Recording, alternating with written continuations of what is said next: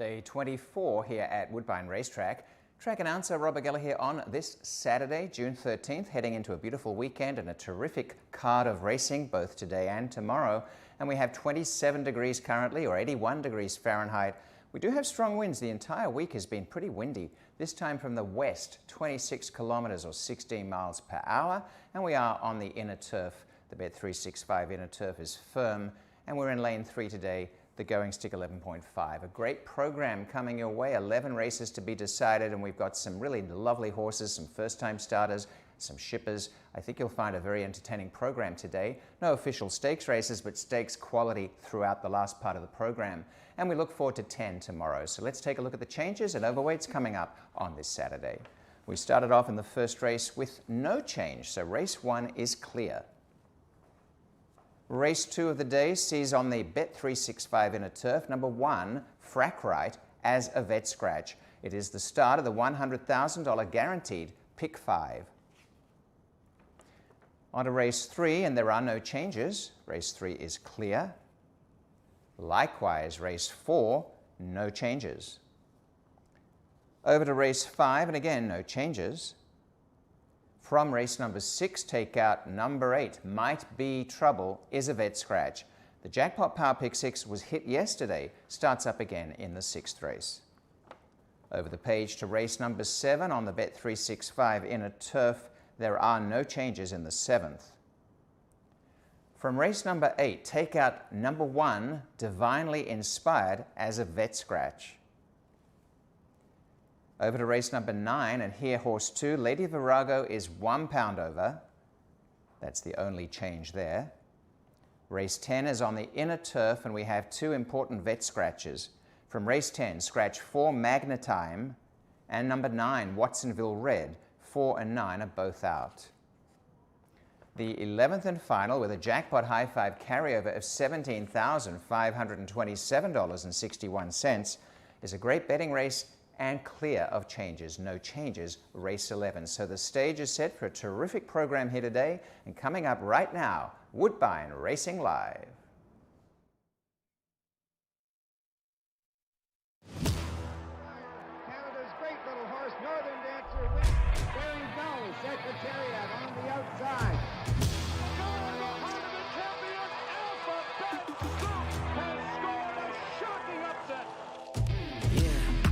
Motivated, I'm focused. This is the moment.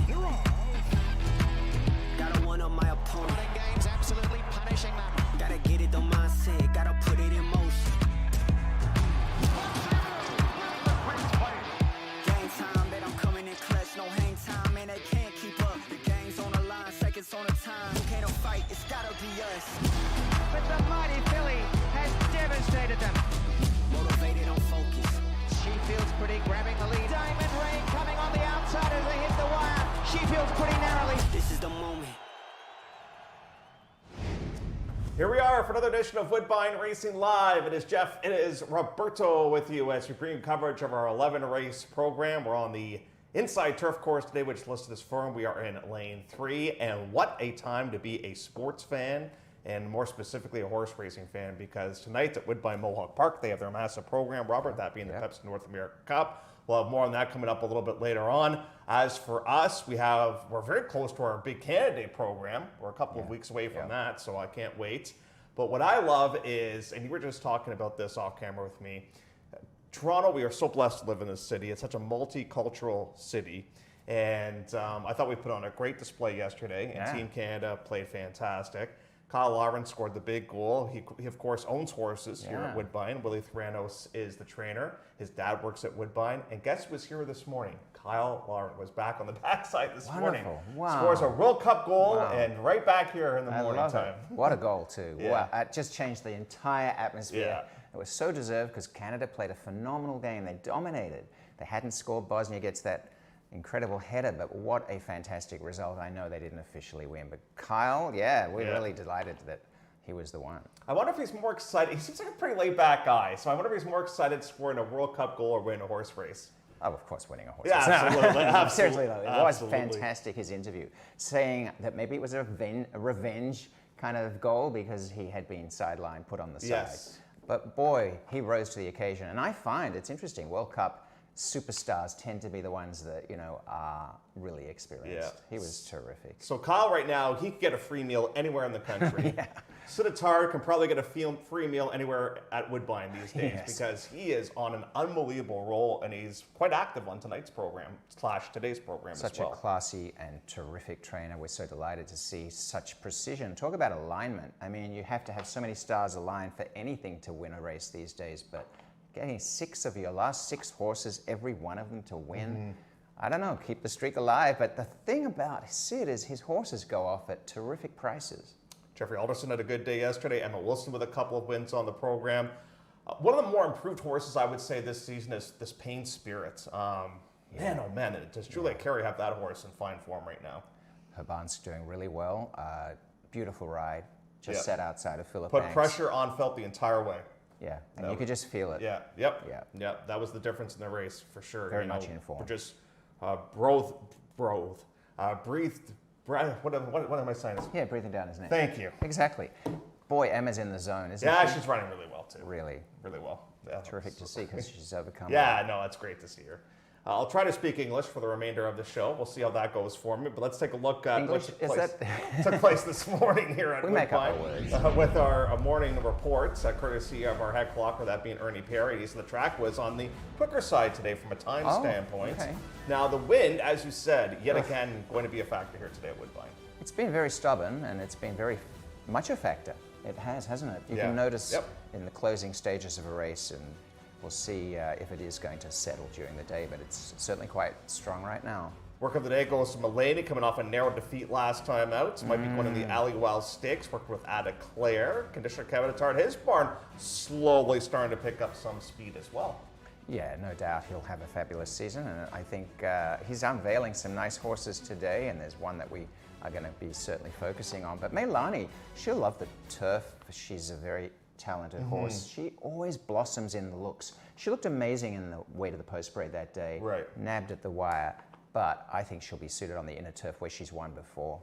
Can't wait. We're looking forward to some big races coming up in the not too distant future. And obviously today we've got kind of a mixed bag. We've got 2-year-olds, we've got turf, we've got routes, you name it, we've got on today's program. So let's do some handicapping and see if we can't pick a couple of winners. We're going to get to topic number 1, questions. We have questions. Questions need answers, We have questions in here. And race number 2 is the first race we're going to take a look at in here. So we'll bypass race number 1. I guess the question I have is in regards to King Rosso, because this one looked so good at the drop last time out on the synthetic. Do you think he's as good on the turf? Because he is winless in 10 starts on the grass.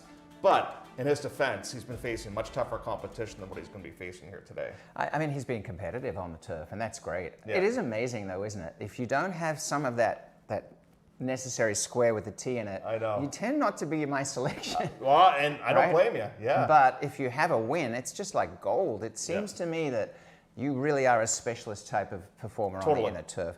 I would have liked to have seen a win, maybe not quite as reliable, but there's nothing wrong with the form line to say he can handle it. But Now, you're hoping that British Artillery follows in the footsteps of Exuda, came off a Yes. long layoff to win, and Wilson Road there. Daisuke Fukumoto picking up a rare amount for this outfit.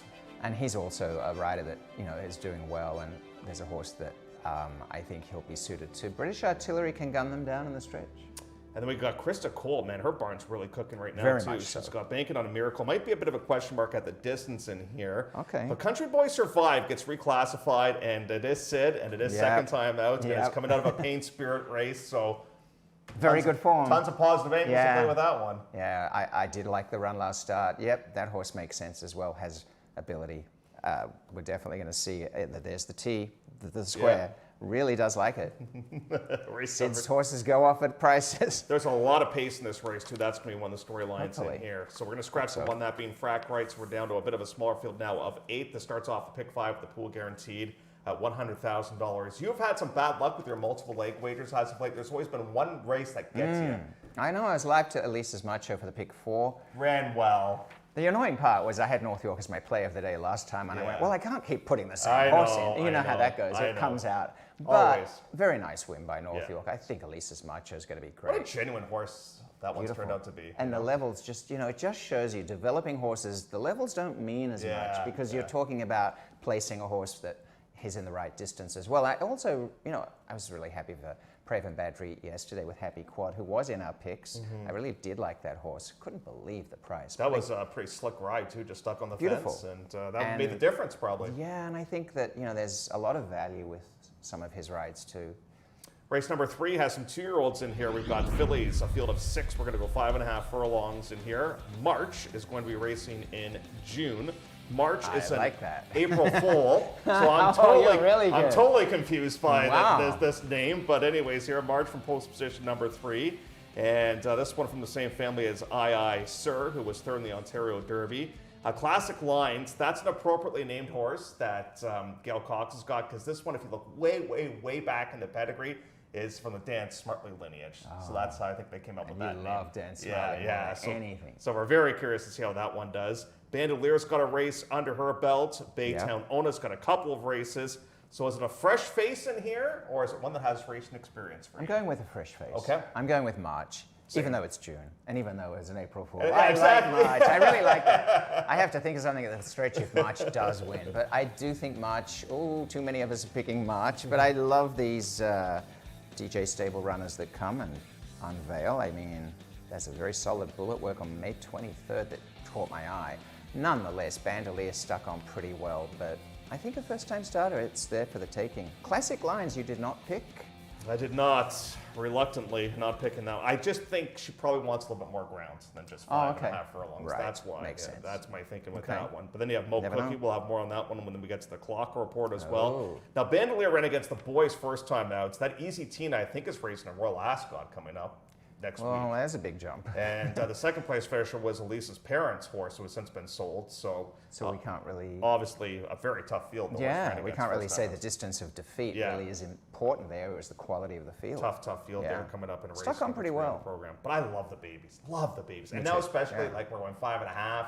Like soon we'll be going like 6, 6.5, 7. That's, and then turf. The best. It's a very good mix. Okay, so who's going to graduate in race number 3? We're going to find that out. It's coming up a little bit later on. Speaking of maiden graduation ceremonies, did you ever go to one of your commencements or any graduation ceremonies? Well, I never knew what that word meant, commencement. We'd never. Oh, you don't have that? No, we didn't. We don't use, and we don't call it college. We call it university, and all this stuff is completely a learning curve that I took years to learn, and I did graduate from my own particular. So where did you go after high school? Did you go to post-secondary education? I did go to what was called Lincoln Institute of Health Sciences, and I studied as a speech pathologist, and I got a degree in Bachelor of Applied Science, and I worked in that field for about 10 years while I was trying to become a racetrack announcer, including worked in the St. Vincent's Hospital. It was very exciting. I never knew that about you. I've known you for 1,000 years. 1,000 years. 7th race on the inside turf course. We're going to go a mile and a 16th in here. We've got overall a field of 10. There are some interesting newcomers to us here. This unforgettable face. I wonder if this horse does have an interesting face or not. You know what? I got the photo of Decadent Danish yesterday. And Patrick said, come have a look at this horse, because he has an unforgettable face. Oh, really? Oh, so we'll see it? Beautiful horse, beautiful. Yeah, okay. Magnificent. Looks like a really solid European-style horse who will be suited to the Ippy Taylor. But he feels a mile and 16's a good start straight away. And then we have Majaz. That's one that is a Dubawi. Yeah, Majaz is one that's... Is that how we say it, Majaz? That's how I would say it. I don't know if it's right or not. Majaz. You're the speech pathologist, so... We don't really work. We work on cognitive skills and people who have disabilities and learning, and that's a lot of us. Well, but let me ask you this. Like, Dinah has been in some very difficult races in her career. Is today finally going to be the day, do you think? I hope she look at her. Yeah, we were happy. She is. She's got some length to her. I didn't realize that. I think Diana's really been terrific. Yeah. I don't think she's put in a bad race. I loved her run that I watched on screen at Keeneland. Yep. I thought she did all the hard work and she was beaten, but she ran a very good, officially third. I liked her performances. I think she'll be fresh, and she is the horse to beat. That runner-up from that race came back to win, too, so it's got some real merit to it. It's a good field. And they've really kind of stuck with turf racing, because I think the lone synthetic race they weren't all that pleased with in the Mazarine, so they're going to probably stick and stay, I would think, Definitely on the grass. on the grass. Yeah. Yeah, I wouldn't have picked her on the Tapeta, to be honest. Who do you have second? I missed your picks there. So do I. Let's have a look. I picked, Scotch Mist. I really liked Scotch Mist as a turf horse. I think that Donnie's got a good horse there. I really did like the first couple of starts. Yeah. I could see why you like that for sure. bit of value. That's kind of a cool race because like rarely do we get like an Irish invader, a Great Britain invader in there, and some of our best local maidens as well. Kind of race. It's a really lovely program today, and this is a very good example. Absolutely. So race number 7 will wrap up the pick 4. As they say in Robert's native lands, or is this only an English thing? The 359. Do they call? Because if you That's watch, a British thing. That's a British thing. That's a British thing. Okay.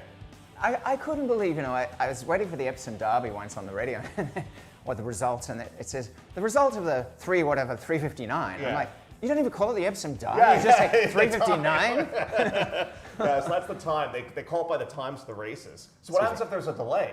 Do you say like the 359 is delayed by 20 minutes? I think you do. So it becomes the I think you do. 419? Like Yeah, it's a bit like being on the 401 waiting for your bus. Yeah, oh no, exactly. there's no bus on the 401. Big But res- it is interesting, all the lingo, isn't it? It is. Yeah. Yes, I like it. Race number 8. Race 8. It's going to go 7/8 of a mile. We scratched the one that's being divinely inspired, and the replay machine is going to be fired up for the first time today because I was really, really impressed with Bold Rapazzo's comeback race. Now, the inside, 95.75% of the time is fantastic here at Woodbine, and the horse did have a beautiful inside trip. But what I loved is just I saw some real improvement with this horse because don't forget, we didn't see this horse in about 11 months, and the last time we saw this horse was Van Doff, as a matter of fact. So, and this winner we're going to see coming up in the entries on Thursday's program, and this is Reveler's Texas Holiday, rather. Texas Holiday, that's So, right. who was a pretty tough foal, but Bull Paso runs great.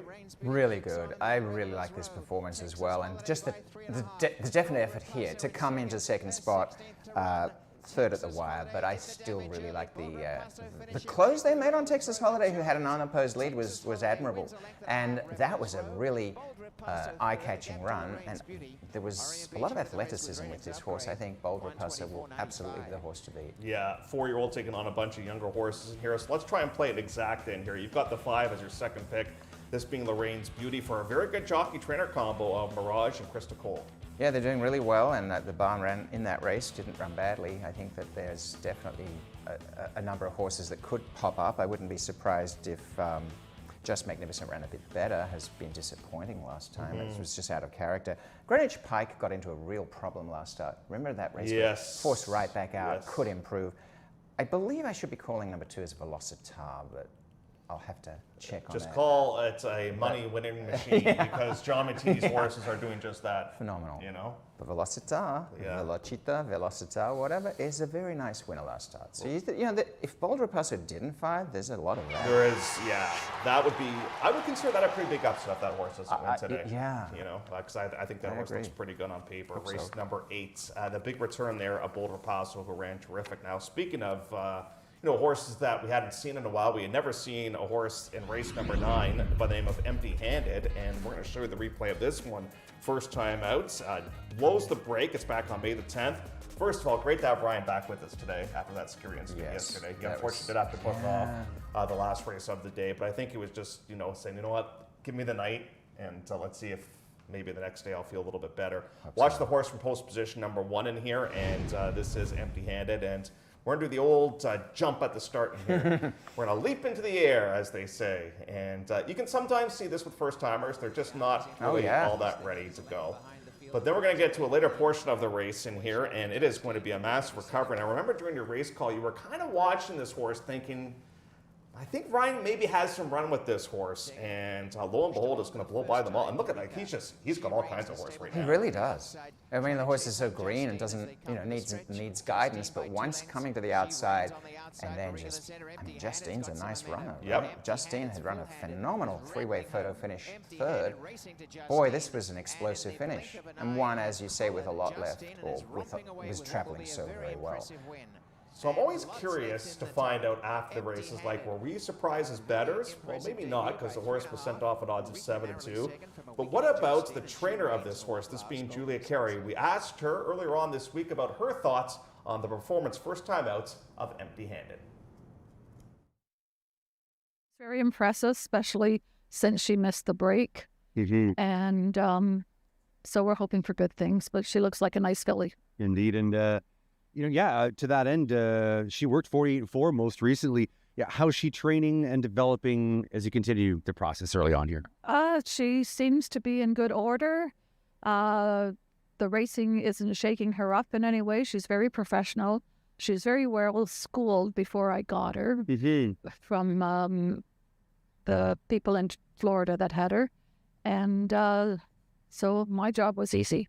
Right on. And, in her training at this point, given how she won that first one, are you facilitating her as an off-the-pace kind of runner, or are you still sort of learning and open here? Yeah, she's still learning, but we hope she's going to do 2 turns, and we're sort of hoping that she will excel on the turf as well. What a magnificent, beautiful eye that horse has got there, empty-handed. But Robert's going to go towards Lady Iona, who's coming off a bit of a tough beat last time out and against Ariana's Tour. Yeah, and Ariana's Tour, who reacted to the sneeze. That's right. The gate. The other day behind the gate. Run as well as perhaps she could. But I think Lady Iona needed that run, and I do like the Darwin Banach barn with that type of runner who's just going to have the one under the belt and can close. I certainly loved the video I saw of Thank You India at Santa Anita. Was certainly impressive. Yep. Empty-handed, it's a bigger field. I mean, that doesn't mean it's a problem, but there's a number of horses who've done really well in the past. One is Zarabella, who's probably a horse that could have won many times. Finally got that win late last season. I'm also interested in Orion Beach, so I think it's a tougher race for empty-handed, but until you've proven that you can't handle it, who knows? I think you're going to get some natural improvement, but she's going to have to step up her game considerably to win this race. Now we'll see if she's able to do that or not. She might be able to do that, but you're right. Thank You India is kind of the unknown, I would say, in that race, because we know what the horse can do in California, but how is the horse going to perform here at Woodbine? So that's a look at the field for race number 9. What about a key? Is this a key? Robert says no. I say maybe. Oh, really? And this is English Actor. Oh, English Actor. Now, are you with me? Are you picking this horse, or are you picking against English Actor today? I'm picking English Actor because it is so you're turf. with me. That's the key. And last time, actually ran quite well. I have extremely high hopes for Wyoming Bill this year, and this horse finished second against Wyoming Bill. And Wyoming Bill has been phenomenal. English Actor has been a really good horse the entire stint since starting here, and loves turf. The only reason there's one thing in the back of my mind, and that is about Sedbury's Ghost. Can Sedbury's Ghost handle turf? Because if Sedbury's Ghost can handle turf, I think Sedbury's Ghost is the X factor. Maybe absolutely out of the money, but that horse probably almost should have won last start. Best race I've ever seen the horse run. Very good run. Yeah. Yep. And there's something about the form line that says no because of the previous turf tries, but maybe that was because of that stage of his career. I don't know. Sentimentally, I'm cheering for in this race. I don't have a I horse do anywhere. know. Wicked Jangle. Well, I do have a horse 100%. Wicked Jangle, because he's such a stunning horse. Oh, did you take a picture? I hope sure he did. Oh, look at this guy. Wow, does he look good? Well, wow, he looks amazing. Reniko was saying, hey, you know who that is? I said, oh, okay, let's do it. Yeah. Wow, he looks great. He's wicked. Yeah, so there you go, Wicked Django. Yeah, I'm very curious to see how he does. Because he missed a lot of time. He got hurt at the start of last year, and that's why he didn't run again until September the 13th, and we had that one start. It's almost like it was a waste of an entire year, unfortunately, just the way it went. He has a history of doing really well early, fresh. The work tab looks fantastic for him coming in here too. So, I'm glad you got a picture of them. That made my day. That's great. So Wicked Jangle from post position number 2 there coming up in race number 10. My best bet of the day is in there, that being English Actor. I will put all my eggs in one basket. My uncle was an English actor. Yes. You remember that? Yes, I remember that Uncle story. Joe, yes. I remember that story. Okay, in Major League Baseball, there's probably going to be a work stoppage, right? Because the owners make too much money and the players make too much money and they can't figure out how to divide the money, right? So we know that. Now, it's turned out to be that Cheesewood Stables, they are the LA Dodgers. They have so many horses for the Oakson Plate this year. It is unbelievable. And another one could be in this field, and this is a horse named of Cool Times. And I want to show you this horse's first pure start for Katerina Vasilieva back on March 21st, was sent off at 11-1, totally ignored on this day. And they don't waste any sprint stuff or anything like that. They go into a right off the bats. And right now, for a first-time starter, this is a bit of a difficult trip because intimidated with horses on the outside. You're looking for some room. We've got room now. Now bullies the way to get towards the outside. This is a very, very nice move this horse is putting on right here. Now the eventual winner is going to be Classic Move is on the front end, and we just can't quite get there. But all in all, a very, very encouraging debut, I thought, for this horse. Really impressive. I mean, a first time out and have to contend with a big field and getting away from the traffic in the clear on a horse that continued on. Yeah. Excellent. And how far away the others are behind the top three. Yeah. An excellent performance. Exactly. So the problem is, though, now you have to face some older runners in this spot, and there are some good ones in here. You've got Pepper Patch, who really bounced back with a much better race last time out. Just in Touch, who's played eligible as well. And Ashley B. I don't mind your picking here, because I thought Ashley B. raced deceptively well last time out. Well, I just say to be Or not not to to be be. That is on right. the English actor side. But I didn't really, I wanted to take a shot because I've noticed, especially when I do pick fours and these crazy little exotics, you have to have a little bit of a value place somewhere along the line. And especially in the last, because people wear thin on their tickets because they overload the top. And I'm learning that too. And the last race often gives you value. I like the way Patrick Dixon's horses are running. I like the fact that this was a very good third Pepper Patch race. That was a good race with So Kate. Yep. Tremendous. I think that this horse is sitting on a good run. But after seeing Cool Times, a bit of a blind spot, I need to continue to consider that horse in my jackpot high five because may well win. Katarina's horses are always very good. Dangerous straight away. Yeah, I've been so impressed with the job she's done year after year. You know, and that barn's just getting better and better. Yeah, I think Katarina represents sort of the up-and-coming rising stars. She's like and Dale DeRusso. Yeah. And so there's a sense of comfort knowing, as obviously a lot of the old guard come to the end of their careers, that there's a lot of very talented up-and-coming trainers. I am terrified of a first-time starter in this race. Terrified is a big word. Aretha Franklin. She was a great singer. Because this is Samson Pedigree, Song of the Lark, and this is a half to Up with the Birds. There you go. You know, and the works look good, and it was right around this time last season. That's a This good barn breeding. uncorked a horse named of Sultana, a first-time starter in a Which route I race. loved. And blew the break and still won. I am terrified of that horse, and I wanted to put that one on top, but I eventually put the horse second. That's exactly what went through my mind as I was looking. I went, that reminds me of the Sultana. Sultan, does it not? Yeah. Same type of year too, you know, same rider and everything. So we'll keep a keen eye on that one. We're gonna take a break. When we come back, Robert's got some more plays of the day. It says Geller Photo Challenge with Jeff. I have no idea what that's about. We'll find out coming is up there? next. Horse racing? HPIBet.com is Canada's leader in online horse betting. Access thousands of live races from hundreds of tracks worldwide instantly. Enjoy the most advanced betting tools like AI Smart Picks and exclusive cashback rewards you won't get anywhere else. Join today and get up to $100 in free bets. Get the ultimate horse betting experience with HPIBet.com. Announcing the Empire Trillium Series, a multi-year $3.2 million 14-race program at the brand new Belmont Park and Woodbine Racetrack, restricted to New York or Canadian foaled horses. This new event kicks off the day after Christmas with 4 two-year-old stakes races on Belmont's new Tapeta surface and continues all spring and summer through late July at Woodbine. The Empire Trillium Series. To learn more and enroll either New York or Canadian breds, go to NYRA.com/EMPTRI. That's a very important day, Robert. December 26, 2026. Your birthday. I'm turning the big 5-0. Your birthday. Oh, we're going to have fun with that. 50 this year. I can't believe You're it. What happened? Young man. What happened? I remember being in university like yesterday. Yeah. Yeah. Ugh. That's good. Anyways, yeah, Great. it is what it is. Clockwork Wow. time. Double celebration, Christmas and Yeah. Yeah. Yeah. I want to do something special for my 50th. I haven't figured out what though. fly to Australia. Well, that is tempting. That is very tempting. Mike DePaulo's got a first-time star named Mo Cookie, who worked with Salas aboard, and so I kind of like the fact that Robert's, our main man Ernie, likes Mo Cookie a little bit, so that's good. And then Unforgettable Face, that's the one that Patty Dixon was just telling you about. And didn't race all that well in the first 2 starts, but massive fields there over a very giving turf course. An Unforgettable Face. I can't wait to see the face of this horse coming up a little bit later on the program.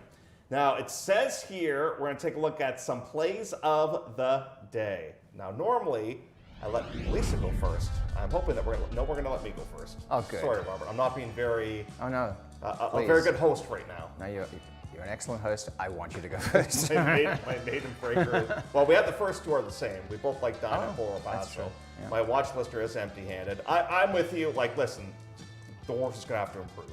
And my key in the late double is going to be English actor. I'm trying to remember your uncle's name because you told me once. Joe James. Yes. There's you and Dinah. Tip top third, I thought, at Keeneland. Yep. Like the turf. Yep. Fresh, good works. It's And then cute, you got very cute. Then you got Boulder Paso. Yeah, and I say it's very dynamic. Yeah, I would agree. You better run like dynamite. Boulder Paso, I thought was a really gutsy third. We saw the run. It was very gutsy. Should be fitter and always runs well. And Don McRae, I think, has the horse to beat there. But they're not necessarily big value. So Ron's going to go towards Zarabella. That one should get a price on that horse, I would think. And Doug and I are on the same page there with English Actor at odds of 5-2. So the best of luck to Robert, myself, Ron, Doug, and to all of you watching. And if you want to play a little bit of a double, I can afford this ticket. Here we go. Your key is going to be Boulder Paso. You would love to get Majaz or Scottish Miss. Of course, I would. That would help with the ticket considerably. I know, yeah. Do you want to play this ticket for halves, $1.50 each? Yep, let's do it. Let's throw in a couple of World Cup bets as well. So who do you like in the World Cup, out of curiosity? Well, I've gone for a long shot. I was delighted, by the way, with my long shot play, South Korea. They've got fancy footwork. I like Japan to be an upset to do very well into the deep part. So I'll be hoping tomorrow that they can beat the Netherlands because they need to get out the division. But I always bet Japan every World Cup because they've lost every single time on penalty shootouts. My native land is England, so I have to go with them. But my pool play, like we put all the names into a hat and I picked out a name. I got Germany, so I'm cheering for Germany as well. Germany it is. So we'll see. Wouldn't surprise me who wins, really. We'll see. Okay, Geller Photo Challenge with Jeff. So what are we doing here?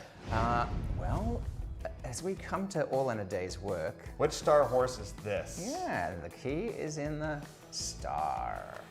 That's the Starship Jubilee. Offspring. You are so good. Yes. You have just won the jackpot. Yes. You go straight to the. Because I was talking with Kevin about Star Attraction the other day. That is phenomenal. I was asking about where she is, and he said he wanted to stay on grass. That's why we haven't seen the horse yet. And I just caught that moment, and I said, "Oh, that horse looks fabulous." And that's awesome. Ashley's so nice too. And what a good recognition! That's terrific. Yeah. I am impressed. Yeah. Oh, I remember. Oh, yes. very good, Jeff. Is there another one, or is that the only one? No, you've taken the Oh, whole. I like that You've game. taken the whole jackpot. Yeah, because my other games are so complicated. That was right on the money. Yeah, Starship Jubilees, baby. Yeah. We loved Starship Oh, Jubilee. I know.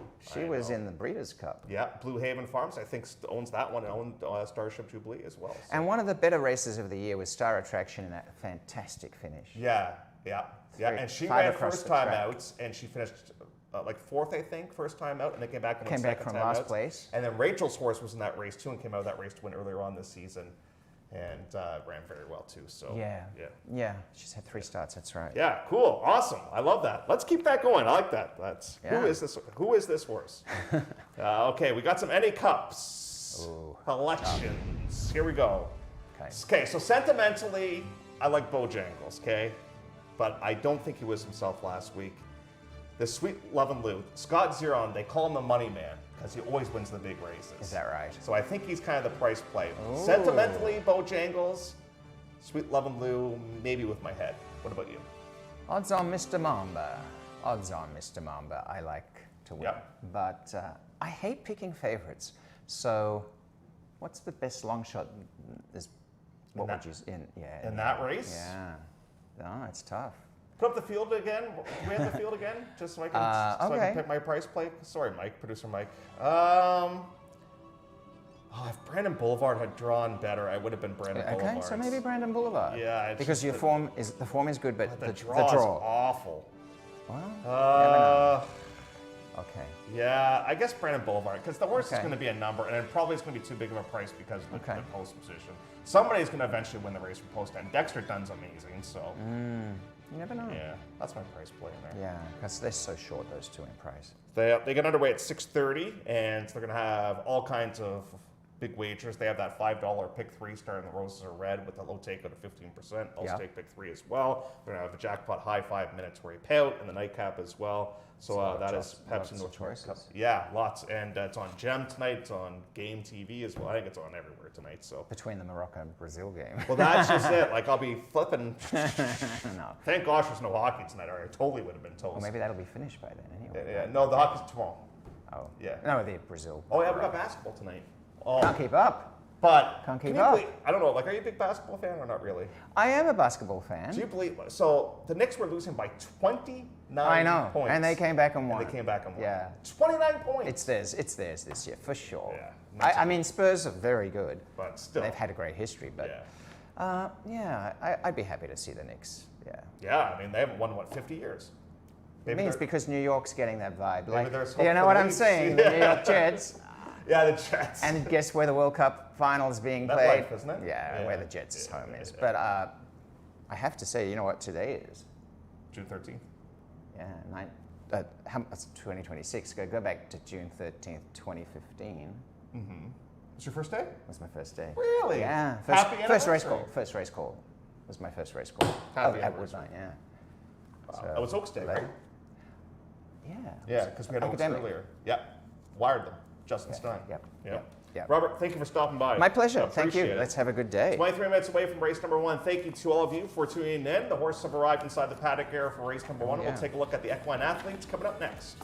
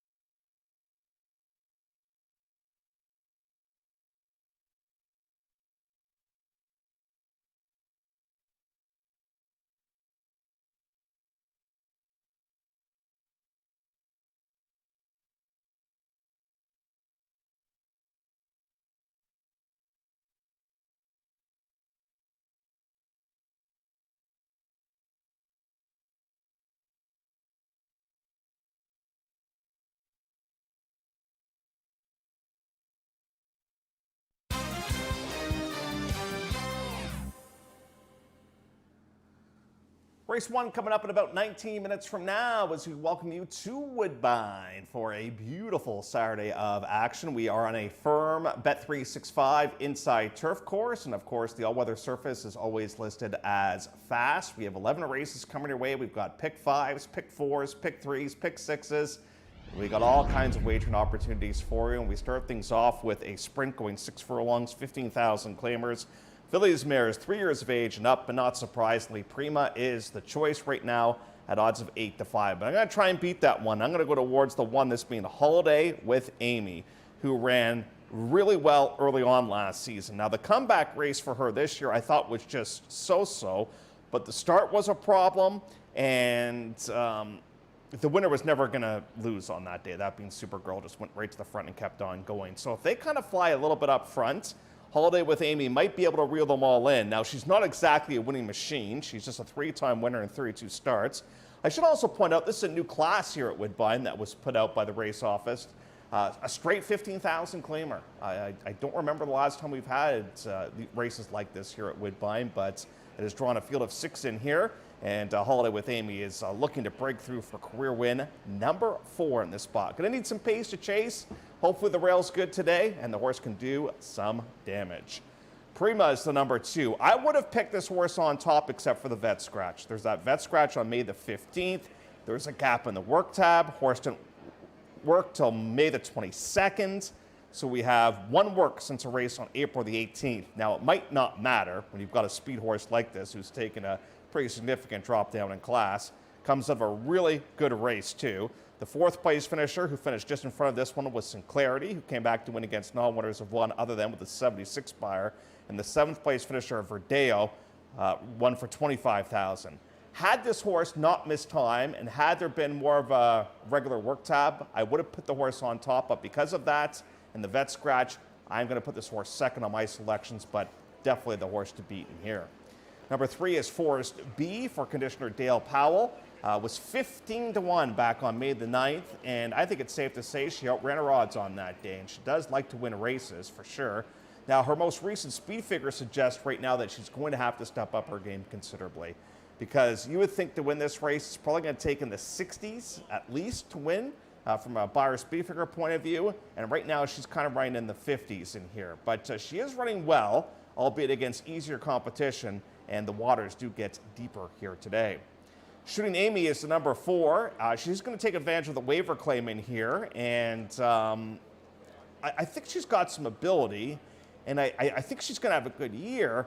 My concern is the distance, because you look at the races in here, they're all 5.5 furlongs. Can we get 6? And what type of style are they going to employ? Because early on in her career, she was all about speed.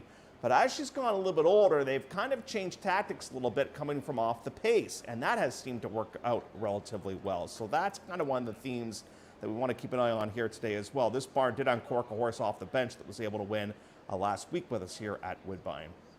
The number 5 is Genius of Love, and got onto a great spot back on May the 22nd when able to pull off the victory there. They took advantage of the waiver claim. They took advantage of the fact that she was facing some really reachable competition, and she opened up a 4-length lead at the top of the stretch, and she held on to win. So definitely a very encouraging debut, and the horse was expected to run well on that day and did.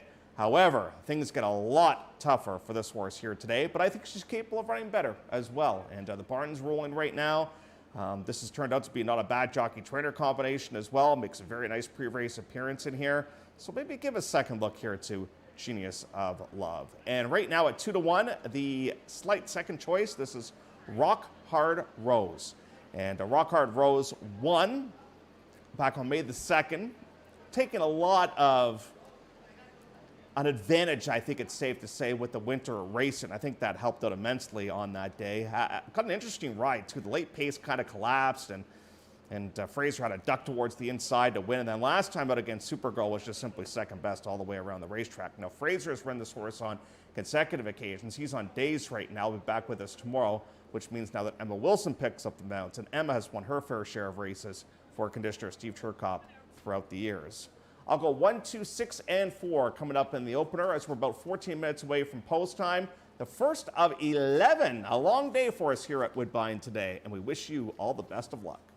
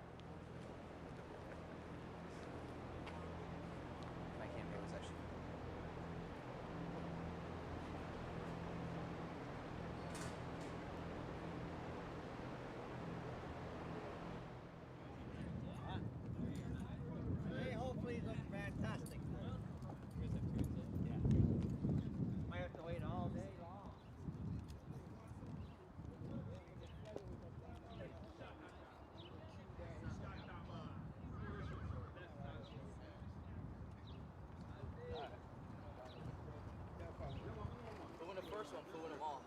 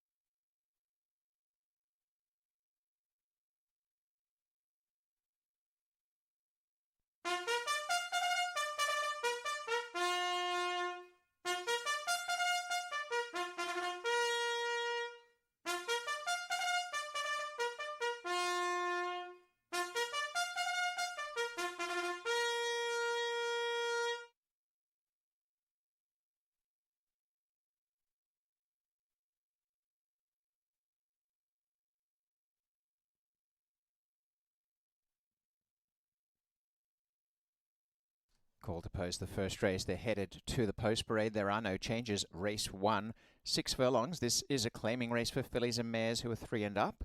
7 minutes away.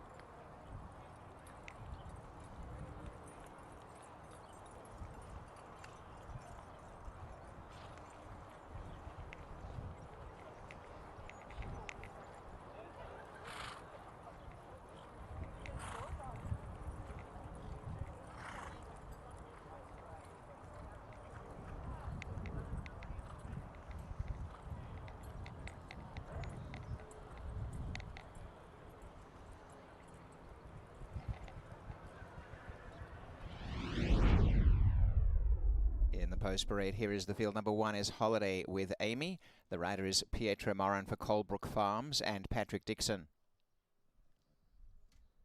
2 is Prima for RCC Racing Stable Limited, trained by John Mattini with Romero Mirage. 3 Forest B, Jeffrey Alderson, the rider for Dale Powell, who's the owner and trainer. 4 is Shootin' Amy, owned by the estate of Paul Buttigieg, Rick Hayashi trainer with jockey David Moran.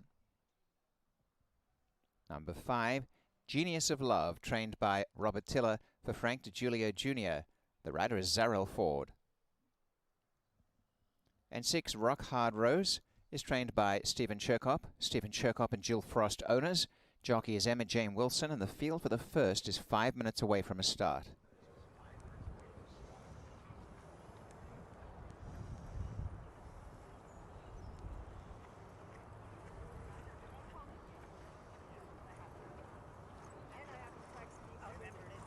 Yeah,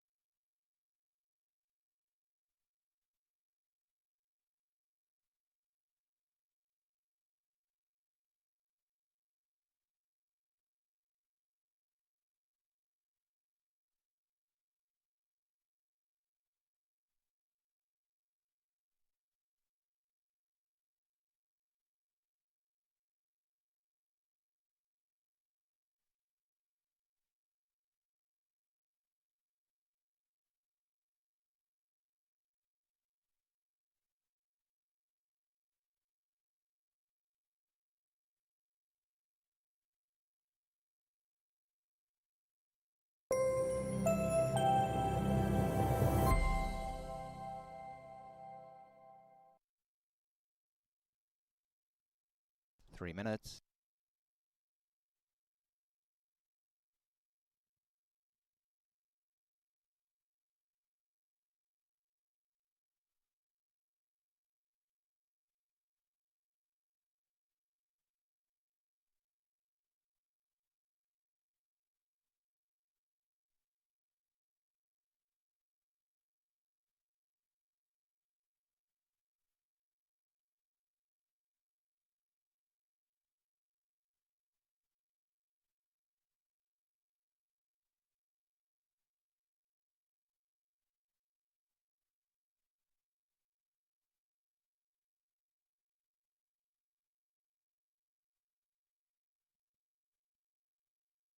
A couple of additional weight changes have come in race 2, turning to the second race. Number 2, Kentucky Bill is +3, 3 pounds over. Race 2, number 2, +3.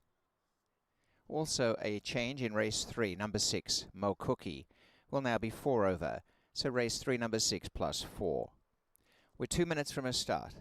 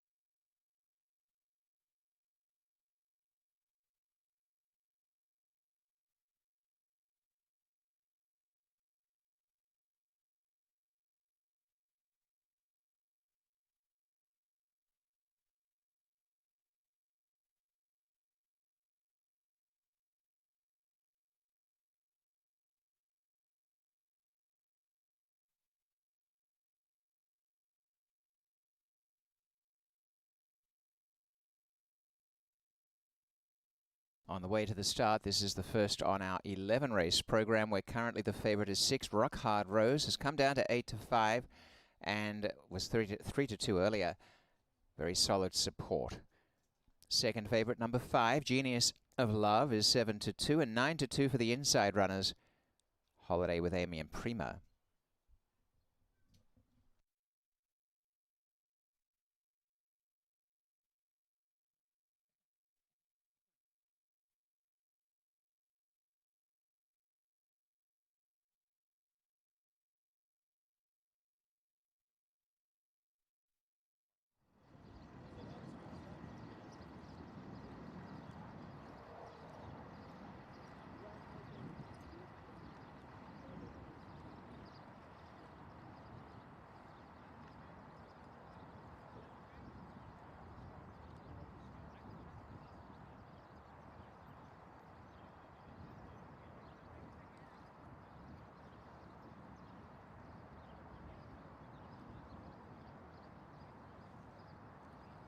Okay, Oscar? Yes. Yep.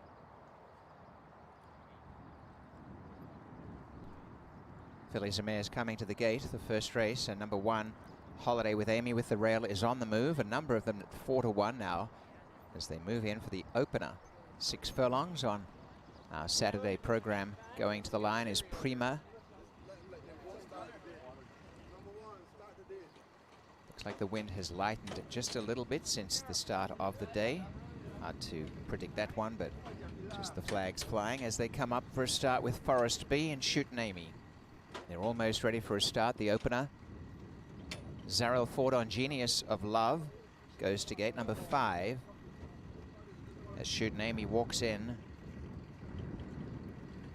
Genius of Love comes up.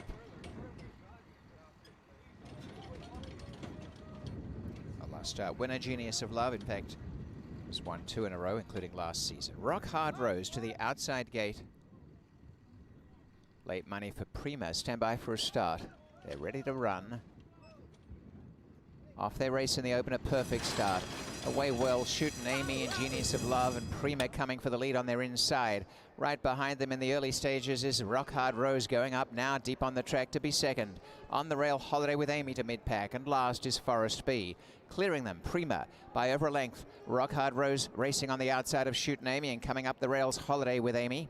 A couple to Genius of Love is back behind them, second last, and Forest B the trailer. Racing through the first quarter in front is Prima, 22 and 3, and shows the way by over a length. Rock Hard Rose second, 1.5 to Holiday with Amy and Shootin' Amy. Forest B winding up. Genius of Love is last. Prima in front by over a length. In second, Rock Hard Rose, Shootin' Amy coming alive around the outside. Forest B back to last. Holiday with Amy, and through the pack, Genius of Love is coming into it. Turning, and Prima by 2 lengths. Rock Hard Rose in second. And as they come down the stretch now, again a length and a half away or 2, and Genius of Love wriggling home. Prima still in front by a length to Rock Hard Rose, and then Holiday with Amy, Genius of Love. And as they come down the stretch, Rock Hard Rose levels now with Prima. And inside the final 16th is coming away. Emma Jane and Rock Hard Rose open up, win by 3 lengths at the wire. Prima narrowly second from Holiday with Amy, and then Genius of Love, 1:11:32.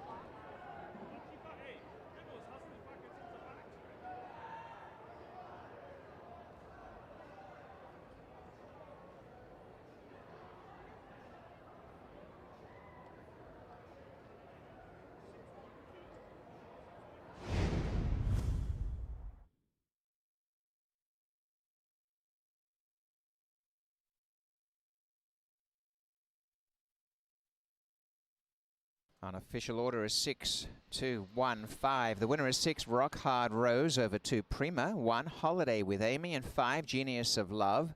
The first quarter in 22 and 3, a half a mile, 45 and 2. 5/8, 57 and 4. The race time is 1:11:32.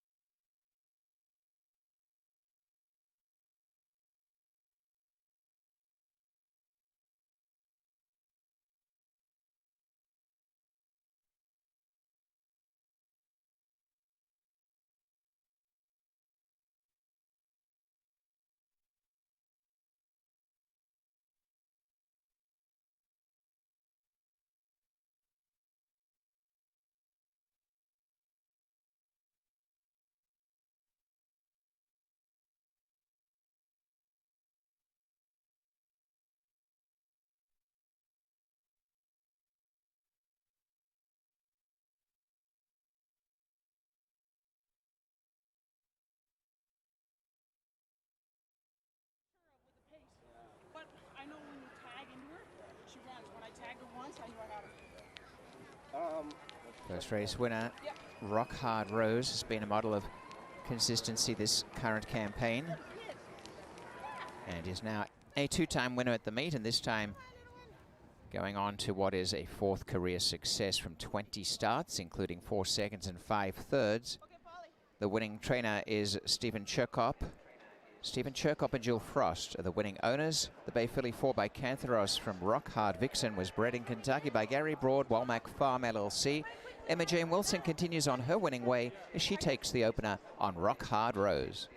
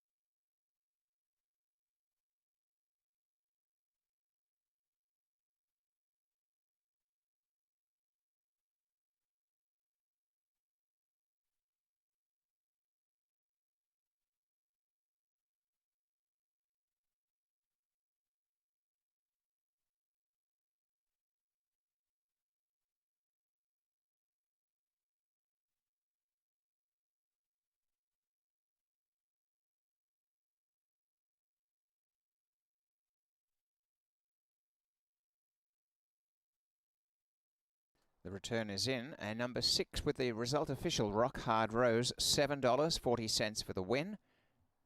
Runner up to Prima, $4 even. So Rock Hard Rose ended up minimally favourite there, as they were each at the 5-2 quote. The return on the exacta for the two are on the number 6-2, $34.60, and the try 6-2-1, $41.60. The super for $1, 6-2-1-5, $85.20. 2-6 swinger, $3.05, 1-6, $2.45, and 1-2, $3.05. Payouts race 1.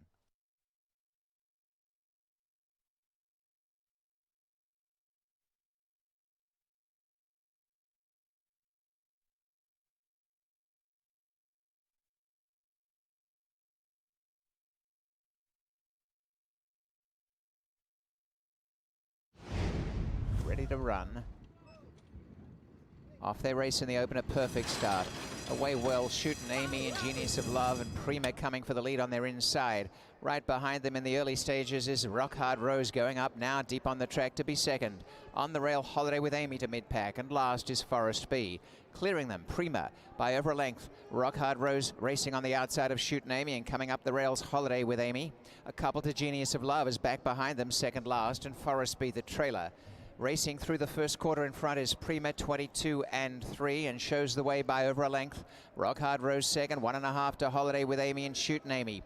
Forest B winding up. Genius of Love is last. Prima in front by over a length. In second, Rock Hard Rose, Shootin' Amy coming alive around the outside. Forest B back to last. Holiday with Amy, and through the pack, Genius of Love is coming into it. Turning, and Prima by 2 lengths. Rock Hard Rose in second. And as they come down the stretch now, again a length and a half away or two, and Genius of Love wriggling home. Prima still in front by a length to Rock Hard Rose, and then Holiday with Amy, Genius of Love. And as they come down the stretch, Rock Hard Rose levels now with Prima. And inside the final 16th is coming away. Emma Jane and Rock Hard Rose open up, win by 3 lengths at the wire. Prima narrowly second from Holiday with Amy. And then Genius of Love, 1:11:32.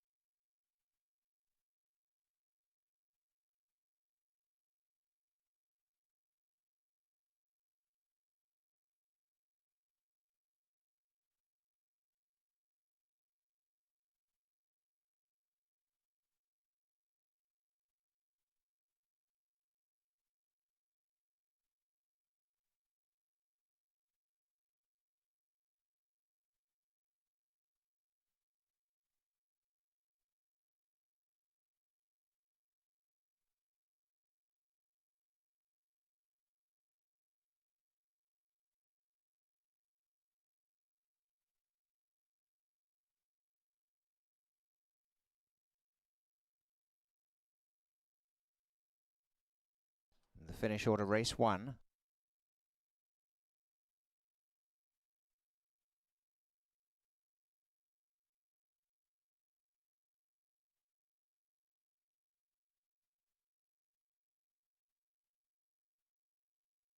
Genius of Love has been claimed, goes from the barn of Robert Tiller to William Armada for Alpine Stable Limited.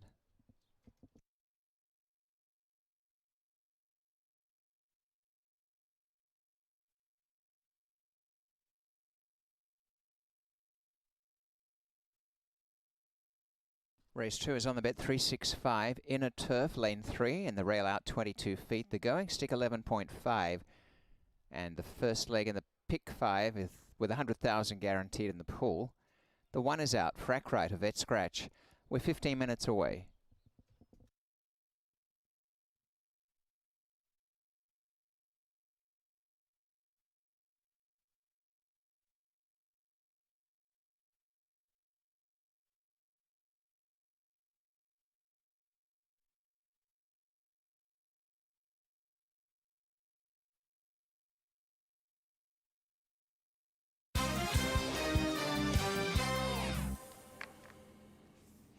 Rock Hard Rose, a 2-time winner now at this meet. We had our first 3-time winner of the meets on yesterday's program right here at Woodbine.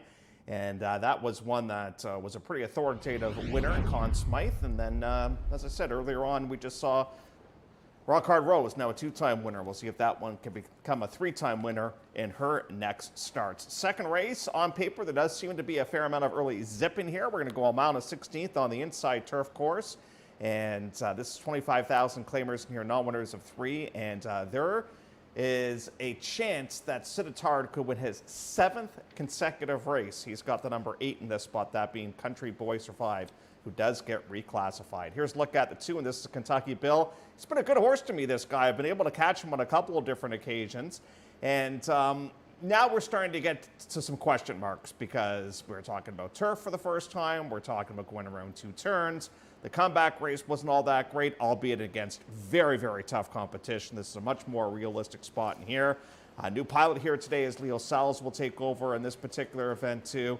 So if this was a sprint on the main track, I'd be pretty confident the horse would bounce back with a better race. But I don't know about 2 turns. I got to see what we've got before really kind of, giving this one a glowing endorsement. But certainly had a very profitable campaign last season. Number 3 is Banking on a Miracle. This barn's going really good right now. This is the barn of conditioner Krista Cole. And Banking on a Miracle has been in a pretty much an all-sprint program in his career, and now he is going to stretch out. So you would think with the stretch out and distance, this guy's going to show some speed. Now, the mare has had a couple of route starters, none of which have won. The mare herself was sprinty. The mare's family is all sprinty as well.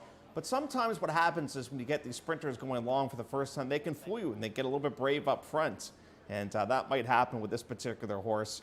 Romero Mirage gets the call here today for conditioner Krista Cole, which has turned out to be a nice jockey-trainer combo. I'm going to go towards the 4 here, this being King Rosso. I didn't know what to do with him last time out because of the drop and the fact he lost by such a wide margin back on February the 1st, but he ran a terrific race last time out. Now, is he as good on turf? That's a legit question. I would say he is, despite the fact that he hasn't won on the grass, because his turf races have all come against main specialty competition or stakes caliber competition. Now, there is a lot of pace in this race, as I said earlier on, but he does not need the lead. He can sit just off it if need be in here, and I'm hoping he's got a little bit of confidence to him. He beat a horse named of Stratus, who came out of that event to win for $25,000. Motion Granted is the number 5. Now, this guy is an absolute need the lead type of horse, and he will be hard-ridden to get to the front. He does not play unless he gets to the front. He got picked off in his most recent race. He caused interference going into the first turn last time out. That's why he was disqualified and placed 4th. Barnes going good right now, but I just think there's going to be a little bit more early zip in this race, and he, as I said, is a one-trick pony. He needs the front end. True Shot is the number 6, second time off the layoff in here for conditioner Ryan Jones. Obviously, turf is his thing, so he gets a chance to do that. He likes to go around 2 turns. He gets a chance to do that. I just think the field's come up a little bit too tough for him myself. The 7 at a big price of 13-1 is American Decision. I picked him last time out. He just sort of ran so-so. Now, the good news is he has run big on this course in the past. So if you like him, he might be able to bounce back with a bit of a better race. And maybe the screws are a little bit tighter now on this guy because now they've worked him since that last race, and now they have that tightener under his belt as well. Country Boy Survive comes from the hottest barn at Woodbine right now, that being conditioner Sinatari. He's looking for a 7th consecutive winner. And the reclassification should help out the situation in here. He should be very much forwardly placed in this spot as well. And he's taken a ton of support, and I would say deservedly so at 9-5. He's going to be tough to beat in this spot. And British Artillery is the number 9. They're taking advantage of the waiver claim in here. And there is some pace for him to run out in this spot. And I like the fact that Daisuke Fukumoto's getting a shot to ride this guy. I think he'll suit this horse really, really well. And this barn did have a layoff winner on yesterday's program by the name of Exude. But I'm going to go towards number 4 in this spot, and that is one that I'll give the top nod to, King Rosso. I am terrified of the 8, and I'm a little bit scared of the 9 as well. It's race number 2 from Woodbine as we start off the pick 5 with the pool guaranteed at $100,000 coming up next.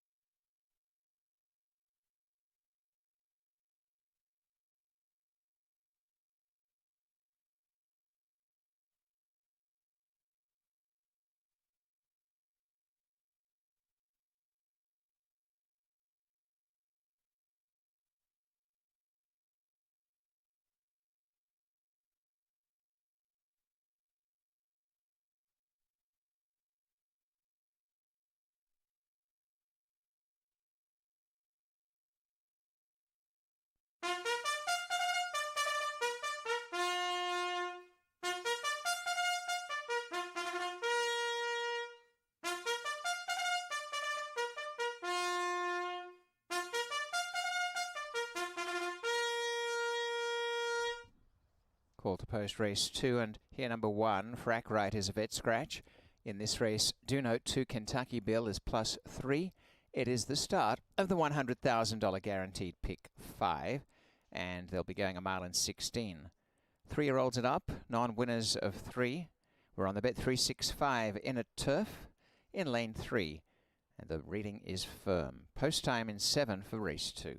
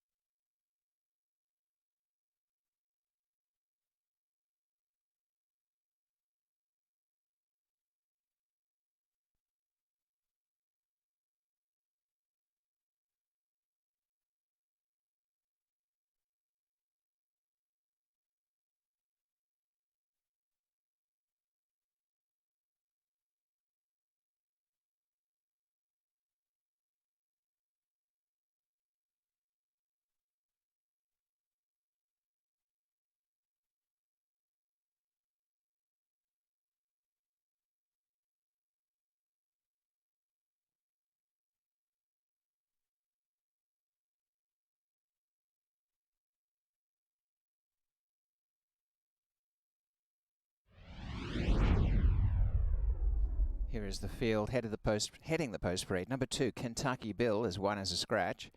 The rider is Leo Salas for William Theranos and owned by Natural 8 Stable and J&B Wright Racing Incorporated.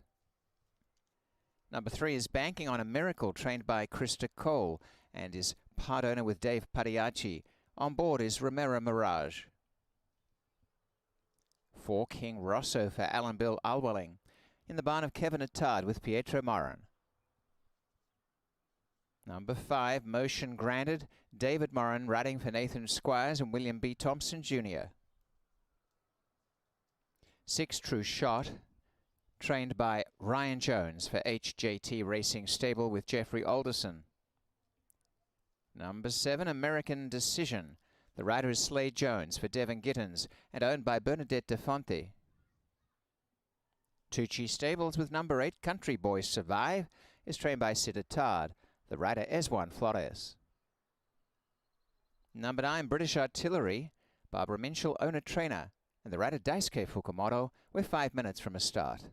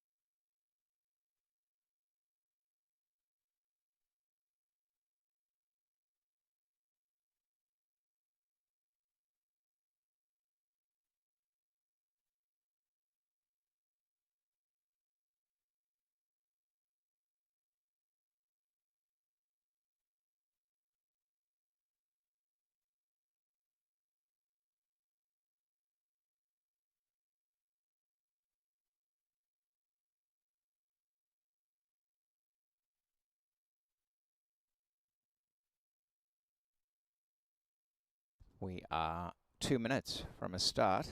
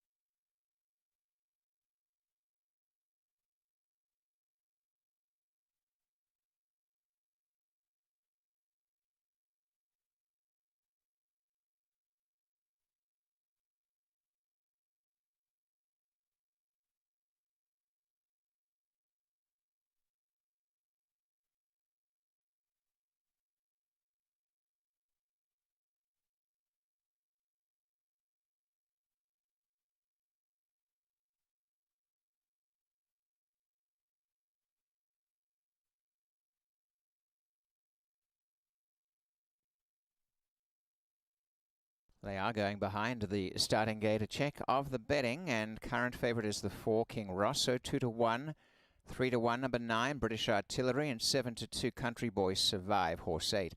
Number 5 Motion Granted, 5-1. This field is going onto the inner turf for the start. Going to the inside gate, Kentucky Bill with the scratch of Frack Right. Kentucky Bill walks straight in for Leo Sales.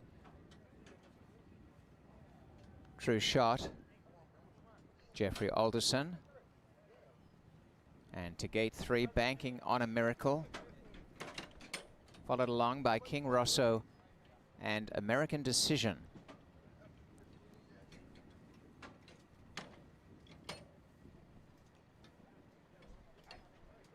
Motion Granted has gone in, so too Country Boys Survive. The one back, British Artillery. They're set to run, locked up. And the field stands well. They're off, banking on a Miracle, best away narrowly, and goes out clearly from King Rosso. Driving hard in the center is American Decision to go to the front, and taken on for the lead, banking on a Miracle, will relax in behind. In third placing, Motion Granted. Country Boy Survive moving up on the extreme outside toward the leader. British Artillery on the extreme outside of others is also improving, so chopping and changing up front as Country Boy Survive now joins this leader, American Decision. And British Artillery goes up on the outside of Motion Granted and banking on a Miracle to make a line of 3 in behind. A length and a half away, True Shot. King Rosso's back second last, the trailer Kentucky Bill. As they settle into the backstretch, the leader by a length, American Decision. Country Boy Survive second. Caught wide throughout, British Artillery. Motion Granted the center. On the inside, banking on a Miracle's had a good run. A length and a half away, True Shot. 2.5 to King Rosso, almost 3. And last of all, Kentucky Bill. A half mile to run. American Decision by a half a length, Country Boy Survive. And 3 across the track as banking on a Miracle sneaks up on the inside. British Artillery 3 wide, Motion Granted the center. Right behind them, True Shot engaging now. 3 lengths away, King Rosso. Second last, and last of all is Kentucky Bill. They come down the side with now a move from British Artillery, and has worked overtime to go up and join. Over on the inside, it's American Decision. Country Boy Survive the center. British Artillery a line of 3 as they sweep for home, and then banking on a Miracle coming up the inside, and well behind them is True Shot. Country Boy Survive pushing to the front. Country Boy Survive and American Decision the inside. Now coming home is True Shot down the outside, and the leaders, American Decision back in front. American Decision narrowly from Country Boy Surviving. King Rosso flew from the clouds, and banking on a Miracle has run fourth. The race time 1:43.20.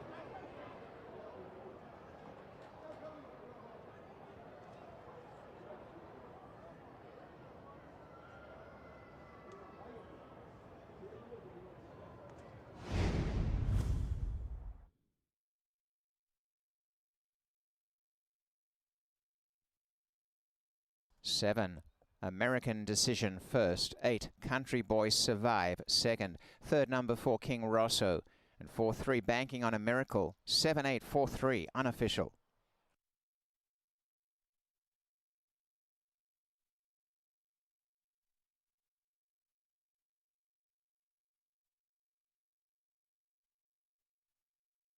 The opening quarter was 23 and 3. A half a mile was up in 48 and 1. 3/4, 112 and 1. The mile 136 and 2, and the time 143.20.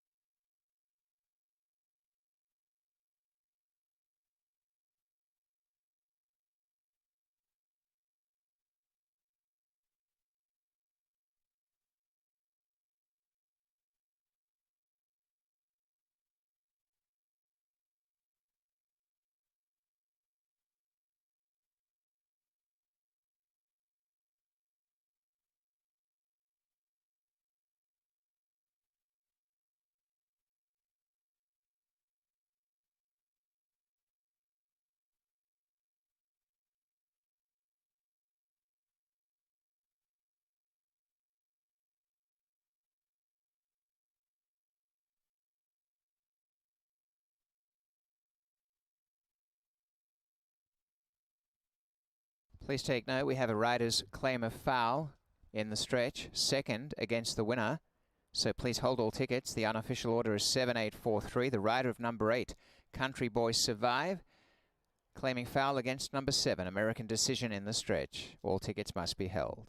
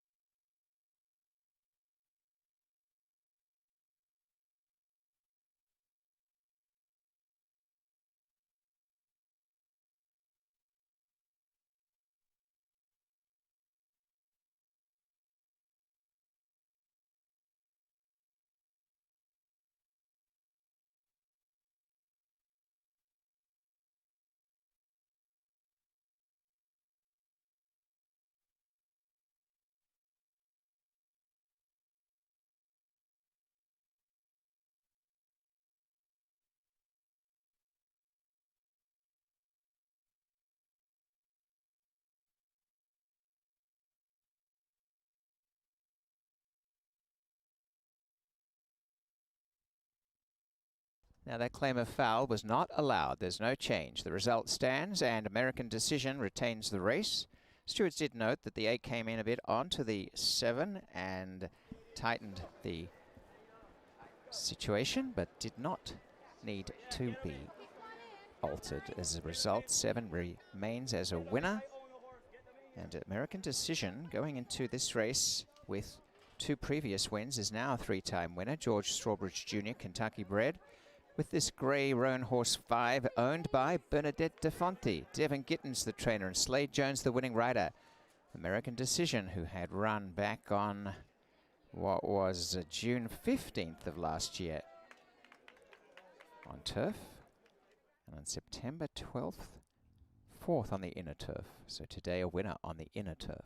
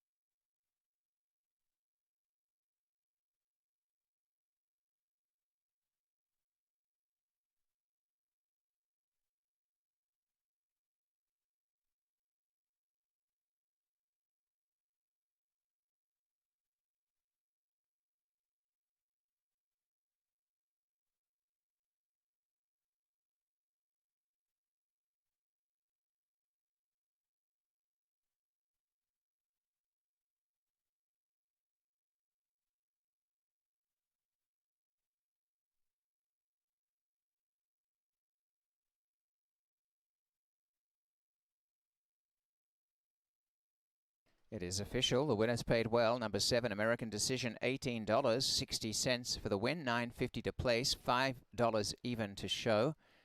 And number 8, Country Boys Survive, $4.60, $3.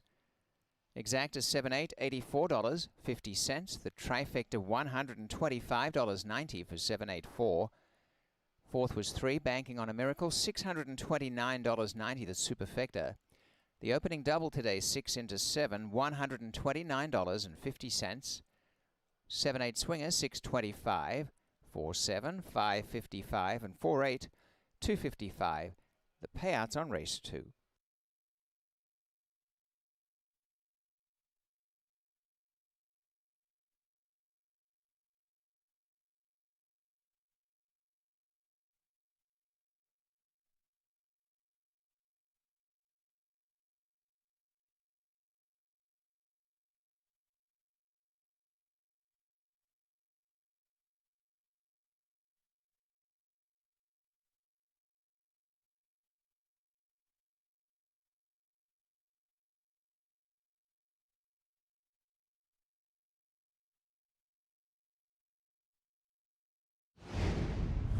And the field stands well. They're off. Banking on a Miracle, best away narrowly, and goes out clearly from King Rosso. Driving hard in the center is American Decision to go to the front, and taken on for the lead. Banking on a Miracle will relax in behind. In third placing, Motion Granted. Country Boys Survive, moving up on the extreme outside toward the leader. British Artillery on the extreme outside of others is also improving, so chopping and changing up front as Country Boys Survive now joins this leader, American Decision. And British Artillery goes up on the outside of Motion Granted and Banking on a Miracle to make a line of 3 in behind.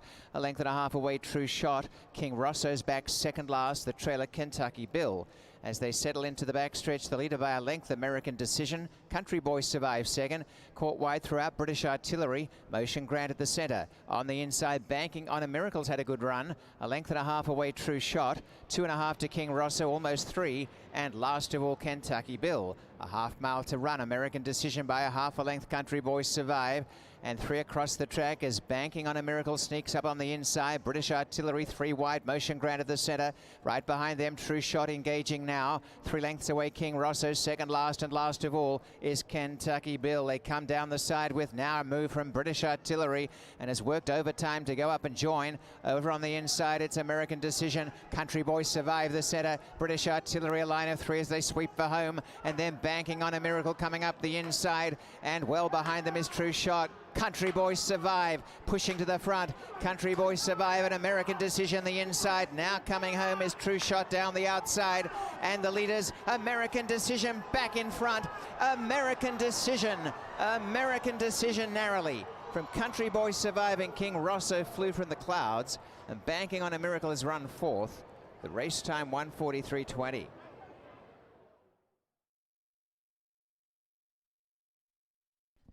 The finish order, race 2.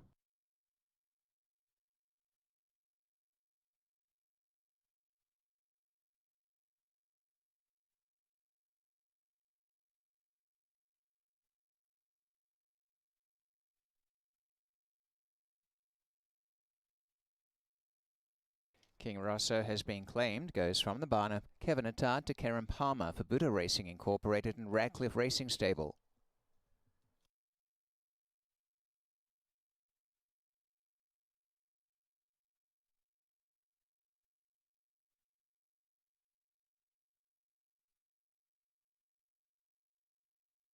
On to race 3, and here number 6, Mo Cookie, is 4 pounds over. Race time in 14 minutes.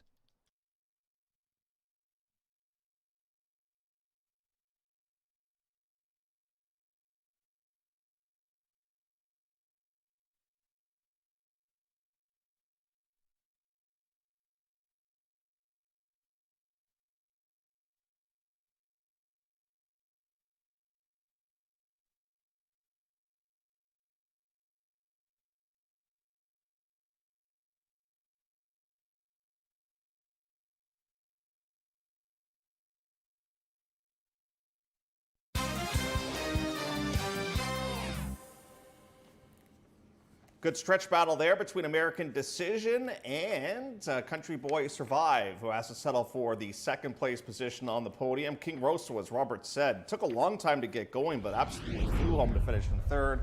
And Banking on a Miracle, who was experimenting with the distance, finished in fourth. Some babies coming up next year. It's race number 3. We're going to go 5.5 furlongs in here.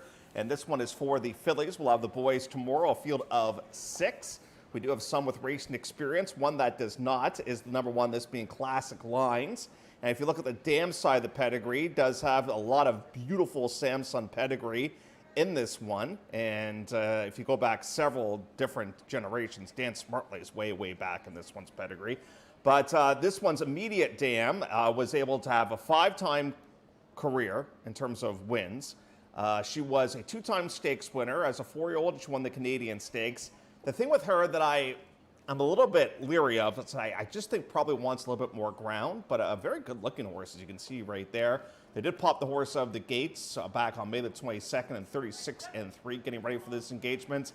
And this barn can have a 2-year-old first-time starter ready to rock and roll. I think eventually it will be turf, and I think eventually it will be longer distances as well. The number 2 is Bandolier. This is one that the clockers were all over early on with the 2-year-olds. And unfortunately, she was in an extremely difficult race first time out. She lost to a Wesley Ward rocket ship in Easy Tina. The second place finisher has since been sold and is now going down the States. She ran against the boys first time out. She lost by a wide margin, but that field was so tough. I don't think this field is that tough. So I do think this is a bit of an easier spot, and racing experience could go a long way. The number 3 is March. This is a cross traffic out of a mare that's produced Aye Sir, who has a 2-year-old, finished 3rd in the Ontario Derby. Wait till you see this horse. Very professional looking individual. And the mare was able to have success on the racetrack at 4.5 furlongs. So bred for a little bit of speed on the dam side of things. This one's mother is a half to Spadina Road and Castle Loma that Bob Tiller did very well with. But I love the pre-race appearance we're getting from the 3. The 4 is Baytown Ono. Was a vet scratch for $50,000. Churchill Downs back on June the 5th, and we'll go here instead. This barn has been very active with their young runners so far this meet. Now, unfortunately, she hasn't been close to this point, but we'll see now with a little bit more ground if she's able to be a little bit more of a factor. Bitter Bullet is the 5. This is a Golden Sense out of a mare that raced in England and was a 3-time winner, so you'd think at some point probably going to get onto the grass. Conditioner Siddharth had a narrow defeat in this most recent race that we just saw right here at Woodbine. And wait till you see the size of the 6, Mo Cookie. Mo Cookie is by our sire that's very good with first-time starters. The mare, she was she was a good one. She was able to have success around 2 turns at a mile and 16th, and she's been an even better broodmare because she's dropped Scat Girl, who was a 3-year-old, finished second in the Wonderwear Stakes. With this size, though, can she be effective going just 5.5 furlongs? The clockers say yes, as this one is on the clock report board, and a lot of the clocking team, a fan of Mo Cookie here today, has worked well in the past with Leo Salas aboard. The previous works with this one have been in company with an unraced horse named War Marshal, and this one has outworked that horse on 1 occasion. On the outside, we've got Mo Cookie. From a pre-race point of view, love the looks of the 3 and the 1. The 6 is a big horse, but March is going to be my top pick. I like the pedigree, and I like what I'm seeing here pre-race as well. It's the 3rd going 5.5 furlongs, and it's coming up next.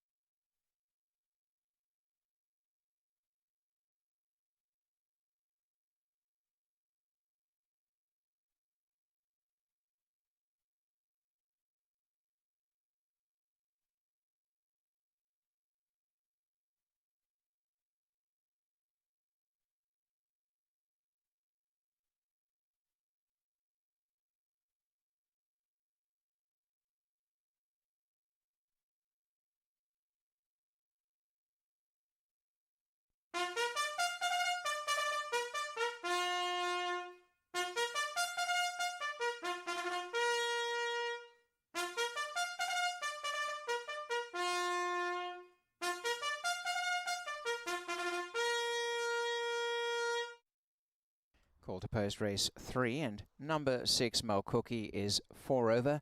This race at 5.5 furlongs is 8 minutes away.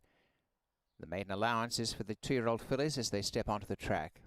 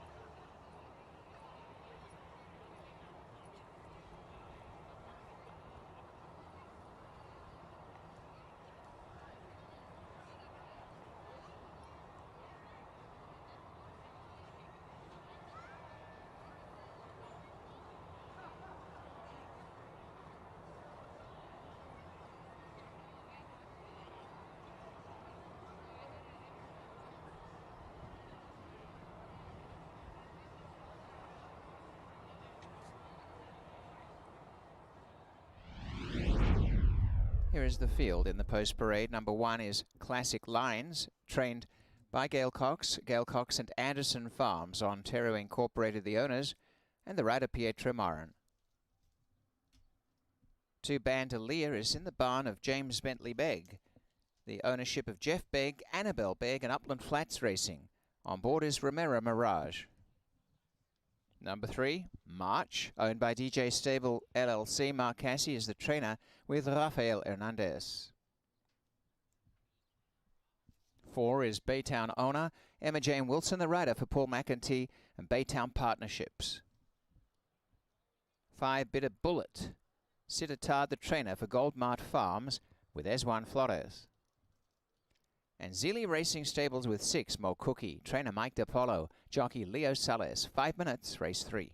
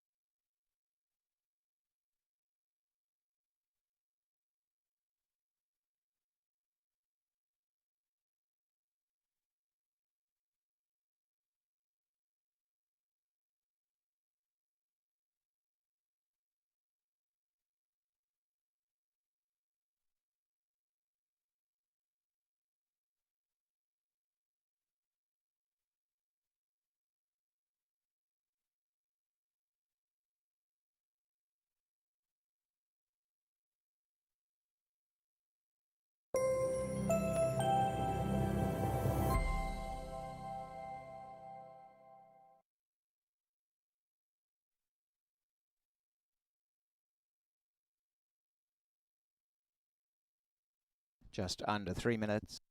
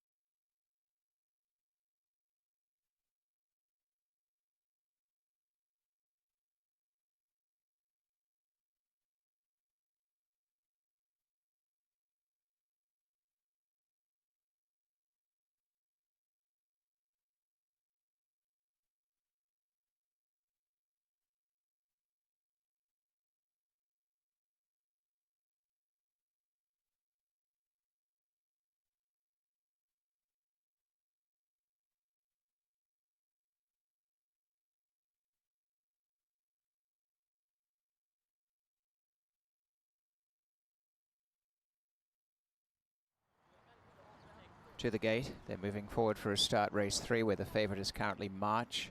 Number 3, 9-5. Mo Cookie down to 2-1, and first along is Classic Lines. 5 1/2 furlongs is the distance as they move in. Facing up to the gate, Classic Lines. Placed in, and now it is the turn of Bandolier. Bandolier, she comes along. To gate 3 is March. Bandolier pulling back.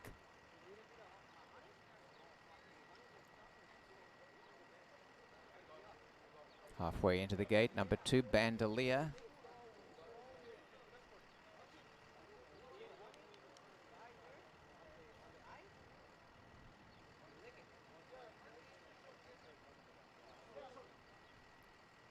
So the front of the gate has been opened.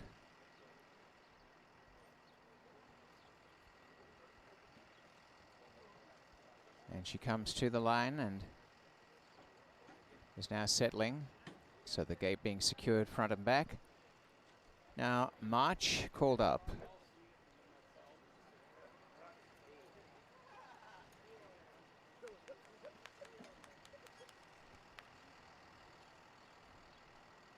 March goes into the line, followed in by Baytown Owner. Next is Bitter Bullet.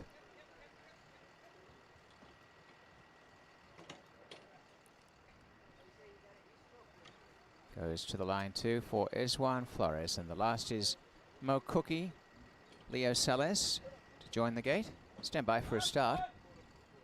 Mo Cookie has gone in, they're all in. They're locked up.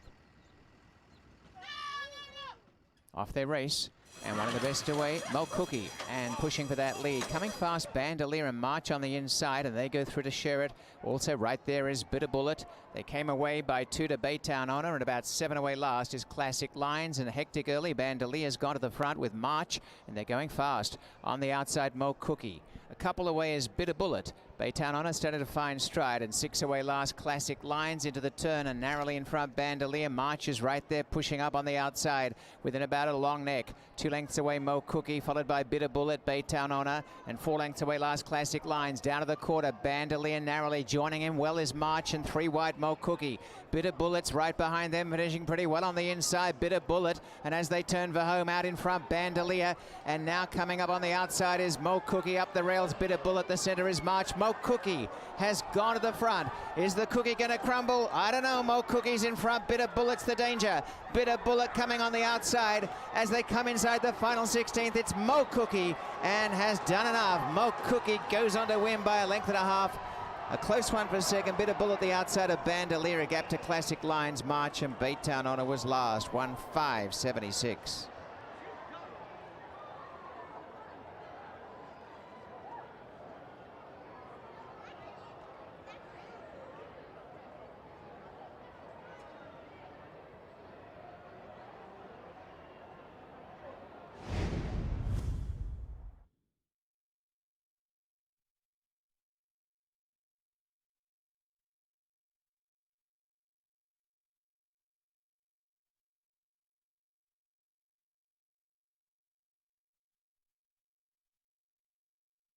The winner is number 6, Mo Cookie. First quarter 22 and 3, a half 46 and 2, 5/8, 59 flat. The time 1-5-76, 6 and a photo.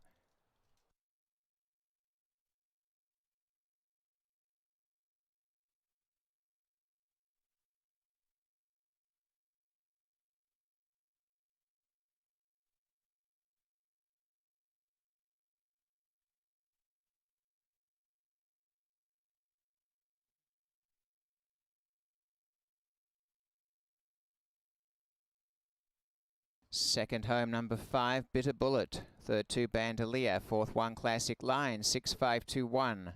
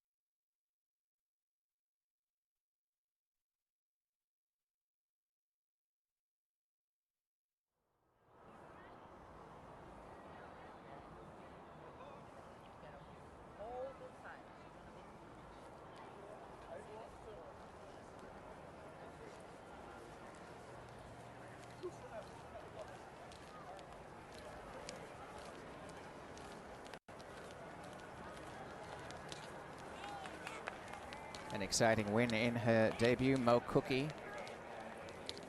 As she comes back triumphant, and this dark Bayer Brown 2-year-old filly headed now to the winner's circle straight away is by Modernist from Scatgal, and was bred by Robert Marzilli in Ontario. The winning owner, Zealy Racing Stables. The winning trainer, Mike DiPaolo. And ridden to victory by Leo Salas, Mo Cookie.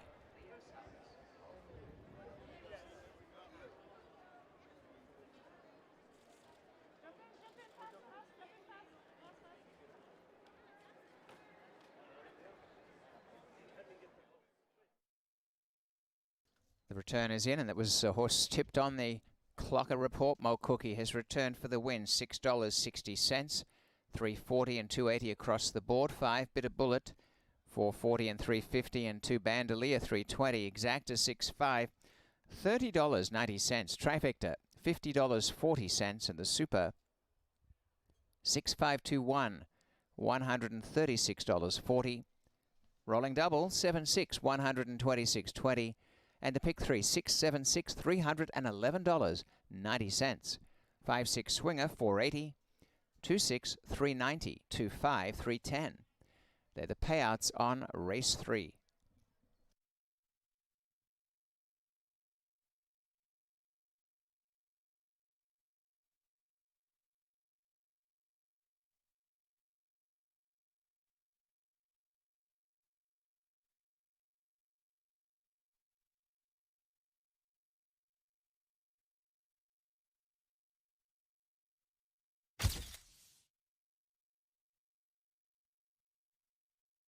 Place photo.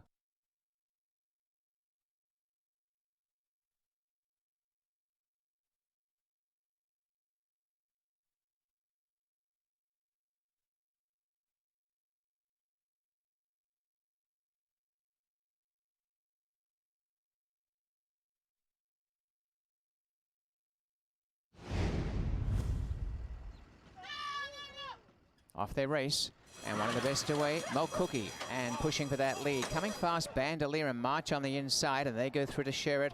Also right there is Bitter Bullet. They came away by 2 to Baytown Honor, and about 7 away last is Classic Lines, and Hectic Early. Bandolier's gone to the front with March, and they're going fast. On the outside, Mo Cookie. A couple away is Bitter Bullet. Baytown Honor started to find stride, and 6 away last, Classic Lines into the turn, and narrowly in front, Bandolier. March is right there, pushing up on the outside within about a long neck. 2 lengths away, Mo Cookie, followed by Bitter Bullet, Baytown Honor, and 4 lengths away last, Classic Lines. Down to the quarter, Bandolier narrowly. Joining him well is March, and 3 wide, Mo Cookie.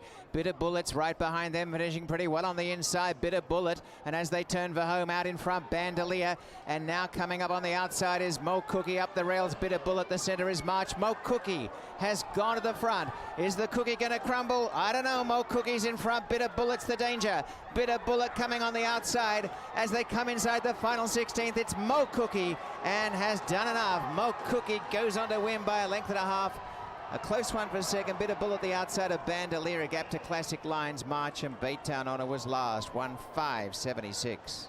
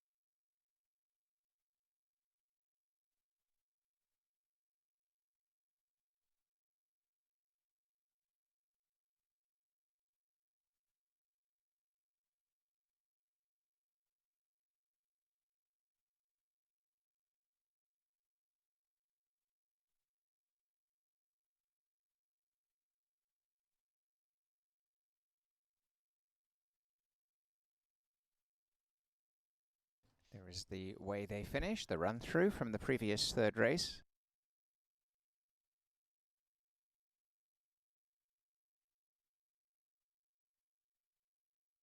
No changes. Race 4, post time in 18 minutes.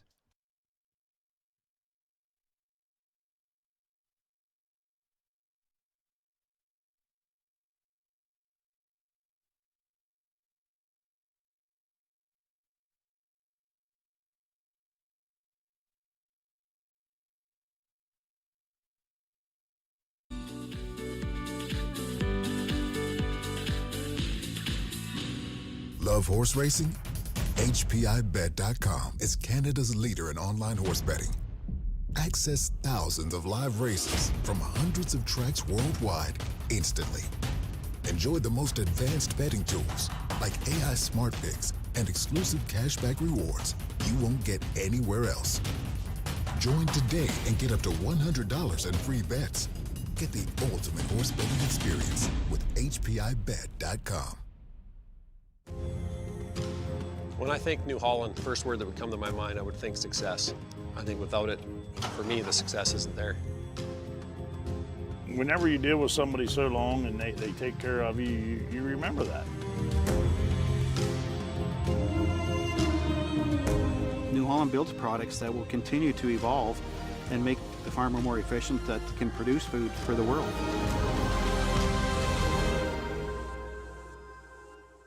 If whiskey could talk, Johnny Walker Black Label will sing with notes of sweet, smooth toffee, rich fruit, and a touch of smoke. Tastes as good as it sounds.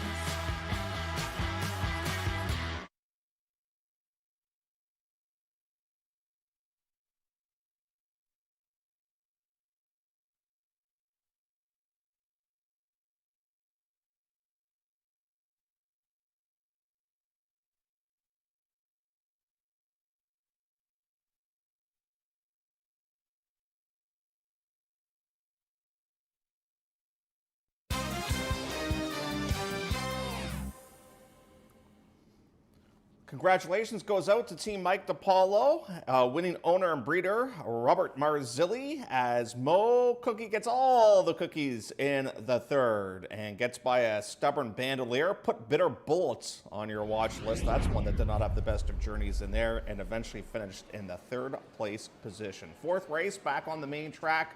We go again here at 6.5 furlongs. Main optional 25,000 claimer, fillies and mares, 3 years of age and up.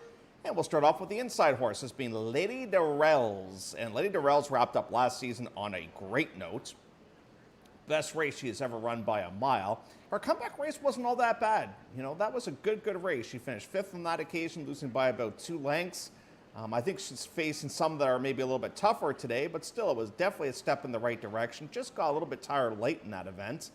No comeback works because the horse ran just about 2 weeks ago, so a bit of a cramped schedule in here, but all in all, a pretty encouraging return to the races, I would say, for this inside runner. The 2's going to be really tough in this spot, this being Mighty Tanner. It comes out of a far more difficult race. They took the drop last time out. They're going to drop even further here in this particular tilt. Now, the blinkers are going to come off for the very first time in her career. She's worn blinkers each and every race, and that is actually a very good angle for this outfit for whatever reason. Listen, you look back at that last race and you're thinking, man, the horse still finished 6th in a field of 11. Wasn't that great of a race, but if you look at what the horse was running against there, much tougher than what she's going to be facing here today. I kind of feel like it's crunch time for her. Like, this is the day she should win.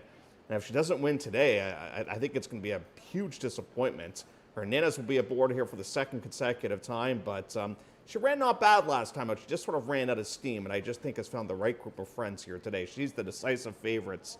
I think it's the double will pays that I saw.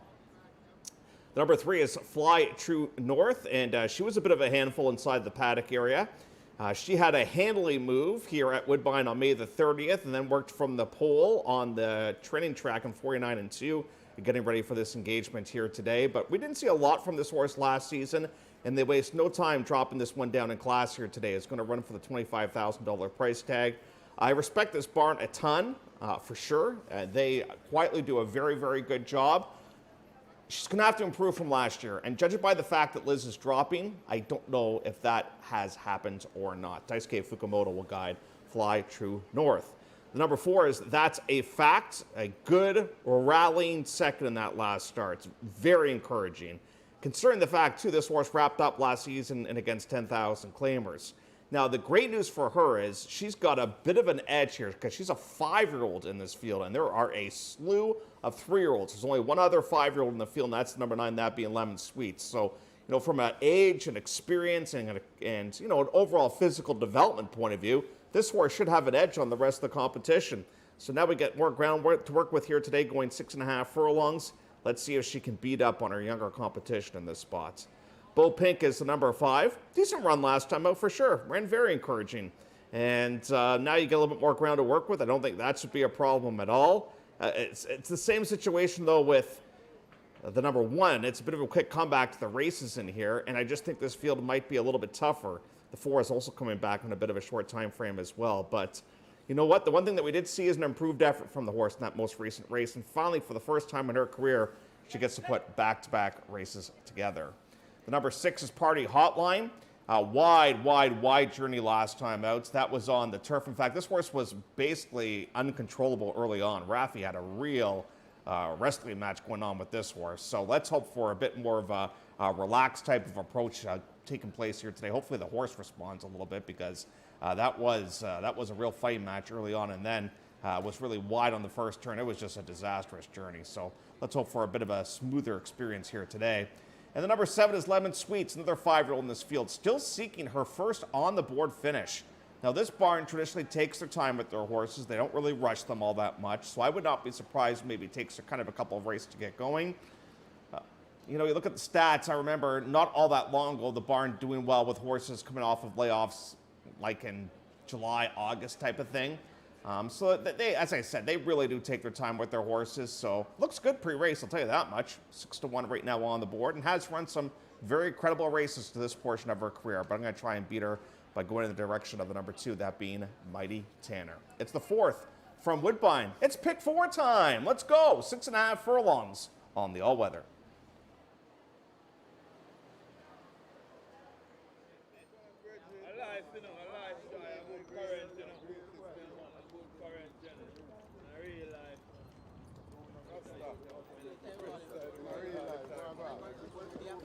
Yes, soldier.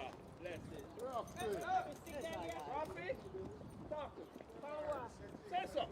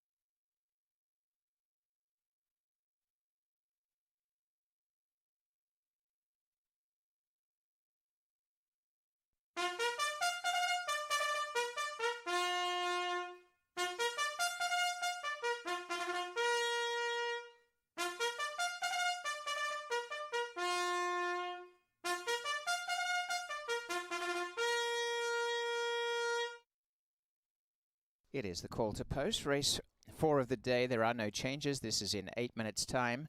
They'll go 6 1/2 furlongs. This race, a maiden optional claimer. Competing here, fillies and mares, 3 and up. On the way to the post parade, race 4.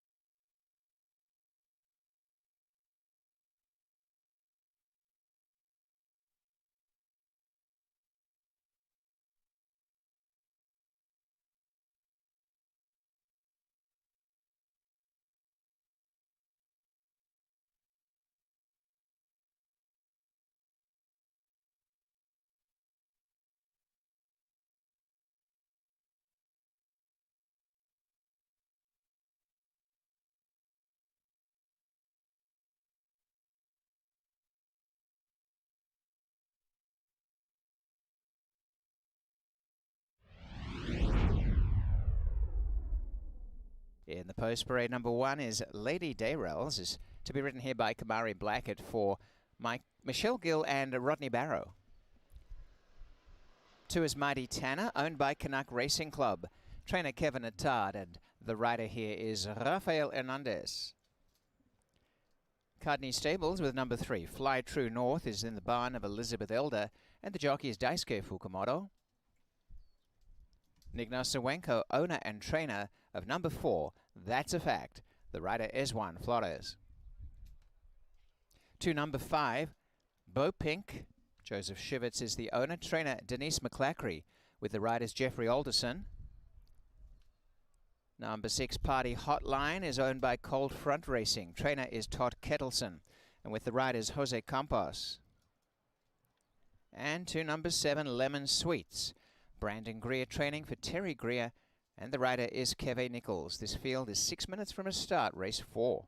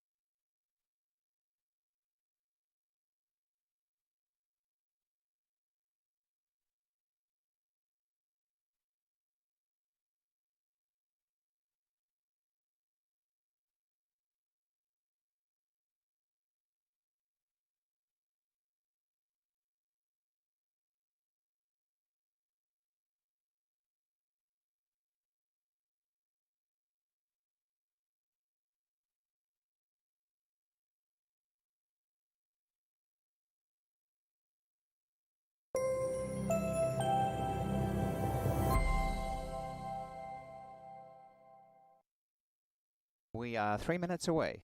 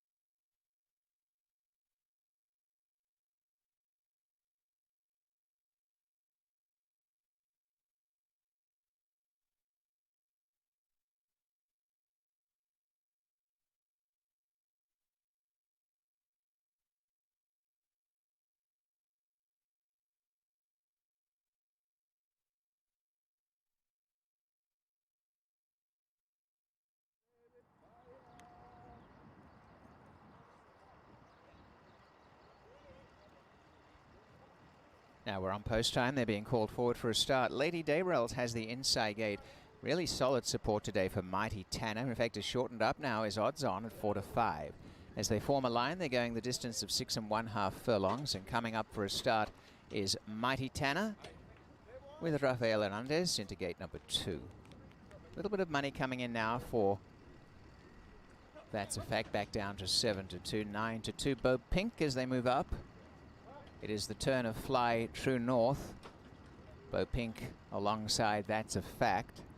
They're just about ready. Party Hotline to come along into gate 3. Daisuke Fukumoto, Fly True North. Party Hotline placed in. The outside runner here is Lemon Sweets, and they'll be on their way. Lemon Sweets for the barn of Brandon Greer. Lemon Sweets has gone to the gate.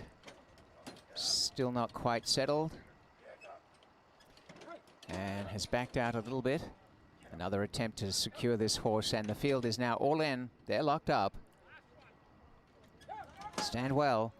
Off their race, and bobbling a little bit was Fly True North. Away well, Mighty Tanner. Showing up on the outside is Bo Pink, and racing forward is Party Hotline for the lead, and on the outside Lemon Sweets. Going to the front, Party Hotline and Lemon Sweets by about a half a length to Mighty Tanner the rail. A length away is Bo Pink, a length again Lady Dayrells, 2 lengths to That's a Fact, and on the inside is Fly True North. Showing up in front is Party Hotline, out at a good pace by 3/4. Mighty Tanner extended in second, Lemon Sweets third with a very good trail. Bo Pink on the inside. A length and a half, Lady Dayrell's, that's a fact, and Fly True North is last. 3.5 to run, and Party Hotline through the opening quarter in 23, getting away a bit. Party Hotline by over a length to Mighty Tanner. Lemon Sweets has gone up to be second. Around the outside now, Bo Pink is in the clear as they come after this leader, and Lemon Sweets is coming for the lead. Party Hotline joined by Lemon Sweets. Bo Pink coming up 3 wide. Mighty Tanner's right behind them as they corner, and a gap to Lady Dayrell's and turning, and Lemon Sweets in front.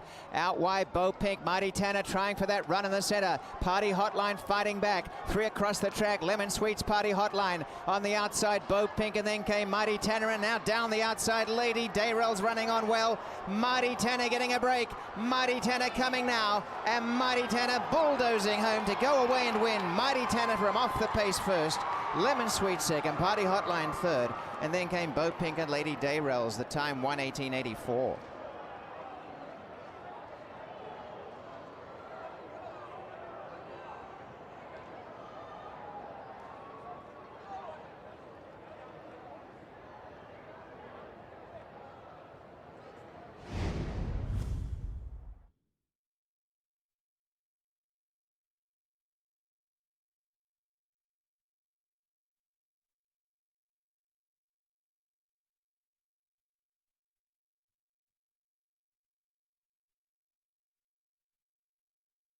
Let's check the placings. And the winner is 2 Mighty Tanner. Second is 7 Lemon Sweets.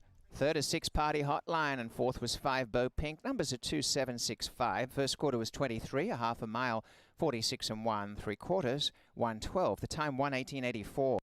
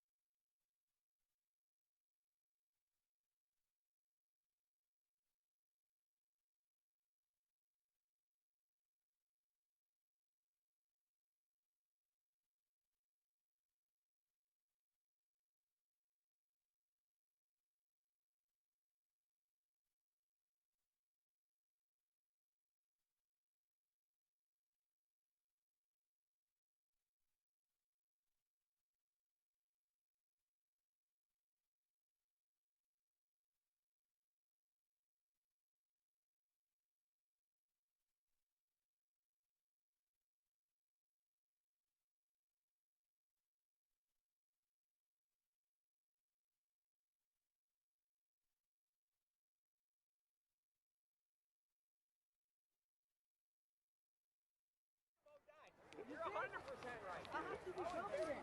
I have to be confident. Be confident, you're right. Come on, man. I went like, please open. Kevin's gonna kill me. Good job, bro. Tell that, Kevin. Oh, sorry about that. Great win here by Mighty Tanner. Mighty Tanner is success for Kevin Attard and Canuck Racing Club, and also Rafael Hernandez. Blinkers off the pace victory, and Tall Oaks Farm bred the winner in Ontario. The Bay 3-year-old filly by Motown from Turkmenistan is now officially a winner. Mighty Tanner.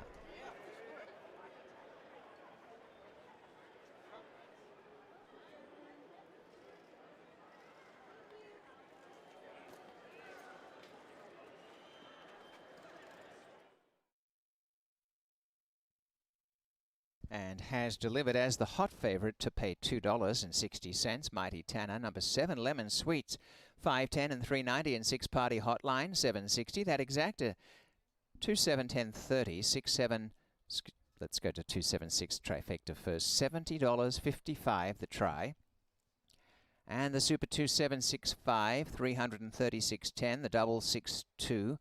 $16.90, $7.62 in the pick 3, $150, 5 cents. The 2-7 swinger, $3.25, 2-6, $6.65, and 6-7, $19.05. The payouts on the 4th.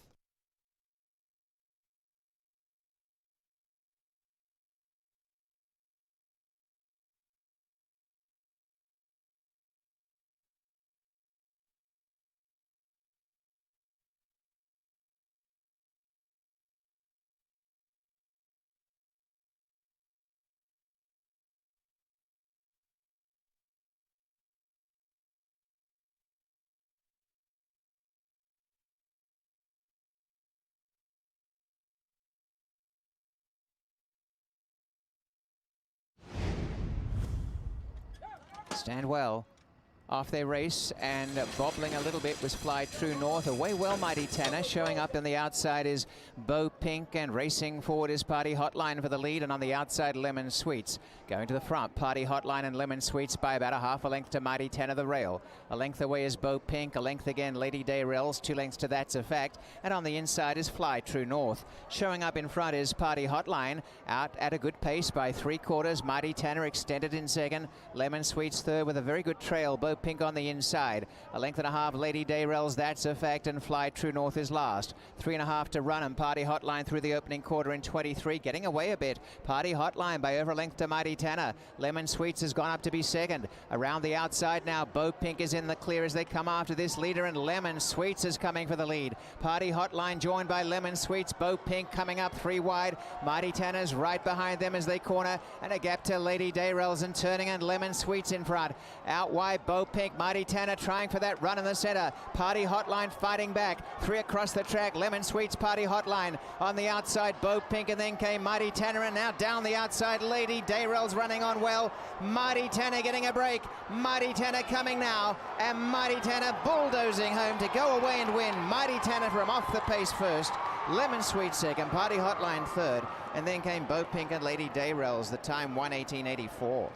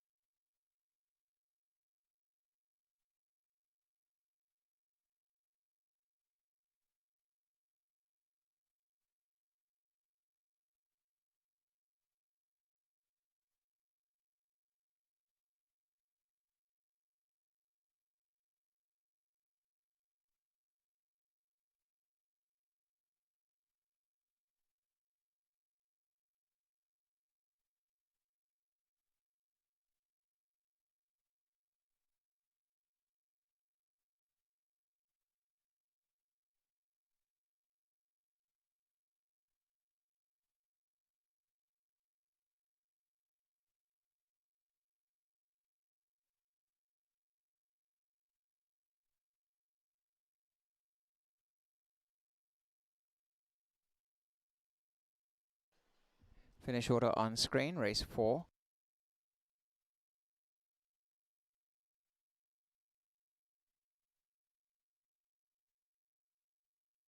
No changes, race 5, 20 minutes away.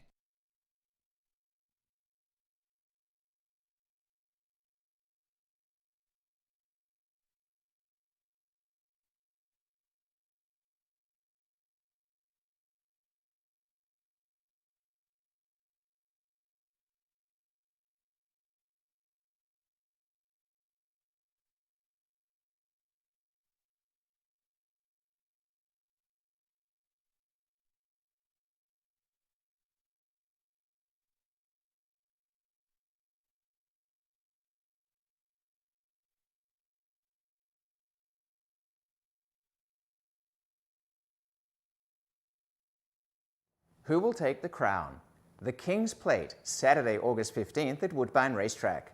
Fashion, food, music, and the thunder of the track.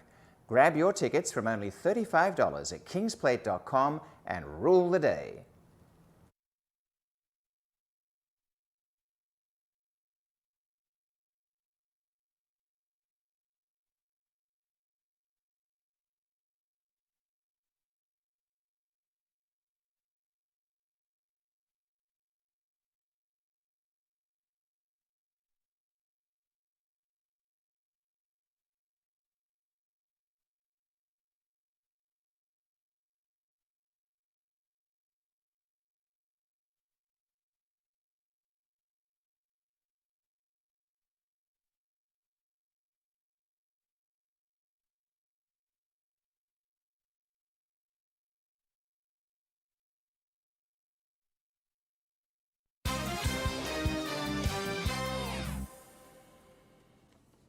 In our most recent race, a very, very, very patient ride from Rafael Hernandez with Mighty Tanner, who pulls off the victory, and that horse got hammered late and strikes at odds of 1-5. To start off the pick four, fifth race on the card, with an amount of 16th, 25,000 claimers, 3-year-olds and up, purse is $56,100. We get the return of grandson in here right now at 8-5. Let's start off though with the one that's being Proud Ronin.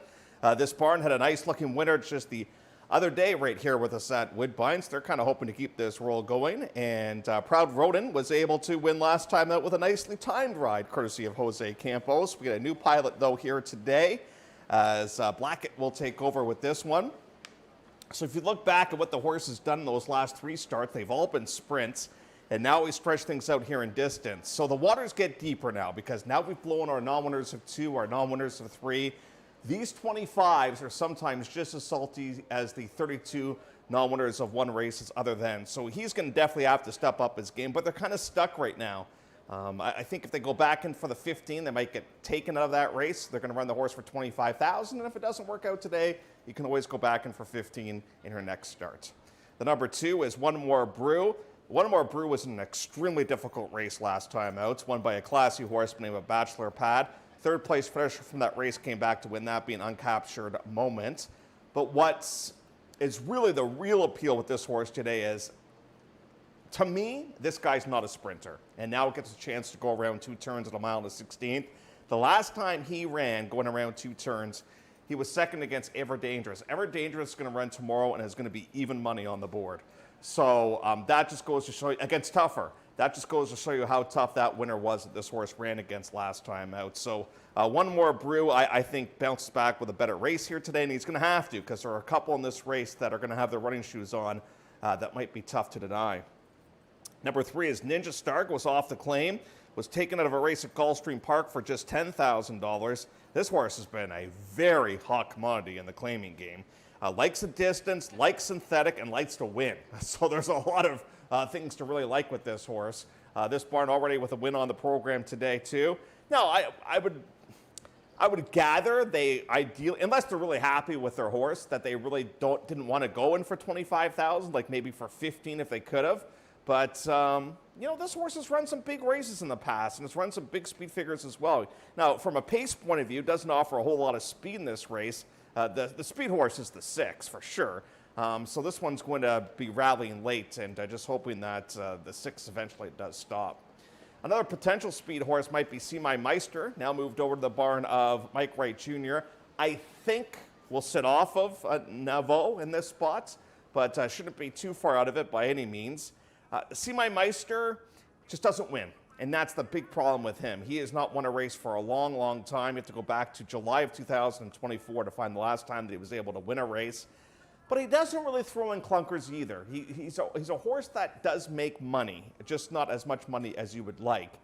So now, as I said, he transfers over to the barn of Mike Wright Jr. here in this race. He wrapped up last season not on a great note. I just wish he won more races, but the barn is going good right now. Number 5 is Grandson. I'm going to take a flyer with this one. Now, Grandson has no speed at all. He is an absolute stone cold closer, but this barn is doing really well right now. I wrapped up last year on a good note. Another one that I wish won a little bit more, you know, because it's another horse that hasn't won since 2024. And you know what? From a pace makeup point of view, it's not really ideal, the pace set up in this race for this horse. but I just respect the barn so much that I got to put this horse on top. But I hate the price at 8-5. I'm not willing to bet at 8-5 in here. I need at least 5-2 to bet a couple of bucks on this one. And Navo is the number 6. This one goes postward for a new trainer to us here at Woodbine, this being Edgar Mendoza. And he had his first Woodbine starter yesterday. He had a horse that he claimed on yesterday's program as well. So where does this horse fit into the mix of things locally? That is the million-dollar question when trying to do some handicapping here. Where do these Hastings horses fit? Should be very prominent early on. Should be a real pace presence in this spot. And likely trying to make every call a winning one in here. We'll see how long the horse does last. The works look fast. And the good news is, if you go back a long, long way on his past performance lines, he does like the synthetic. He just hasn't been on it for quite a while. But I'm just trying to figure out, monetarily wise, where these Hastings horses fit into the mix of things. I'll take a shot with the 5. Hate the price. Despise the price. Overbet, I would say. But I think it's going to run a good one. Grandson right now at odds of 8-5. It's the 5th as we get set to go a mile and a 16th. And it's coming up next.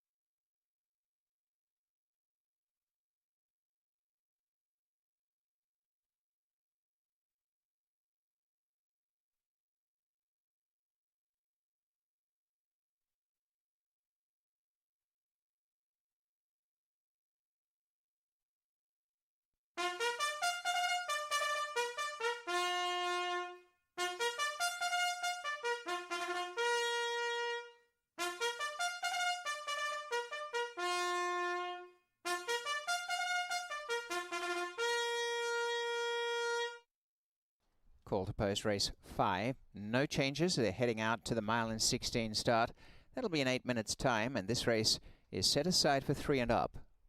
Post time for race 5 again, 8 minutes.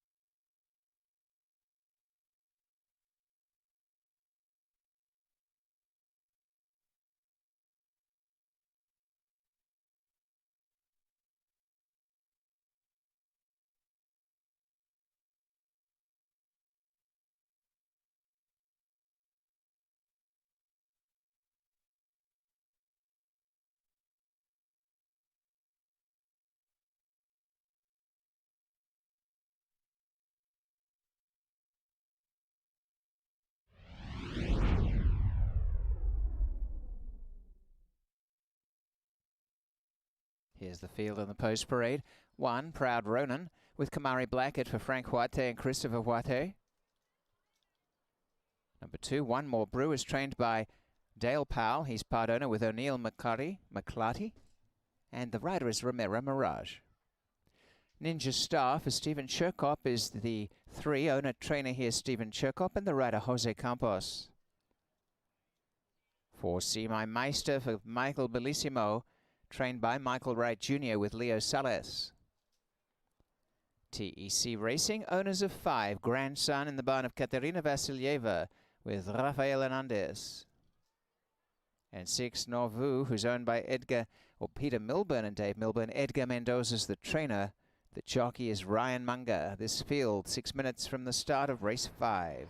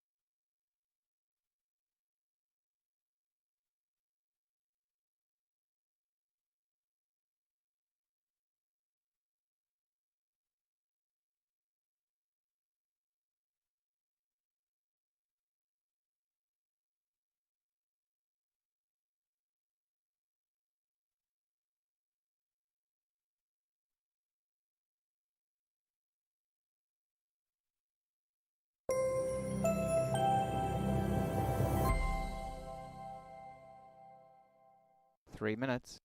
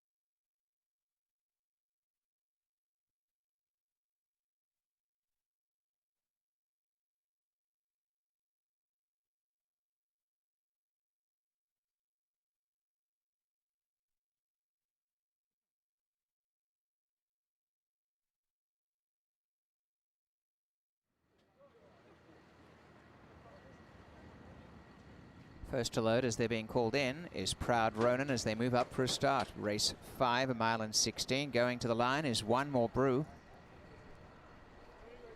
Current favourite Grandson 6-5, One More Brew 2-1. 9-2 Ninja Star has gone up. Moving forward is See My Meister. Now it is the turn of Grandson. And the last to join is Nauvoo, outside gate for Ryan Munger. Nauvoo moving forward. And the field is now in the gate, all in and locked up. Off they run, and Nauvoo won the break on the outside with near the rail One More Brew, and they share it. Coming through is Ninja Star, the grey, and the pace shown by Nauvoo is certainly the best to go to the lead early. They're away from the inside quite a lot, the top trio. Toward the inside now, Grandson is tracking them as they take the turn out the stretch. Proud Ronan second last, and See My Meister well out in front. Nauvoo, and Nauvoo, a speedster, leads the way by 5 lengths. Sharing second is One More Brew on the inside of Ninja Star. About 2.5 to Grandson, tracking pretty well. 5 or 6 to Proud Ronan, and See My Meister's on the outside. That is the order as they head up the back stretch. In the first quarter was 23-3, and well out in front is Nauvoo by 7 or 8 lengths. Sharing second, One More Brew just ahead in front of Ninja Star. Grandson travelling very well, 2 lengths behind them. 3 to Proud Ronan, and last, See My Meister. Still with a lead of 6.5 lengths, it is Nauvoo as they skip inside the half mile.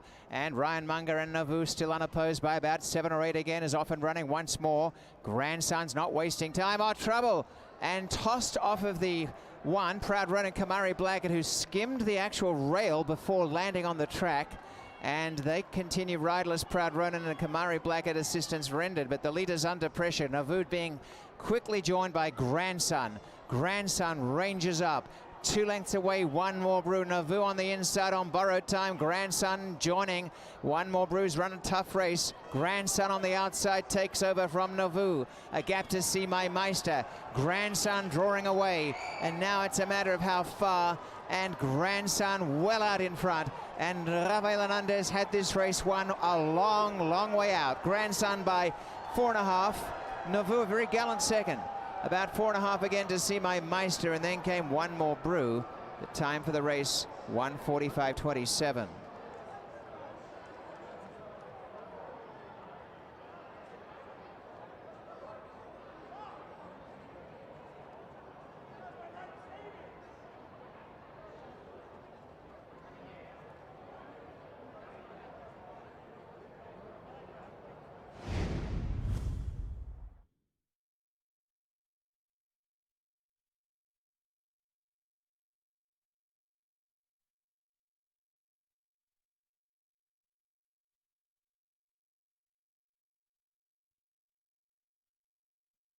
Big win to 5, Grandson.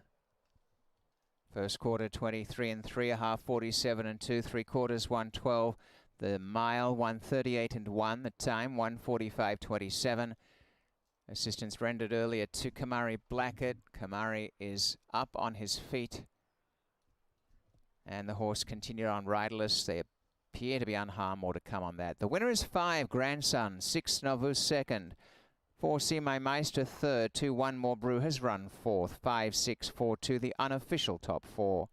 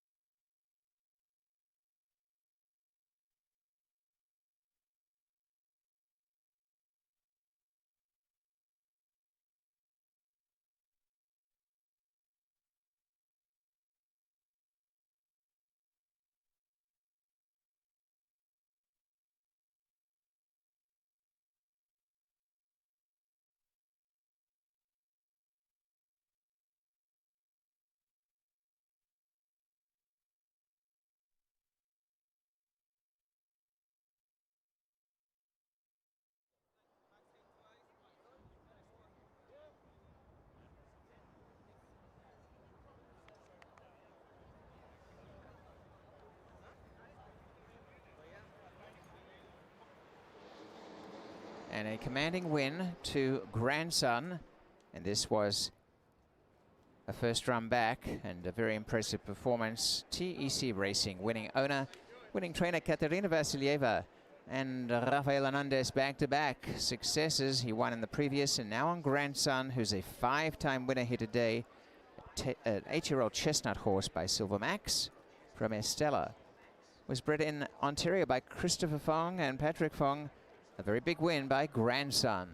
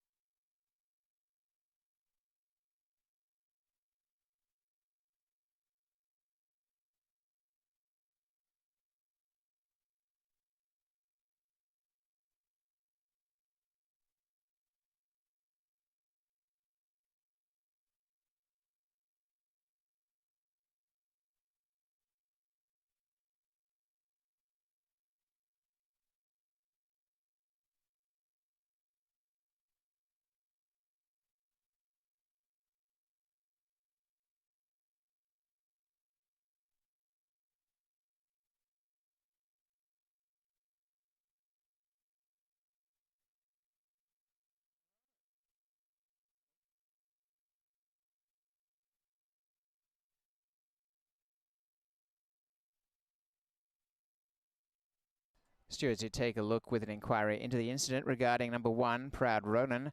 The dislodged rider Kamari Blackett did not impact the others in the race, so therefore no change. But that incident was looked at by the stewards. That inquiry has concluded. 5-6-4-2 to become official.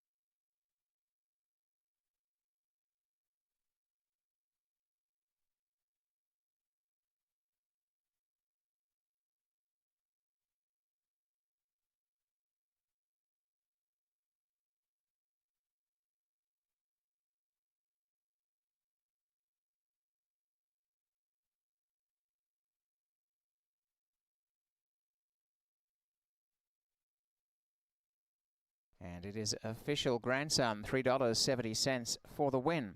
A big return for number 6, Nauvoo, paying $13.0560, and See My Meister paying $4.30, number 4.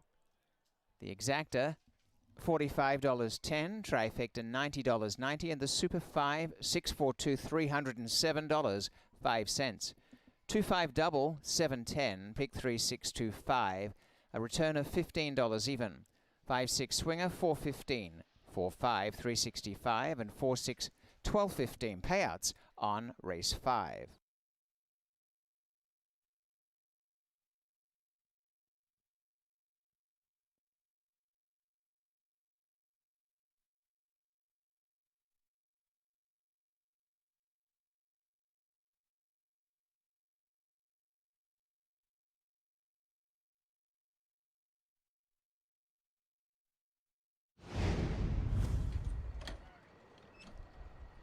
Off they run, and Nauvoo won the break on the outside with near the rail One More Brew, and they share it. Coming through is Ninja Star the Grey, and the pace shown by Nauvoo is certainly the best to go to the lead early. They're away from the inside quite a lot, the top trio. Toward the inside now, Grandson is tracking them as they take the turn out the stretch. Proud Ronan second last, and See My Meister well out in front. Nauvoo, and Nauvoo, a speedster, leads the way by 5 lengths. Sharing second is One More Brew on the inside of Ninja Star. About 2.5 to Grandson, tracking pretty well. 5 or 6 to Proud Ronan, and See My Meister's on the outside. That is the order as they head up the back stretch. In the first quarter was 23-3, and well out in front is Nauvoo by 7 or 8 lengths. Sharing second, One More Brew just ahead in front of Ninja Star. Grandson traveling very well, 2 lengths behind them. 3 to Proud Ronan, and last, See My Meister. Still with a lead of 6.5 lengths, it is Nauvoo as they skip inside the half mile. And Ryan Munger and Nauvoo still unopposed by about 7 or 8 again, is off and running once more. Grandson's not wasting time. Oh, trouble! And tossed off of the one, Proud Ronan, Kamari Blackett, who skimmed the actual rail before landing on the track. And they continue riderless. Proud Ronan and Kamari Blackett, assistance rendered, but the leader's under pressure. Nauvoo being quickly joined by Grandson. Grandson ranges up. 2 lengths away, One More Brew. Nauvoo on the inside on borrowed time. Grandson joining. One More Brew's run a tough race. Grandson on the outside takes over from Nauvoo. A gap to See My Meister. Grandson drawing away. And now it's a matter of how far. And Grandson well out in front. And Rafael Hernandez had this race won a long, long way out. Grandson by 4.5. Nauvoo a very gallant second. About 4.5 again to see my Meister, and then came One More Brew. The time for the race, 1:45.27.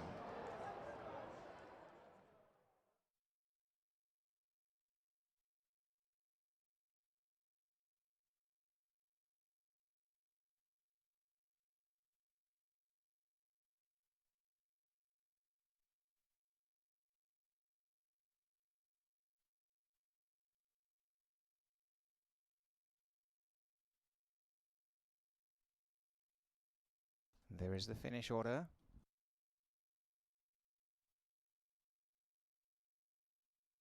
One More Brew was claimed, goes from the barn of Dale Powell to Stephen Cherkop for new owner Jill Frost.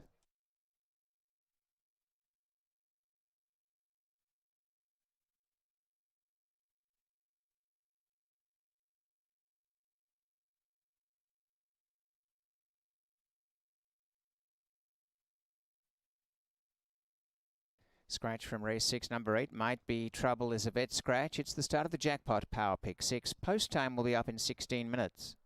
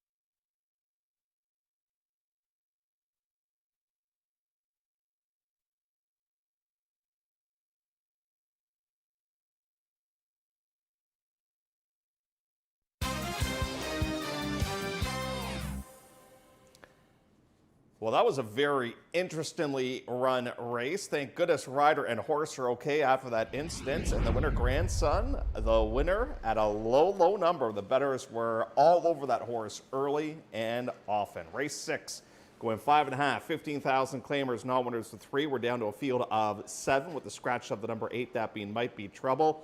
Cayenne Kiss looking for back-to-back wins. We'll start off with Swagoo Bell. This is a very speedy horse, and to me is an absolute need the lead type of animal in here. Now this rider just had that incident in our most recent race, so he has to bounce back in here, put that behind him. Now the reclassification I think is absolutely the right thing. Can the horse get to the front end? There is significant other early speed in this race, which is cause for concern. This one and Satori, they should absolutely be throwing it down here in this tilt. So I like the reclassification. I just don't know if this one can get to the front without being pressured early and often. That's my concern. Oh, and we've just received word there is going to be a jockey change on this one horse in the 6th race. So do make that notation. That sometimes does happen where the riders, they have to get checked out afterwards. So Blackett might be able to ride the remainder of the card, but he's not going to ride this horse. It will be Jose Campos, Mike. Is that who you said?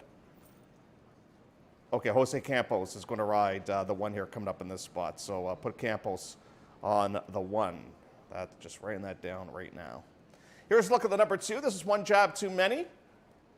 And the way this race potentially is going to be unfolding in here, this is one that might get a really nice type of trip. Might get a lot of pace to chase here in this spot. And he does know a thing or two about winning, Jeffrey Alderson, with horses like this. I like Jeffrey with off-the-pace type of runners. And One Jab Too Many, she was a horse that just showed so much promise early on in her career, and then she had to drop to find the winner's circle. Then she finally got claimed, and then she got that nice pot win last time out at Fort Erie. But that was almost, what, if my math is correct, 10 months ago? So it has been a while between races for the number 2, One Jab Too Many.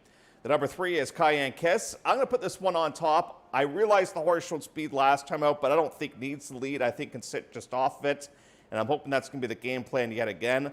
Now listen, I didn't know what to do with her last time when she was taking the big drop, but she won, and now she remains in for $15,000. if she can run that type of race yet again here today, might be in a really, really good spot here. So I'm going to go in this one's direction. The 4 is Worry Less, taking some ample support. I just worry about her running style because I think there's so much pace in this race. Can she be effective here, showing speed with there being so much other pace in here? You know, she's a horse that from time to time can get very, very brave on the front end. We're waiting for this barn to kind of get going. Hasn't materialized as of yet, but is taking a little bit of support right now as we speak. The number 5 is Unheard. Unheard is going to hopefully get some pace to develop in here. They're going to take advantage of the waiver claims, so they don't have to run for the claiming price. Barn's going good right now. A new rider here today is 04. It's going to ride this horse in this particular event. So it looks like the works are actually not too bad with this one, but not taking a ton of money right now, currently at odds of 8-1. The number 6 is Satori. This is a speedy horse. Definitely going to try to get to the front in here. And couldn't hold off Rock Hard Rose. That's a good reference because we just saw Rock Hard Rose have some success earlier on the program here at Woodbine. So that's a real positive reference. We get a new pilot here today as Pietro Marin will be aboard, one of several speed types in the race. In fact, Bruno's got another speedster on the outside, different trainer, and this is the 7 Gretna Green. Should be another real pace prospect in here. Couldn't win for 7,500, now win for 15. I don't love that. I think, you know, if you can't win for 75, it's going to be a bit of a tougher go for $15,000. And her running style, I just don't know if it's going to be beneficial with there being so much other pace in this race. So just to reiterate, we do have Jose Campos that I was now going to ride, the one that being Swagoo Bell at that 4-1 quotation. And we'll see if Blackett's going to ride the remainder of the card after that. Horse set out towards the track for race number 6 here from Woodbine as we kick off the Jackpot Power Pick 6.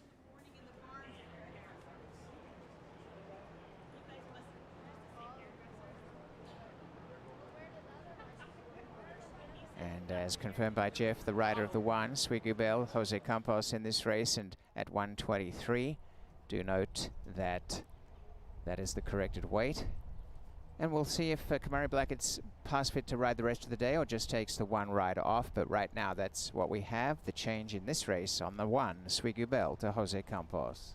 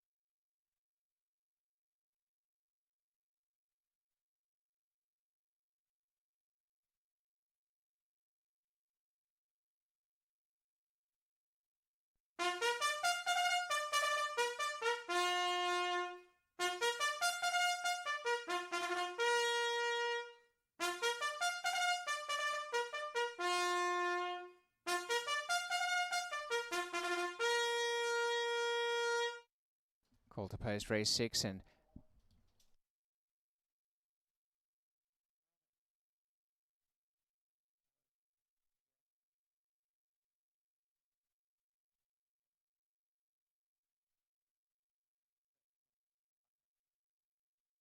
and we're just in that Kamari Blackett will be off of his rides for the rest of the program. So We do have the change here in race 6 on the 1, Swigu Bell to Jose Campos, and it will be a corrected weight of 123. And Vet Scratch, the 8, might be trouble as these runners head out. 5 1/2 furlongs is the distance, and their fillies and mares 3 and up, non-winners of 3. So Kamari Blackett was down to ride in race 8 to Velocita. Yes, I've got the Italian update on how to pronounce it. Velocita is out of contention for Kamari Blackett today, so we'll get another rider to be named shortly on number 2 in race 8. And race 11, Kamari was down for a ride in the last on the 5. Backstreet Emma, another rider change to be announced. So again, Kamari Blackett off of the remainder of his rides today. We're 6 minutes away for the 6th race.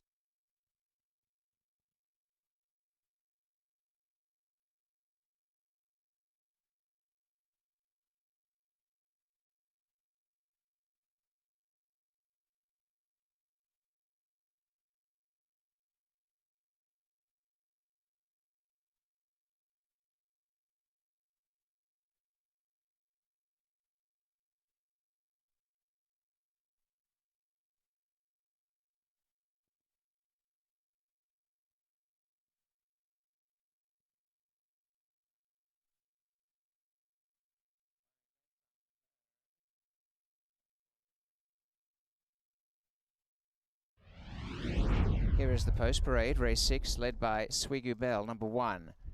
And is racing for Maria N. Andrews. Mike Martini, the trainer, the rider Jose Campos. Number 2, One Jab Too Many.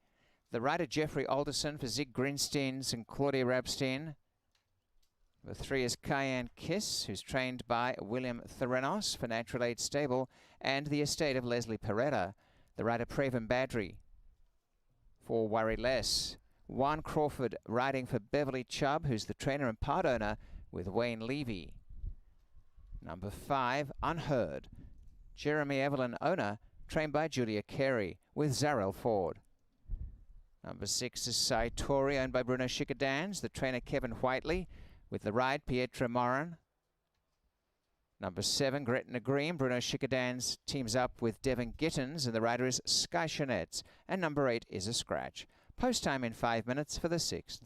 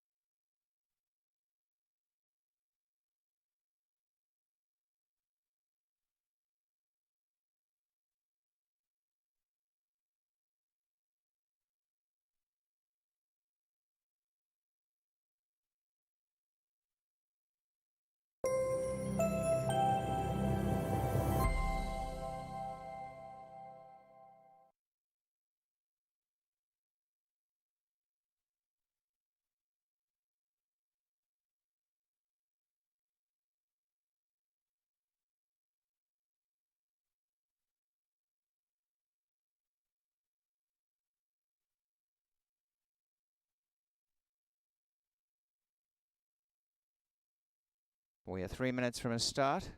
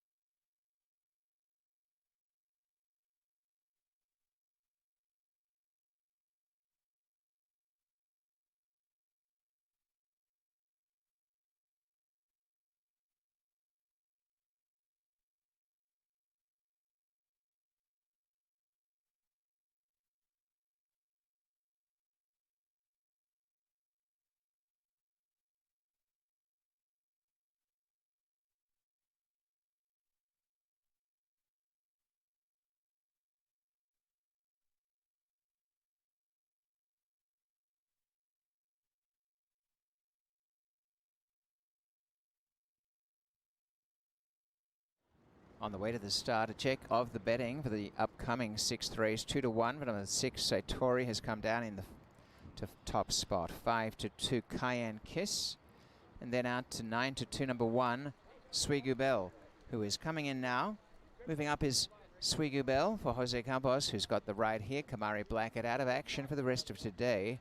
Wari Less is the grey. And they take position now. So Swigu Bell has gone in, as has Wari Less. One jab too many, moves up. Gate 5, Unheard. Cayenne Kiss to gate 3 for Praven Badri, and now it is Satori. And outside gate, Gretna Green for Sky Chanet's. The field about to go. They're in the gate, locked up. Away they race, and back last as they break is one jab too many, and going for the lead is Satori soon after the break. From in second, Gretna Green. Up the rails, coming through fast is Swigu Bell, and is now wanting that lead on the inside of Satori. They go at a very fast pace by 2 lengths with a lovely trail, Gretna Green, and they've come away by 4. Worry Less on the inside of Unheard. Cayenne Kiss takes off 3 wide and starts to wind up, and on the inside, one jab too many. Well, Satori has a fight, a real fight on her hands. Coming back on the inside, Swigu Bell. Their match strides by 6 lengths to Gretna Green. Worry Less, Unheard, Cayenne Kiss, and at the back of affairs, one jab too many as they close in on the top 2. And turning in front, Swigu Bell from Satori. Gretna Green coming, and Unheard and Worry Less up the inside. And they're after this leader, and down the outside, Cayenne Kiss. Only a length lead. It's Swigu Bell. Now Gretna Green on the outside. In the center, Unheard. Unheard coming through with on the outside, Gretna Green. And Worry Less the rails. Gretna Green just in front. And Sky Chanet's the winner on Gretna Green. Worry Less second, Unheard third, and fourth, Swigu Bell. The race time is 1:06 flat.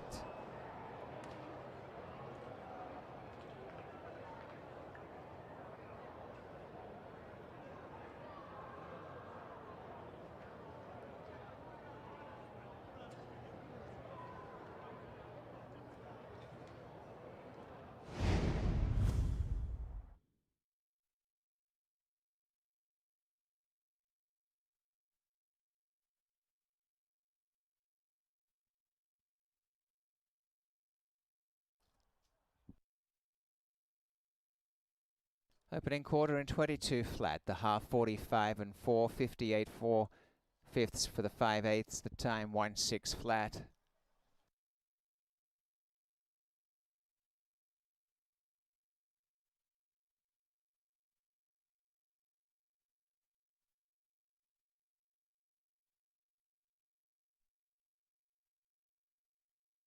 The winner is number 7, Gretna Green, over 4, Worry Less, 5, Unheard, and 1, Swigu Bell, 7, 4, 5, 1, the unofficial order.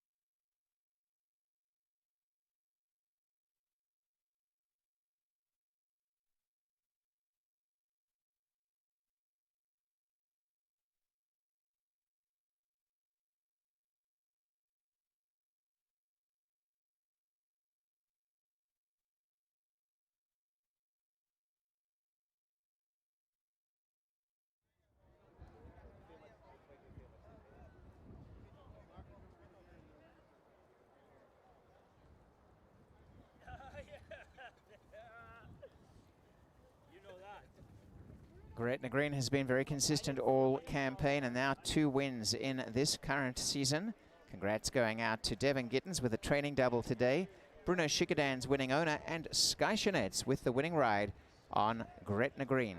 This grey roan 4-year-old filly is by Where's the Ring from Quiet Action. Track West Racing Incorporated bred this winner in Ontario, now a 3-time winner overall, Gretna Green.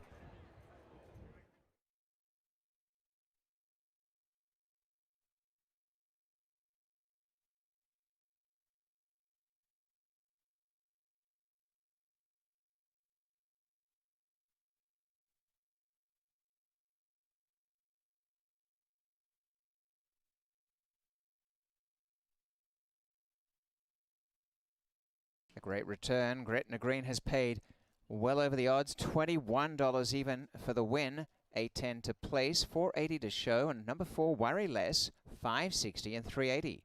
5 Unheard, 450. That exact is 7-4, $91.80, and the trifecta 339.40. 7451 Super 1,471.75. The double 5-7, $65.20. And the pick 3, 257, 42.50. The pick 5 numbers are 7, 6, 257, $4,575.35. 4-7 Swinger, 445, 5-7, 1060, and 4-5, 675. They're the payouts on the 6th race.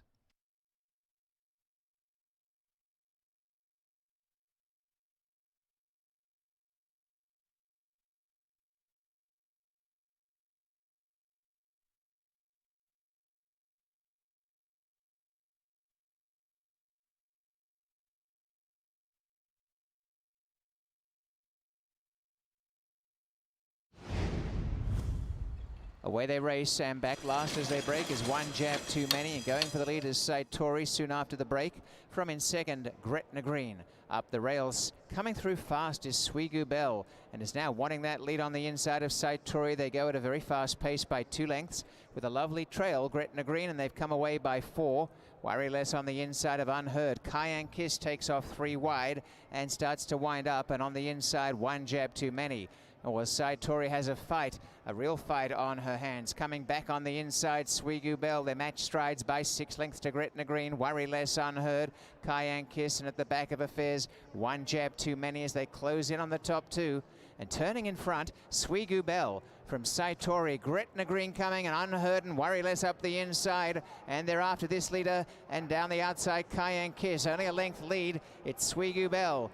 Now Gretna Green on the outside. In the center, Unheard. Unheard coming through with on the outside, Gretna Green. And Worry Less the rails. Gretna Green just in front. And Sky Chanet's the winner on Gretna Green. Worry Less second, Unheard third, and fourth, Swigu Bell. The race time is 1-6 flat.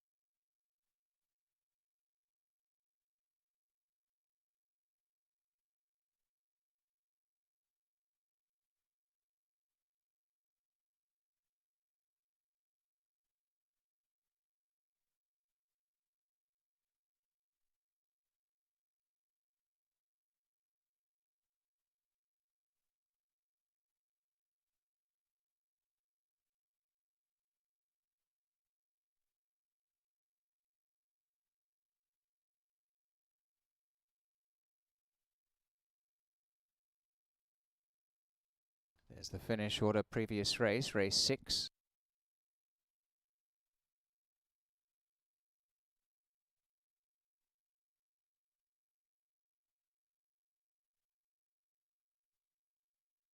Cayenne Kiss has been claimed and goes from the barn of William Theranos to Joe Russo for Teresa Bryan.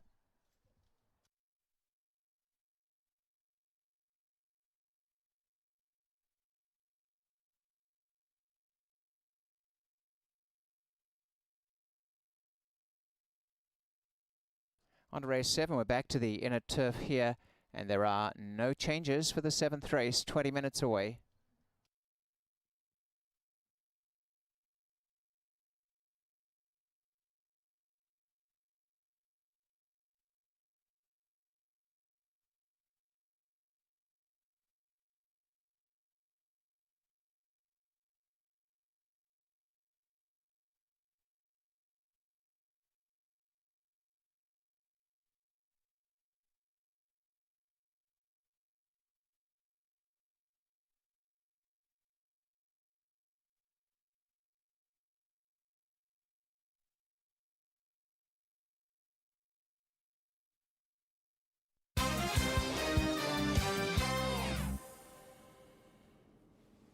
Perfect ride engineered from Sky Chinets with Gretna Green, able to watch two horses just absolutely kill each other up front. And she was the first one to go, and she holds off Worry Less and Unheard. 9-1 winner, second on the day for conditioner Devin Gittins. As now we look ahead here to the 7th on the inside course, going a mile and a 16th. This is a main special weight race with a purse of $115,000.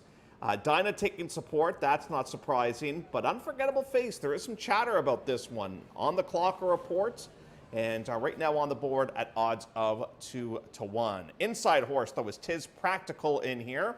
Last competed at Gulfstream. A third place finish from that last race, came back to win a main special weight race at Keeneland with a 77 buyer.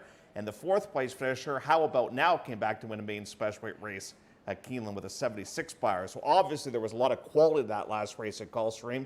Things did not go well for this horse, though, down in Florida. So I think we'll be very, very happy to get back home here at Woodbine. And this is where she is. So she's a little bit cold right now on the board. She hasn't really taken that step up yet, but she's run some okay races in the past here locally. But can she kind of punch that ticket and move forward a couple of levels on the podium here today? That's the million-dollar question. So it's her first local start on the grass, and she has been freshened up since that race back on March the 7th. The number 2 is Golden Harvest. This is on Maxfield, out of a mare that has produced a horse by the name of Naptown that is one that takes place on the grass. Naptown, I believe, is racing somewhere in the States today. I think it's Delaware, if memory serves me correct. And the mare ran twice on the grass and did have one win. By far, her best race ever came first time out when she finished a very good second against Bull Time, who is a serious Oaks prospect. Has not been able to duplicate that race since for whatever reason. Will the turf turn around her fortunes? You don't see too many Catherine Day Phillips horses at 52-1, but that's what we've got right now with this one. One Hot Mess is the number 3. Has run some okay races on this course in the past. They're going to make a bit of a change here today as the blinkers are going to come off. And look at her eyes. She is checking out absolutely everything right now. Now, she is an English channel, so I like that because I have found the English channels tend to get better with age. So that's a big-time plus in here. And the fact she's run well on this course is a big-time plus as well. There are a lot of angles to kind of like with this one. Obviously, Kevin's main horse in this race, Dinah, is going to take the bulk of the support right now at 2-1. But certainly one that showed a little bit of ability as a 3-year-old and now looking to break through here at the age of 4. Merry Good Night is the number 4. Always nice to see L&J Foxwoods represented with us here at Woodbine. Is going to get onto Lasix for the very first time here today. Will that help out the situation? The work tab, it has been steady getting ready for this engagement here today. But under racing terms, we've just not seen a lot to this point. The last time the horse ran was on a bit of a speed bias inside track, and the horse did make a move on the inside on that day before eventually flattening out. This barn does exceptionally well with first-time Lasix. Number 5 is Princess Rainbow, and took a little bit of money in that first career start, going 5.5 furlongs. Not much happened after being bumped at the break on that day. Kind of passed a couple of tiring rivals on that day. But certainly I do like the sire when it comes to races on the grass. I think that has to be viewed as a bit of a plus in here. Now you get a significant stretch in distance. They did have to kind of really ask the horse into work back on June the 7th, working in a 101, getting ready for today's engagement. Here's a look at the number 6 now, this being Dinah. She hasn't been able to break through as of yet, but she has been in some very difficult races. She is stakes placed. She was third in the Catch a Glimpse. She then went down to the States for the Miss Grillo. Ran here in the Mazarine. I don't think she likes the synthetic all that much. Her comeback race at Keeneland found her on the front end on that day, and eventually she succumbed to that pressure to finish in third. The runner-up from that race, who finished just in front of this one, that by the name of Honfleur, has come back to win against Maine Special Weight Company. I really think it's kind of now or never type of situation with Dinah, because I think the way that this race is going to set up for her, I think she's found the right group of friends here where she could potentially do some damage coming up in race number 7. The number 7 is La Pan de Plage. This is another Catherine Day Phillips horse in this spot, and another one that's run some incredible races on this course in the past, too. You look back at the last race from last November, the 6th place finisher came back to win a main optional 50 at Gulfstream Park. That's a horse by the name of Vanish. So I kind of like the fact that there's been some real quality in the horse's races. Now, the million-dollar question is, what's she like as a 3-year-old? Has she improved from 2 to 3? Is she the same type of horse? Some of the works don't look all that bad getting ready for this engagement, and you have to respect the outfits, but it's a little bit cold, I would say, right now as we speak. Well, let's take a look at the top of the tote board right now, and this is Unforgettable Face. And let's get a good glance at the face and see if this horse does have an unforgettable face or not. Unforgettable Face is one that's, no, just a face. All my teachers said I had an unforgettable name, not an unforgettable face. But Romero Mirage is going to ride this horse here today. Now, there's been some huge, huge fields in her racing career in Ireland, and now gets on to Lasix and now is here. And when she's run in Ireland, those courses have had substantial cut to it. I was talking with Pat Dixon the other day, and he's pretty excited to see what he's got in his hands here with this horse. Take a lot of money right now as we speak, currently at odds of 5-2, is Unforgettable Face. Scottish Mist is the number 9. New pilot to this one is Daisuke Fukumoto will ride. Terrific first time out to start off this one's racing career when pulling off that 3rd place finish. That was one heck of a run. And then after that, finished 4th, losing by about a length and a quarter, and wrapped up last season with not as good of a race on the main track. So might be a little bit better when it comes to racing on the turf than on the main track. And, Fukumoto doesn't ride a lot for this outfits, but there are some riders that are, currently on days, so he gets an opportunity to ride the horse here today. And the other one coming to us from Europe is Majaz, and this is a Great Britain bred who's been racing in Great Britain, has got a bunch of runner-up finishes, and this is where we find Rafael Hernandez. Now, we're going to go a mile and a 16th in here, so we're going to cut back ever so slightly in distance. What I like is the fact that this is one that has come to us from Great Britain, but it's not like the horse is just off the plane. They had a chance to settle in down in Florida, and now they're here at Woodbine for a series of works as well. And it's taking a little bit of action right now on the board, which I kind of like right now at odds of 9-2. So let's see what this one's going to potentially do here coming up in this spot. But Donna looks good to me on paper. I'll go in that one's direction. The 8 Unforgettable Face is certainly one that is taking a ton of action and has made it onto the clock report board as well here coming up for race number 7. There's a look at Roberts, one of his 2 plays of the day. He's got Dinah in here right now at 5-2. One of the best races of the day coming up next year from Woodbine. It goes as race 7. Coming up in the 8th race, there's a rider change on number 2, Velocita. That'll be Leo Salas. So do note, Leo Salas now with the weight at 122, a corrected weight of 118 plus 4. So race 8, 2 Velocita, Leo Salas, the rider. Again, Kamari Black, it is off for the rest of today's program. And we still await a rider change in the 11th and final race on 5 Backstreet Emma. And we are coming up to the post parade for the 7th race shortly.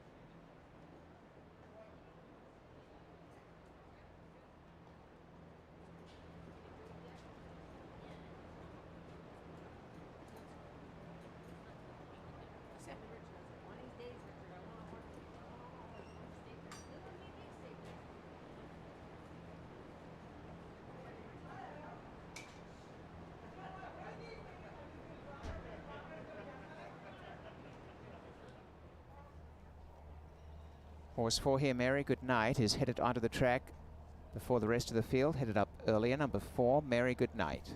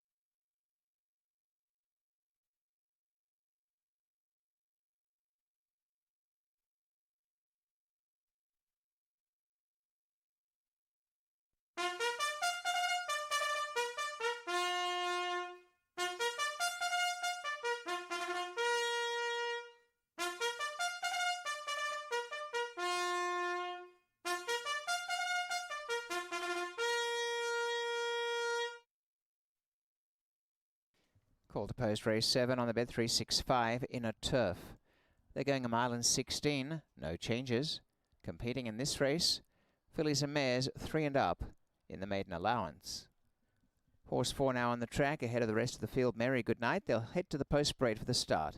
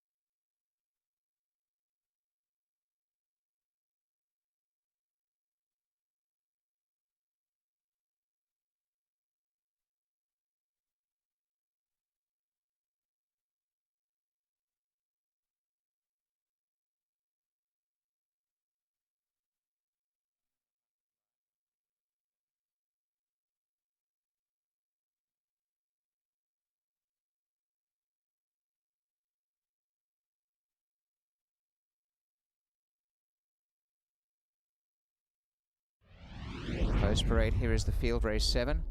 Number 1, Tis Practical, as Juan Flores rides for Josie Carroll and Chiefswood Stables Limited. 2, Golden Harvest, Catherine Day Phillips, trainer, and the ownership here is Donald Ferguson Farms Limited and Adam E. Campbell with Jose Campos.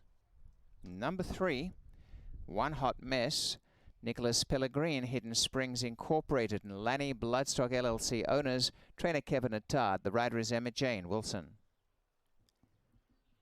Headed up early, number 4, Mary Goodnight for Josie Carroll, LNJ Foxwoods, and Ryan Munger. Rainbow Stables owners of number 5, Princess Rainbow, trainer William Theranos, the rider David Moran. X-Men Racing 5 LLC and Madaket Stables LLC, owners of number 6, Dinah, Pietro Moran the rider, trainer Kevin Attard. Also from the barn of Catherine Day Phillips, number 7, La Panne de Plage, owned by S&R Shefsky, W&T Crew, D. Vella, and Kingfield Racing Stable Limited, with Austin Adams. Number 8, Unforgettable Face for Colebrook Farms, Patrick Dixon, and Romero Mirage. Michael Lay, owner of number 9, Scotch Mist. Don McRae, the trainer, with Daisuke Fukumoto. And number 10, Majaz. DJ Stable LLC is the owner. Trainer, Mark Cassie. And the rider is Rafael Hernandez. This field is 4 minutes from the start. Race 7's on the inner turf.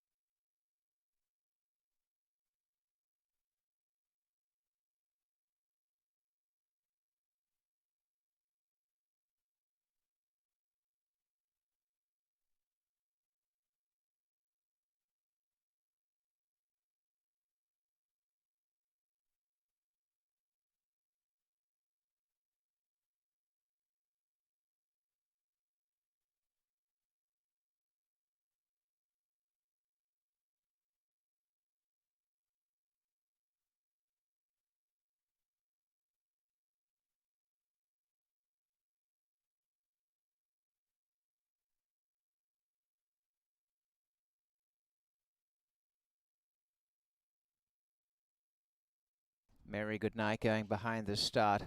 The others still in the warm-ups. This field will be called around in about a minute's time. 7-5 for Dinah, 7-2 Majaz, 5-1 for Unforgettable Face and One Hot Mess. And then double figure odds, the rest.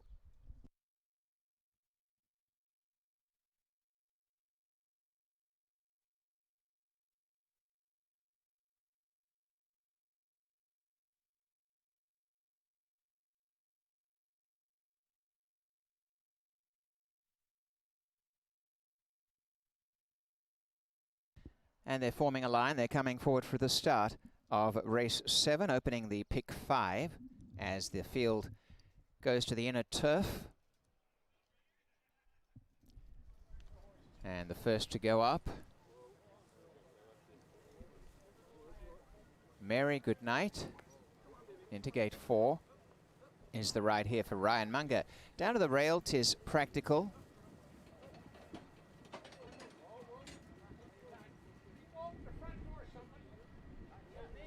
Pulling back is Mary Goodnight.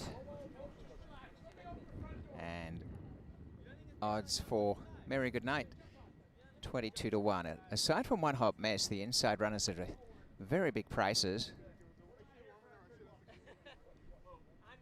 And the field is still waiting for horse 4. The front of the gate has been opened.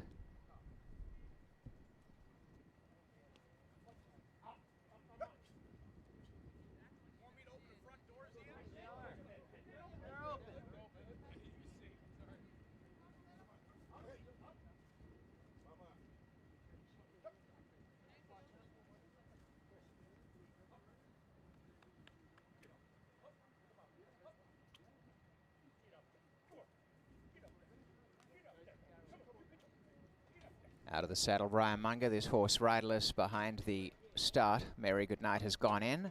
The front of the gate secured, and now the jockey to get back. So the rest of the field is about to continue the load as 'Tis Practical. Back to Woodbine here today after a couple of runs at Gulfstream Park. Moving forward is Golden Harvest.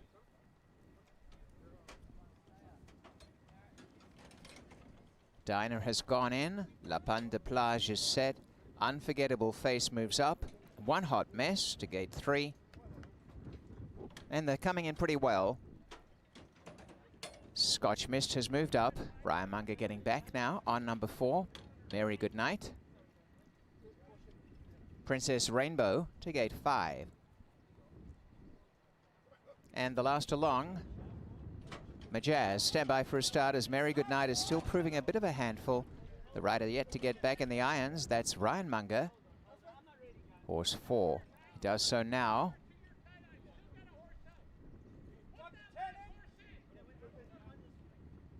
Just about ready is Majaz. The field is set to run.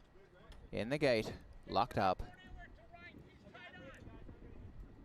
Off their race, and at the back early, it's Unforgettable Face. One Hot Mess began well, going for the lead, La Panne de Plage, and driving through is Princess Rainbow. Princess Rainbow, La Panne de Plage in front of Majaz, going up to be third on the outside. Right behind them, 'Tis Practical, and then came One Hot Mess, and in the ruck there's Scotch Mist, taking back a bit. Coming around the field is Unforgettable Face. In the early stages, Golden Harvest third last. Dinah is second last, and the trailer is Mary Goodnight.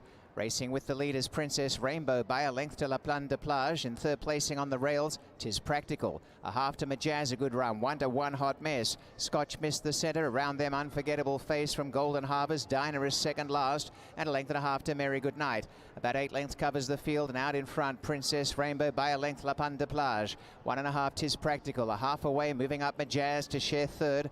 A length and a half, One Hot Mess on the inside of Unforgettable Face. Behind them, Scotch Mist and Dinah. Golden Harvest second last, and the trailer is Mary Goodnight. No change to the running order whatsoever. Princess Rainbow by a length and a half to La Panne de Plage, 'Tis Practical and Majaz. Then came One Hot Mess, Unforgettable Face. Scotch Mist on the inside from Dinah, and then Golden Harvest, and on the outer Mary Goodnight, and getting away from them, Princess Rainbow. Shot out 3 lengths, Majaz whisking home now, and Majaz reeling this leader in. They're well behind the rest of the field. La Panne de Plage in third. Majaz pounces, and Majaz has rocketed away. Trying to run home for the back down the centre of the track is Mary Goodnight, but Majaz turning up the heat on the opposition. One Hot Mess, Mary Goodnight. What a run coming from the last position, but Majaz, a big winner. Majaz scores by 3 lengths to One Hot Mess and Mary Goodnight, then Princess Rainbow and Unforgettable Face. Dinah never got a look in, and the time was 1:43.12.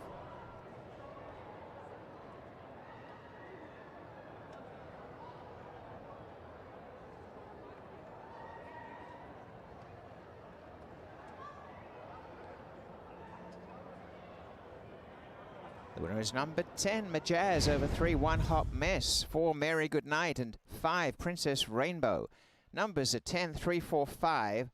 Ran a quarter in 23 and 2 to open the race, 48 and 1 for the half, and 3/4, 1:12 and 2, a mile, 1:36 and 3, and the time 1:43.12. Again, the numbers are 10, 3, 4, 5.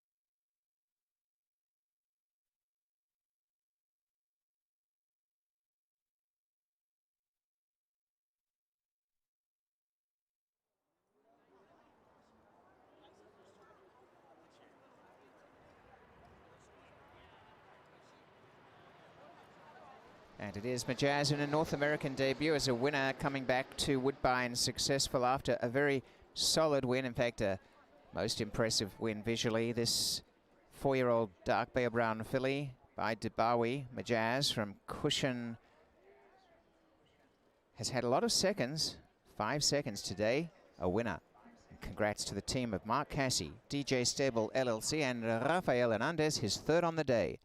And here are the prices. It's official. Majaz number 10, 680, 380 and 350 across the board. 3 One Hop Mess, 430, 340 and 4. Merry Good Night, 1080 to show. Exacta, 10.3, 23.60. Trifecta, 10.34, 145.75. The Super number 5 adding value in fourth, $4,035.90. The double 710, $111.30. The pick 3, 5, 710, 88.65. And the pick 4, 2, 5, 710, 177.60. 310 Swinger 275, 410, 11.20, 3, 4, 17, 15. Payouts race 7.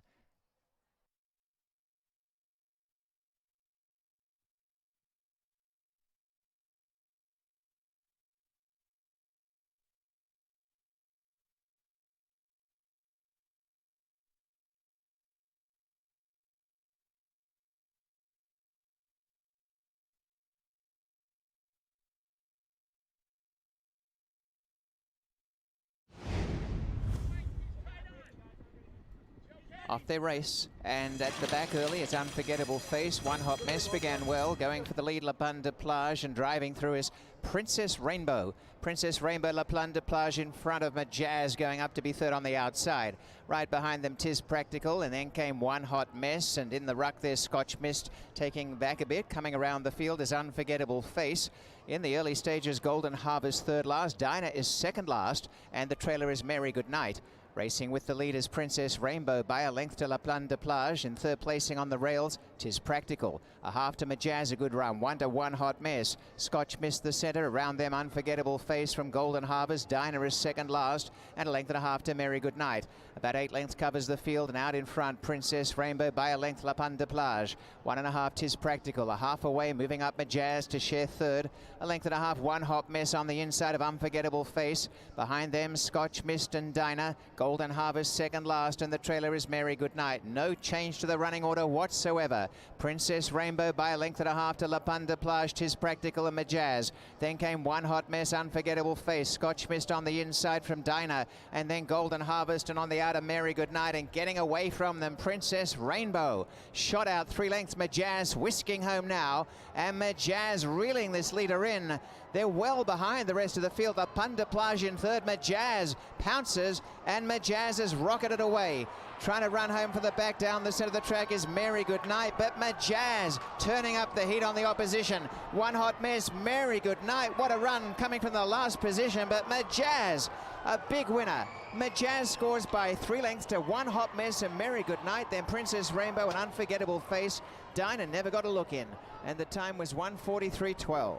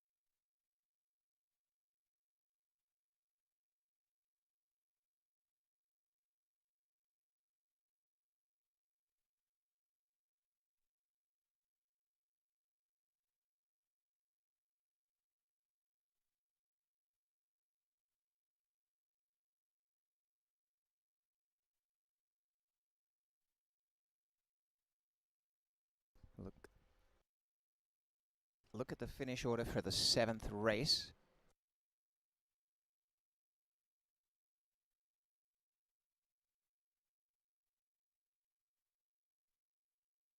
Here are the changes. Race 8, Scratch the 1, Divinely Inspired's a vet scratch, and number 2, Velocita, a corrected weight of 118 plus 4 for Leo Salas, and the race is 16 minutes away, race 8.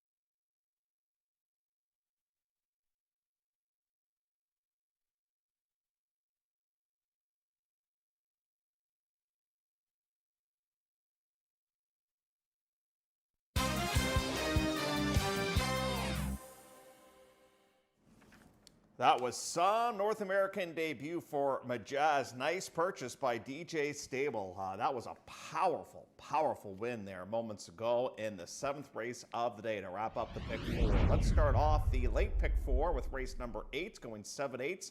Non-winners of 2 races lifetime. We scratched the 1, that being Divinely Inspired. Do put Salas on the 2.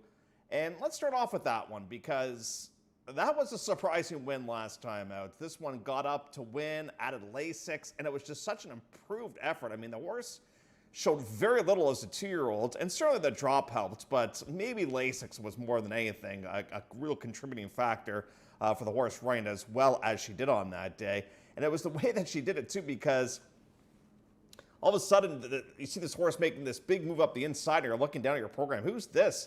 It's Velocita who is doing that, and that was a powerful, powerful run. So I don't blame them for taking a shot now for 40. Non-winners of 2. In fact, the horse is going to be protected in this race here. Can she duplicate that type of performance? We're going to find out. She's going to have to run even better, I think, to win the race here today. Boulevard Pass will love the run last time out from her. Yes, the inside was good on that day, and she took advantage of it. It was an inside bias track for sure, but I don't even think that matters. I just love the way that she ran coming off the bench on that day. Texas Holiday is a really tough rival there. And just such an improved performance because don't forget, back on June the 21st when she ran, it didn't go all that well. Yeah, she won, but then we never saw her again after that. So I'm really, really hoping that she's able to string consecutive big races together because I think she's a somewhat exciting prospect. And she is the decisive favorite in the Pick 3 Will Pays at $99. Greenwich Pike is the number 4, so came to us after a series of races down the States and didn't take a lot of money first time out here, but didn't have the best of journeys either on that day. So had to really take up at a key portion of that event right around the turn. And unfortunately, after that, just wasn't really able to get back on track. So, I mean, do you just simply give the horse a mulligan for that performance? I don't know. Listen, the fact now that we get to run consecutive races together here today, I think is a major plus. But at the same point, Dale did elect to work this horse on the turf. So I wonder eventually down the line, they really kind of want to get her on the grass. Or maybe they weren't happy with how she worked on the turf, and that's why they're going here to the all-weather surface. Let's get to the number 5 in here, and that one is right now at 7-2, and this is Lorraine's Beauty. Barn's going good. The rider trainer combination, that's going very, very well at this point. The proceedings as well. Was trying to keep up last time out with Texas Holiday. That didn't quite pan out. That was a really slow track on that day, too. You might look at those fractions and say, man, they weren't going much, 47-1, but it was, for whatever reason, a really slow racing surface on that day. So now we get the third start off, the layoff angle in here, and this one reminds me a little bit of the inside horse in here, the 2, because they got that win for 25, and then they had to move all the way up to face 40,000 claiming types, and the waters got a little bit deeper on that day. The number 6 is Him to Her, and Ariana's Tour beat this one last time out. No shame in losing to that horse by any means. And tried to keep up. Ariana's Tour was on the front end. They tried to keep up, and she just succumbed to that pressure and eventually faded to finish in the 4th place position. So she's going to need a little bit of help in this race. She's going to need them to kind of fly a little bit up front because I prefer this horse having a target than being one of the targets in a race. And the 7 is just magnificent. And so from time to time, this horse will absolutely fly home. I like the horse going around 2 turns on the all-weather or 2 turns on the turf, the inside turf course. Going 7/8, I know the horse has got a victory going 7/8, but things are going to have to work out really, really well from a setup point of view, because I do think that she's a little bit pace compromised. She kind of needs things to go her way a little bit. They kind of have to really ding-dong a little bit, or at least be honest up front. And if they do just that, definitely one of the best closers in the field. And this barn is very much due to start making some noise, and it could happen right here. I do find it interesting they're making the equipment changes. The blinkers are going to go on here today. I wonder if that's just to try and keep her a little bit closer to the pace. Fronts are on here today as well. I'll take a shot with the 3 Bull Rapasso. I think today is day number 2, win for that one. We'll find out as they head out towards the track. The last chance for you to play a pick 4 on today's program is coming up here in the 8th.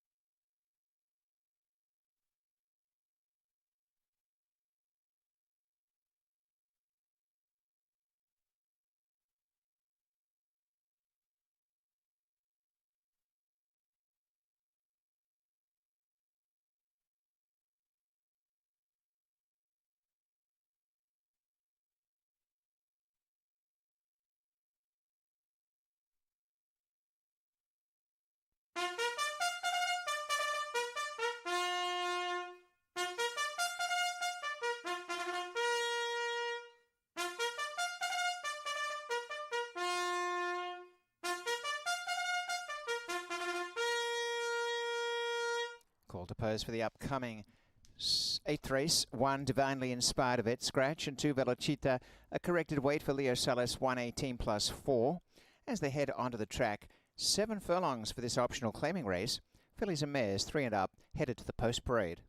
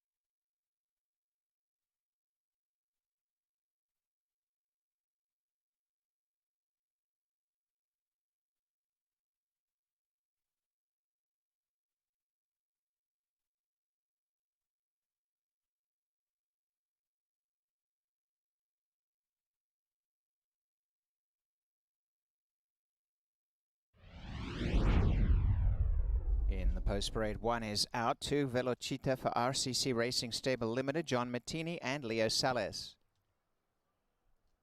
Number 3, Bold Ripasso for Michael Lay, Don McRae and Pietro Moran. 4 is Greenwich Pike. Is trained by Dale DeRusso for Jamie Frost with Rafael Hernandez. Number 5, Lorraine's Beauty. Howard Keane is the owner. Trainer Krista Cole with Romero Mirage. 6, Him to Her for Ken Lee, Dennis Mitchell and Twin Bullet Stable. Trainer Julia Carey, the rider Ryan Munger. And Just Magnificent, number 7, is in the barn of Yvette Chartrand Hook for Sue Leslie, V&SK and Chris O'Dell. The rider is David Moran. 5 minutes.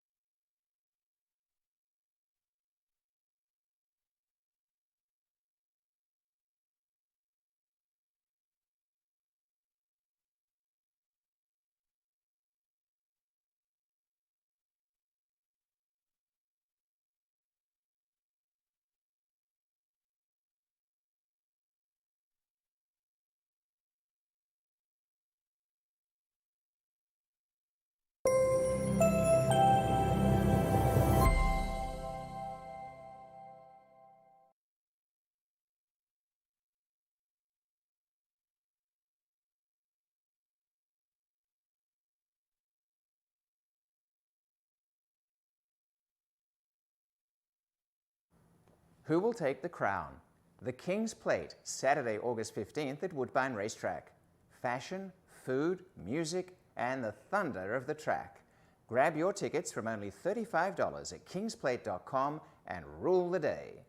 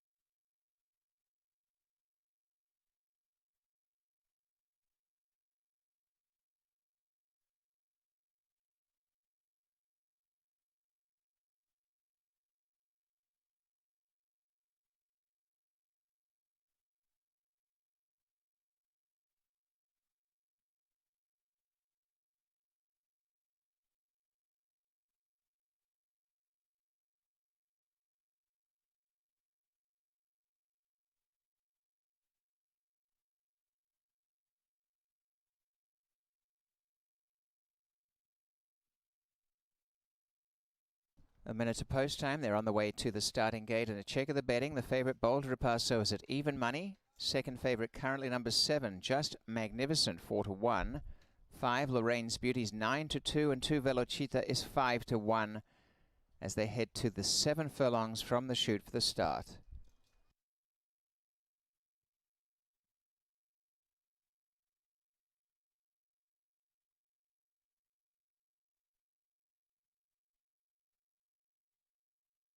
Inside runner will be Velocita because of the scratch of horse 1. The last start winner, Velocita, coming up. The rider is now Leo Sales. Kamari Blackett off for the rest of the program as they move in. Hot conditions, not excessive with the humidex a little lower today, but the wind is strong as they move up. Velocita goes in, followed along by the hot favorite Bold Ripasso, and is at 6-5. And beautifully turned out, goes to the line for Pietro Morin. Now it's the turn of Greenwich Pike. 3 wins so far today. Rafael Hernandez, he's the rider. Next up is Lorraine's Beauty for Romero Mirage, and this field is close to a start. Him to Her for the barn of Julia Carey. And taking action today in the betting, again, Just Magnificent, and the last to load. Fillies and mares in the gate. Stand by for a start. And they're off, and Just Magnificent won the break. Velocita was slow on the inside and going straight to the lead. Bold Ripasso from Just Magnificent, and splitting horses. Greenwich Pike has gone to second as they come away as a trio by about 2.5 lengths. Lorraine's Beauty coming up nicely in 4th. Next to last over on the outside, Him to Her, and Velocita at the back. Greenwich Pike testing Bold Ripasso early on. Bold Ripasso still in front, sustains the lead by a neck. 1.5 to Lorraine's Beauty, has a nice trail in 3rd. 1/2 to Just Magnificent. Second last, Him to Her. The grey at the back, Velocita. Only 3.5 covers the pack. Bold Ripasso head on the chest in front. About a long neck to Greenwich Pike. Lorraine's Beauty's had a snug position the rail, and Just Magnificent the outside. Next to last, Him to Her, and last of all is Velocita. They took that last fraction pretty casually, and Bold Ripasso in front of Greenwich Pike. Coming up 3 wide, Just Magnificent. Waiting in the wings, Lorraine's Beauty. On the outside, Him to Her, and last Velocita coming 3 wide. Bold Ripasso accelerates, taken on by Just Magnificent. Greenwich Pike giving ground. Lorraine's Beauty on the inside. Now it's a catch me if you can. Bold Ripasso by 2 lengths. In the second spot, Just Magnificent is all out. Down the outside, Him to Her. Up the rails is Lorraine's Beauty. Bold Ripasso still full of run. And Bold Ripasso, they're not catching Bold Ripasso. Pietro Morin just going on with it. And a very impressive boundful win, 4 lengths. Him to Her has run second, third Just Magnificent, then Lorraine's Beauty, Velocita, and Greenwich Pike at the back. 124.78.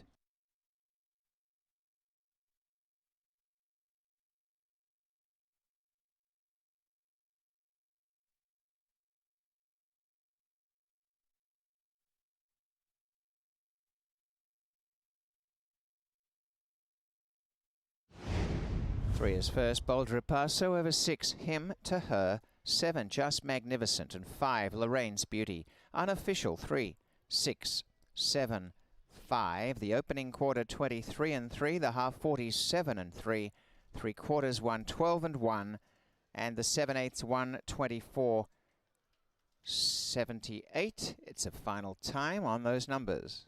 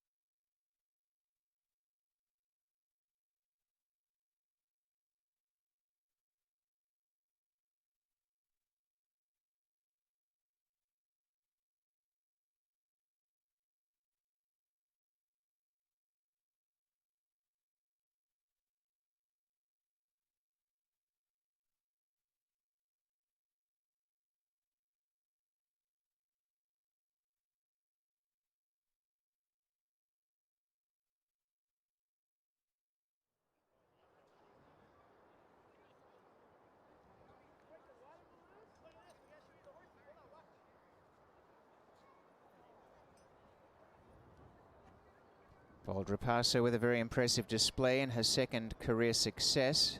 The lightly raced 4-year-old Bay filly coming back as the winner for Michael Lay, trainer Don McRae, and jockey Pietra Morin, with Bold Ripasso bred by Dina Springs, the Ontario bred by Shaman Ghost from Bold Senorita. And she put the writing on the wall last start in her first run back, and now a winner, her second career success.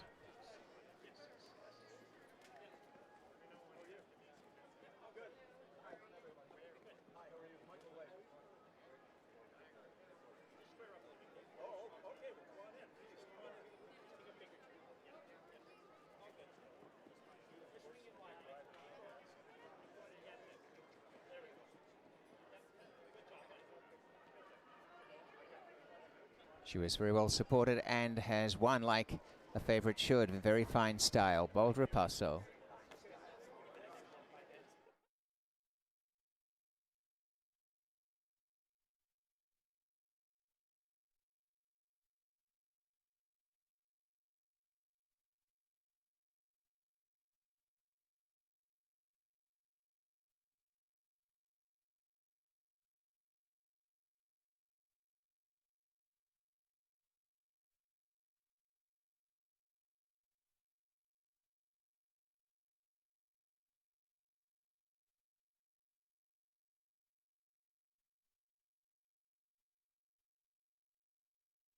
Here are the prices that exacta, 3-6-19.90. The winner was $4.20 for the win payout. 6 him to her, $6.20 to place. The trifecta 3-6-7, 25.75. The super 3-6-7-5, $52.90.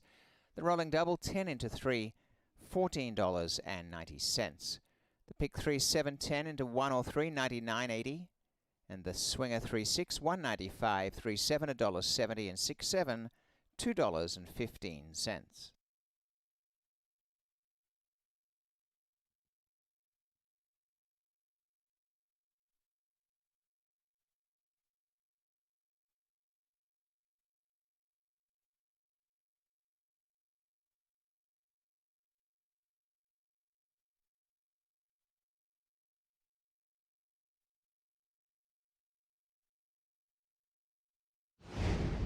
Start. And they're off, and Just Magnificent won the break. Velocita was slow on the inside and going straight to the lead. Bold Ripasso from Just Magnificent, and splitting horses. Greenwich Pike has gone to second as they come away as a trio by about 2.5 lengths. Lorraine's Beauty coming up nicely in fourth. Next to last over on the outside, Him to Her and Velocita at the back. Greenwich Pike testing Bold Ripasso early on. Bold Ripasso still in front, sustains the lead by a neck. 1.5 to Lorraine's Beauty, has a nice trail in third. 1/2 to Just Magnificent. Second last, Him to Her. The grey at the back, Velocita. Only 3.5 covers the pack. Bold Ripasso head on the chest in front. About a long neck to Greenwich Pike. Lorraine's Beauty's had a snug position the rail, and Just Magnificent the outside. Next to last, Him to Her, and last of all is Velocita. They took that last fraction pretty casually, and Bold Ripasso in front of Greenwich Pike. Coming up 3 wide, Just Magnificent. Waiting in the wings, Lorraine's Beauty. On the outside, Him to Her, and Lars Velocita coming 3 wide. Bold Ripasso accelerates, taken on by Just Magnificent. Greenwich Pike giving ground, Lorraine's Beauty on the inside. Now it's a catch me if you can. Bold Ripasso by 2 lengths. In the second spot, Just Magnificent is all out. Down the outside, Him to Her. Up the rails is Lorraine's Beauty. Bold Ripasso still full of run. And Bold Ripasso, they're not catching Bold Ripasso. Pietra Morin just going on with it. And a very impressive boundful win, 4 lengths. Him to Her has run second, third Just Magnificent, then Lorraine's Beauty, Velocita, and Greenwich Pike at the back.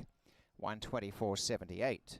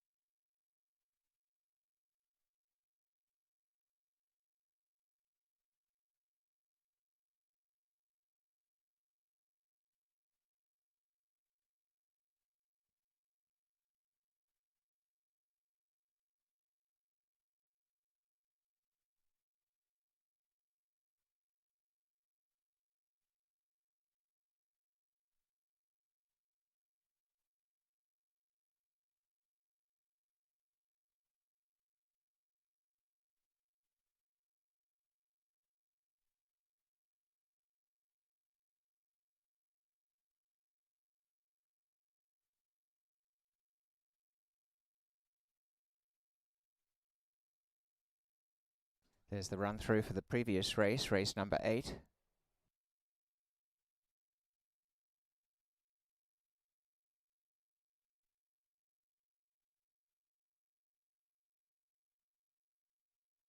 As we come to race 9, just the one change. Number 2, Lady Virago, is a pound over, and post time is in 20 minutes.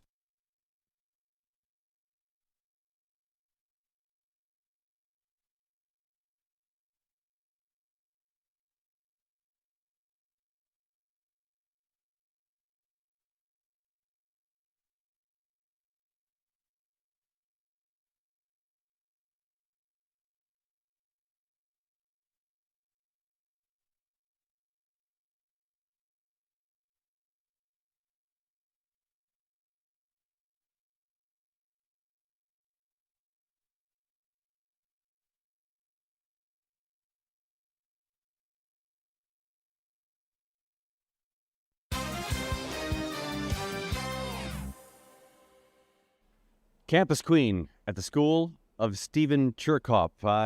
She got that first education on the dirt at Gulf Stream and, followed that up here on the Tapeta with a game effort in her second lifetime start. Did she impress?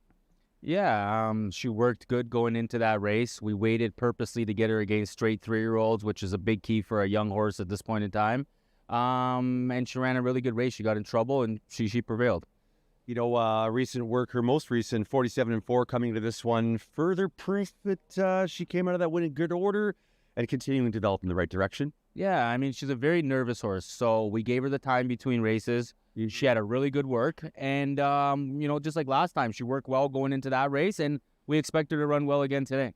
Well, a similar scenario for a few in this one where, you get that first win, and now you're against some older, more experienced horses as well, and some experienced 3-year-olds. A tough spot, or did the way she win and even the buyer she posted give you cause for optimism? Yeah, I mean, listen, it was our first start from her. We claimed her from Gail Cox, who's a really good trainer and spends a lot of time with her horses. So we knew that she had, coming from a good barn with good hands, and she's a nervous horse. So we just tried to work on that. And I mean, I think 5.5 was too short for her, but it was straight 3-year-olds, and that's why I waited to run her there. So now today she steps up against older horses, but she's getting distance. And, being a 3-year-old filly Ontario bred, there's some options with races down the line. And if we could stretch her out, maybe we can hit one of those 3 races possibly. In terms of her racing style at this point, what are her natural tendencies, and what might you be trying to develop at this point, if anything? I think if anything, just trying to work on her to settle. Like I said, her mind, she's a very high-strung horse, and Emma's worked her every time and spent a lot of time with her in the mornings, and she seems to be coming in the right direction. Maybe it's maturity, maybe it starts. So I think the key is for letting her to settle, be in a good spot, and make her run when she needs to. Great, good luck. Thank you so much. Race number 9 coming up next from Woodbine. After we just saw Bold Rapasso, as expected, to have a nice performance to pull off the victory at a very low number. Chance to start off the late pick 3 here for race number 9. We're going to go 6.5 furlongs, an optional 50 non-winners of 2 for the fillies. And here's a look at Zarabella.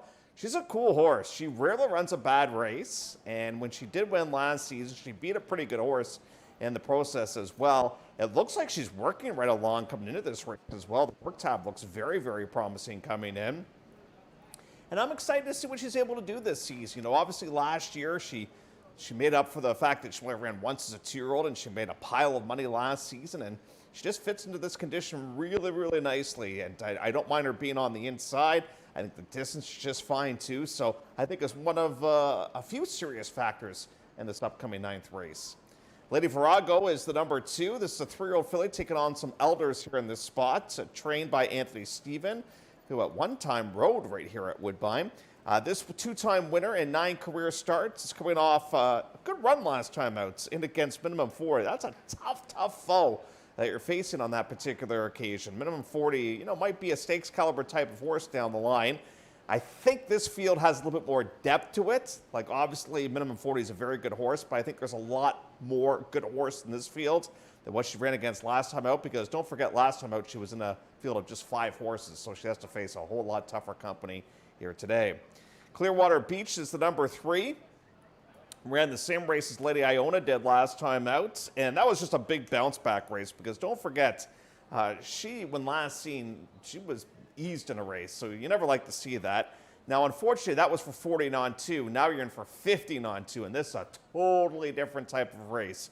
So I imagine the race they wanted to go in didn't go, or they're afraid of losing the horse for $40,000. So that's why they're in this particular event here today. Thank you, India, as the number 4. I don't know what to do with her. She ran in a race at Santa Anita last time out, and she won. It's a really interestingly written race because it's a restricted maiden optional claimer. She was not in for the tag, and she absolutely crushed on that day with the addition of Lasix. So now she comes here to Woodbine, and she's been working very, very quickly coming into this race too. So she might be a real serious threat in this race. I'm personally going to take a bit of a wait and see approach myself, but I would not be surprised if she were able to wire the field in here because those California speed horses, they are very, very quick. Campus Queen, we heard some very interesting comments, courtesy of Steve Chirkop about this one. It was nice they got an immediate return on their investment in that most recent race. And the thing that kind of stands out to me about the interview there with Paul was that, you know, she's a bit of a nervous type of horse. So if she can kind of get that behind her a little bit, they might have something to kind of build on in here. She gets a little bit more ground to work with. And obviously, as Steve said on that interview too, you know, she is an Ontario bred horse. So you're thinking like maybe Oaks, if at all possible, if she's able to stretch things out. But they're going to stick and stay sprinting here at this point and maybe cross that bridge down the road. The number 6 is Lady Iona.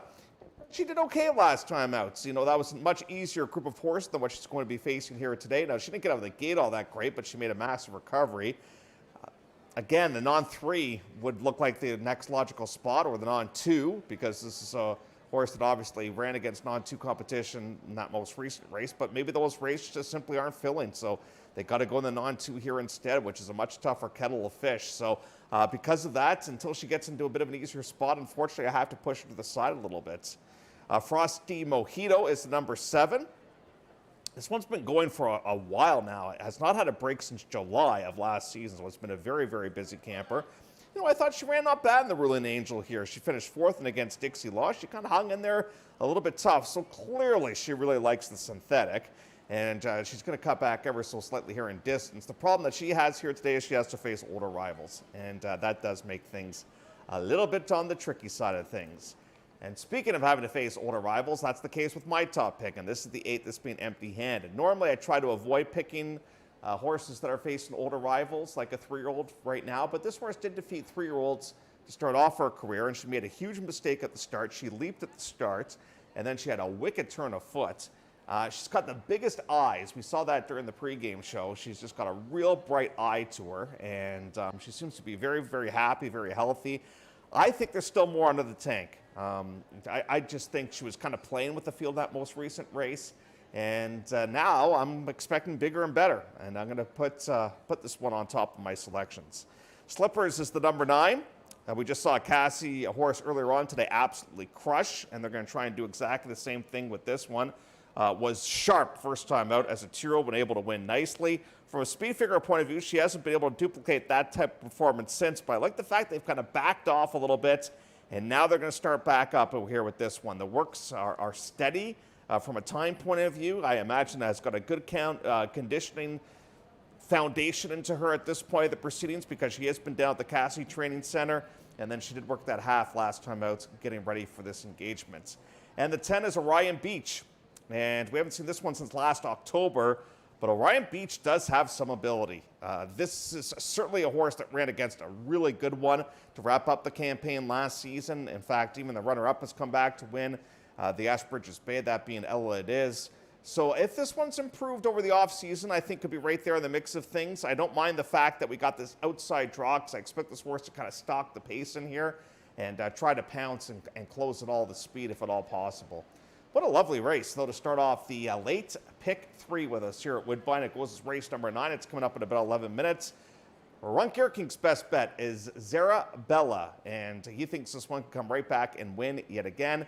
And then we have Doug's best bets coming up in race number 10 on the program with English Actor. 11 minutes to go before race number 9 on the all-weather.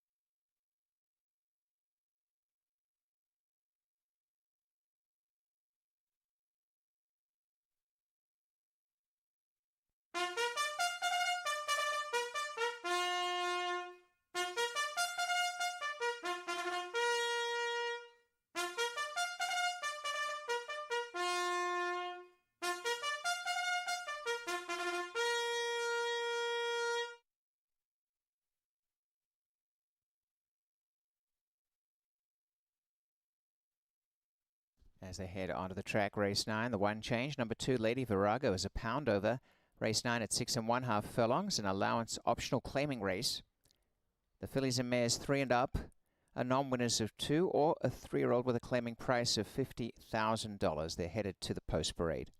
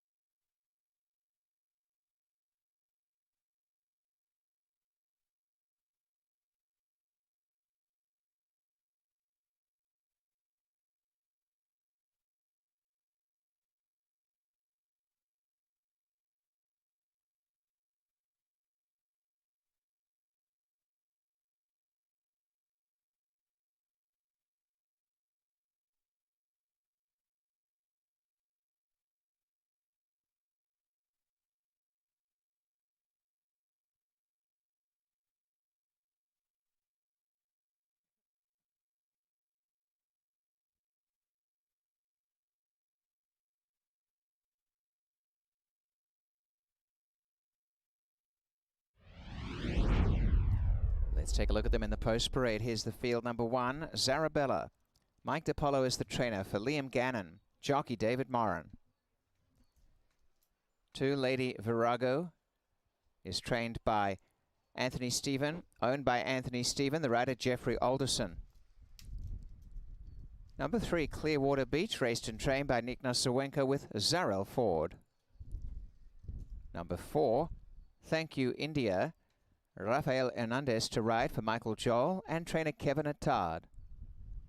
Number 5, heading out now, Campus Queen, is in the barn of Stephen Cherkop for Zealy Racing Stables with Emma Jane Wilson. Lady Iona, number 6, is owned by John Dewick and trained by Darwin Benak with Eswan Flores. 7, Frosty Mojito for Hall Stables LLC, Paul McEntee trainer, rider Pietro Moran. 8 is Empty Handed. Discovery Racing, Goldie Stables and Team McCrocklin owners, trainer Julia Carey, jockey Ryan Munger. Slippers, the 9 for DJ Stable LLC, Mark Cassie and Romero Mirage.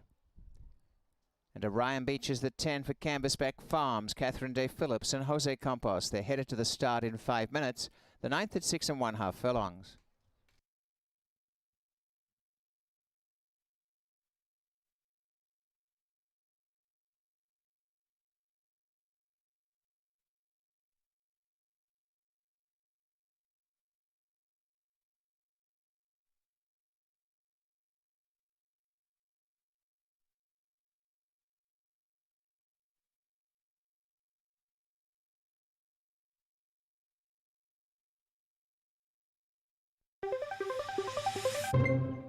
Here with Julia Carey, conditioner of Empty Handed, who was full marks in her first start.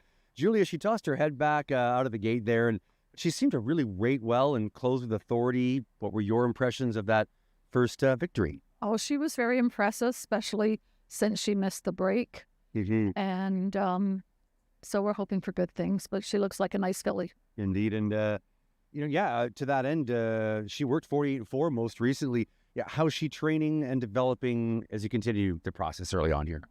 She seems to be in good order. The racing isn't shaking her up in any way. She's very professional. She's very well schooled before I got her from the people in Florida that had her. And so my job was easy.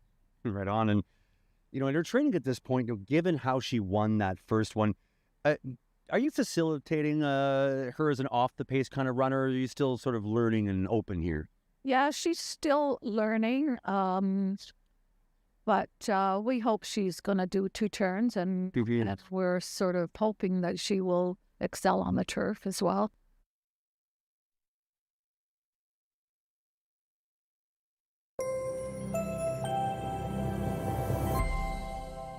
3 minutes to place your bets.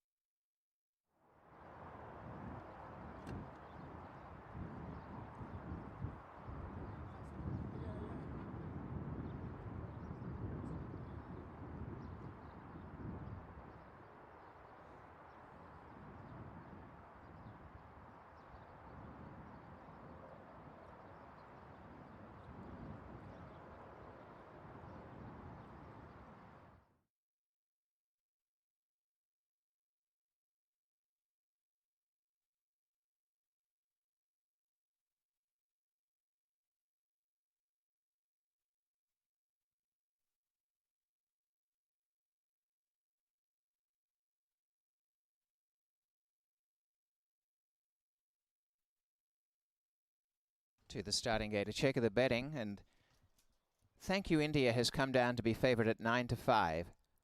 7-2 in the betting. Number 8, Empty Handed. 6-1, numbers 1, Zarabella, and 9, Slippers. Campus Queen 7-1.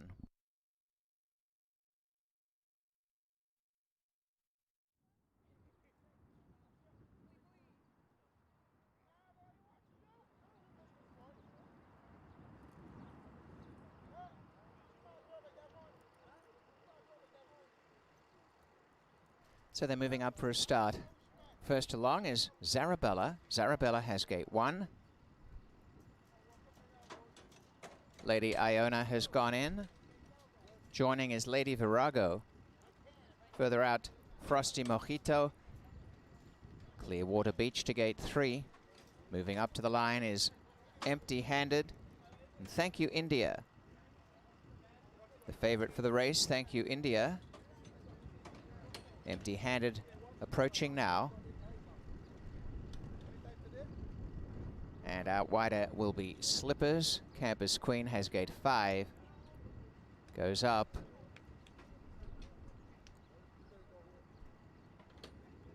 And to the outside gate of Ryan Beach. Stand by for a start. Jose Campos, the outside gate of Ryan Beach. And the field is set to run. They're locked up. They're off. And a very good start of Ryan Beach. Showing up is Frosty Mojito with Slippers for the lead. And nearer the inside, coming through now in the center. Thank You India. And Pierces to the front. Tracked along by Zarabella and also their Lady Virago. They've come away by a length and a half. Campus Queen, Lady Iona. And Empty Handed is on their outside heading forward. And last on the rails, Clearwater Beach. Getting out in front, Thank You India, travelling well by a length and a half. Zarabella, Ryan Beach, and back to 4th is Frosty Mojito. Empty Handed has come up on the outside to join Lady Virago, their mid-pack, and 2 to Slippers from Clearwater Beach, Campus Queen, and last Lady Iona. Thank You India rolls off the turn by 2.5 to Zarabella and Orion Beach. 4 lengths away is Empty Handed, who's starting to run on well. A break in the field to the others, trying to get home on the inside is Clearwater Beach. Slippers around the outside, turning. And Thank You India's travelled the best in front. A couple clear in second placing. Zarabella on the outside, Orion Beach, and they haven't got to Thank You India. Coming on again, Orion Beach, Zarabella, they're plugging on, and down the set of the track, Empty Handed. It's Thank You India by 2 lengths, kicking on well here is Zarabella, and now Slippers is really flying, picking up the feet quickly, and Slippers will win. Slippers race past them as if they're standing still. Another one for DJ Stable as Slippers wins 4 lengths, Zarabella, Empty Handed, and Clearwater Beach. The race time is up at 1:17:58.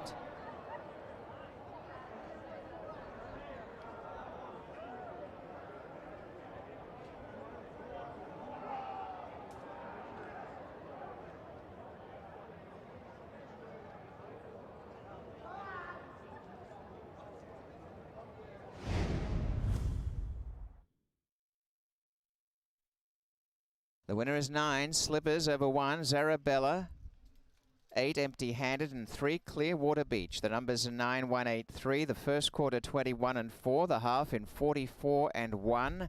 3 quarters 1, 10 and 3.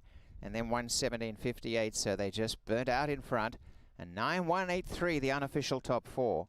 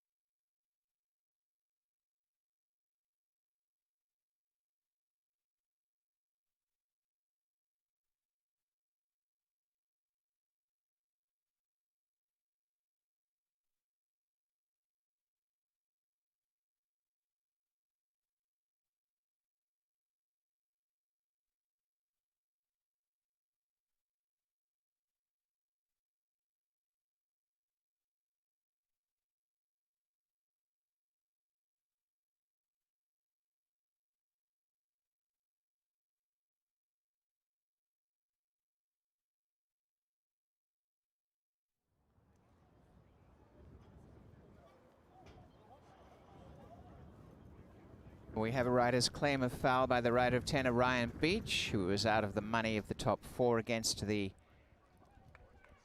second place finisher, number 1, Zarabella, alleging interference at the 8th pole.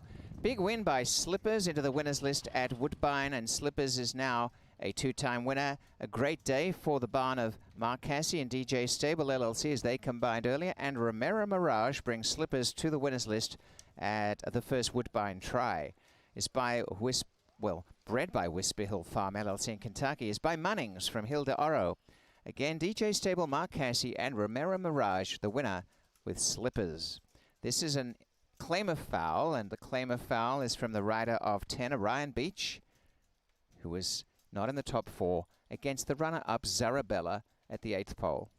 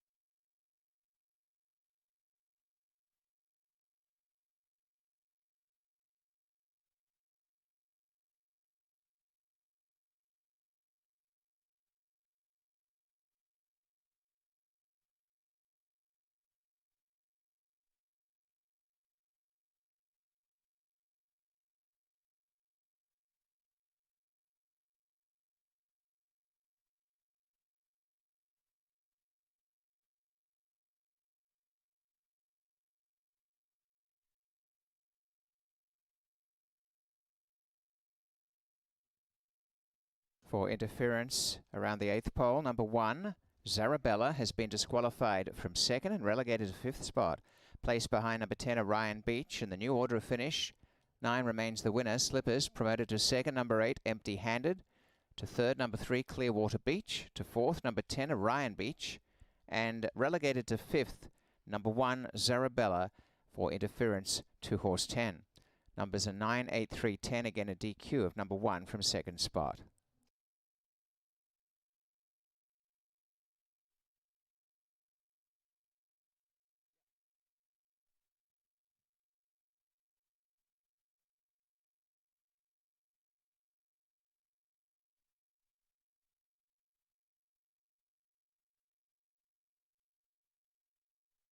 So that result will become official on a new order of finish, 9, 8, 3, 10. And again, back to 5th, number 1, Zarabella.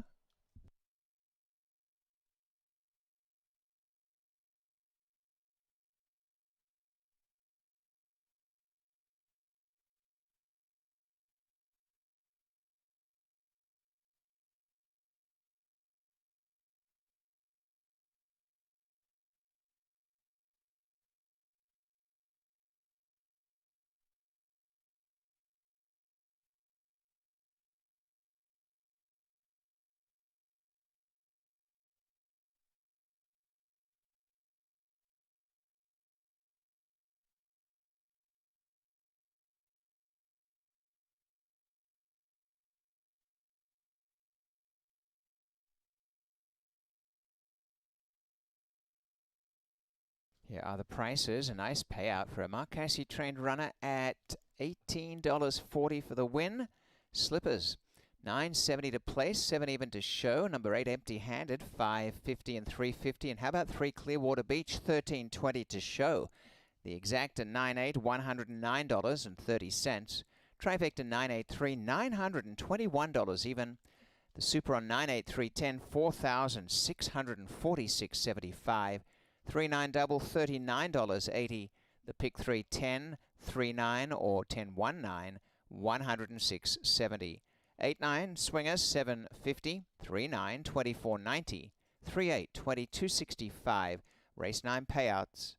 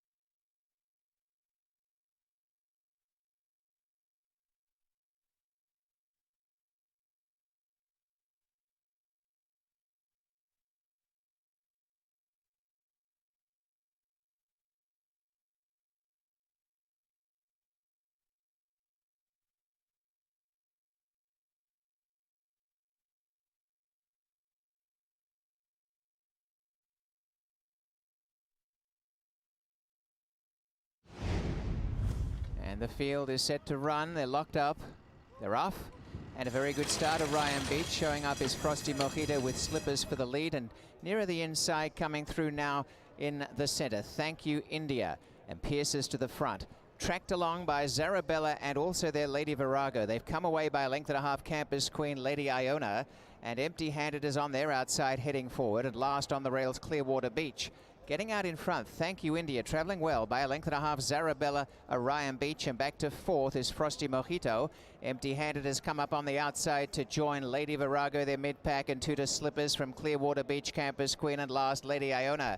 Thank You India rolls off the turn by 2.5 to Zarabella and Orion Beach. 4 lengths away is Empty-handed, who's starting to run on well. A break in the field to the others, trying to get home on the inside is Clearwater Beach. Slippers around the outside, turning, and Thank You India's travelled the best in front. A couple clear in second placing. Zarabella on the outside, Orion Beach, and they haven't got to Thank You India. Coming on again, Orion Beach, Zarabella, they're plugging on, and down the centre of the track, Empty-handed. It's Thank You India by 2 lengths, kicking on well here is Zarabella, and now Slippers is really flying, picking up the feet quickly, and Slippers will win. Slippers race past them as if they're standing still. Another one for DJ Stable as Slippers wins 4 lengths, Zarabella, Empty-handed, and Clearwater Beach.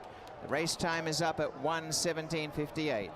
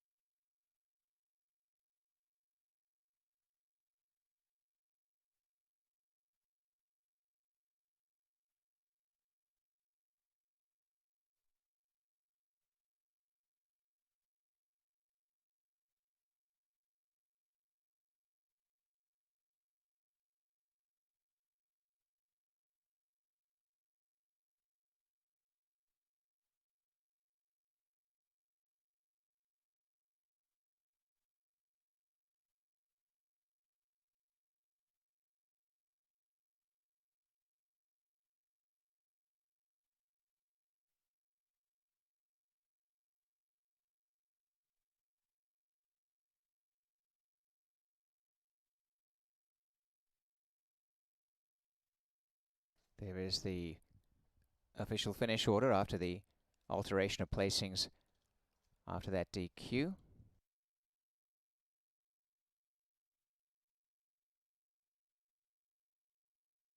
We come to the 10th, which starts the final double, and it's back to the inner turf. 4 is out. Magnet Time as a vet scratch, and so too number 9, Watsonville Red as a vet scratch. Post time in 13 minutes for the 10th.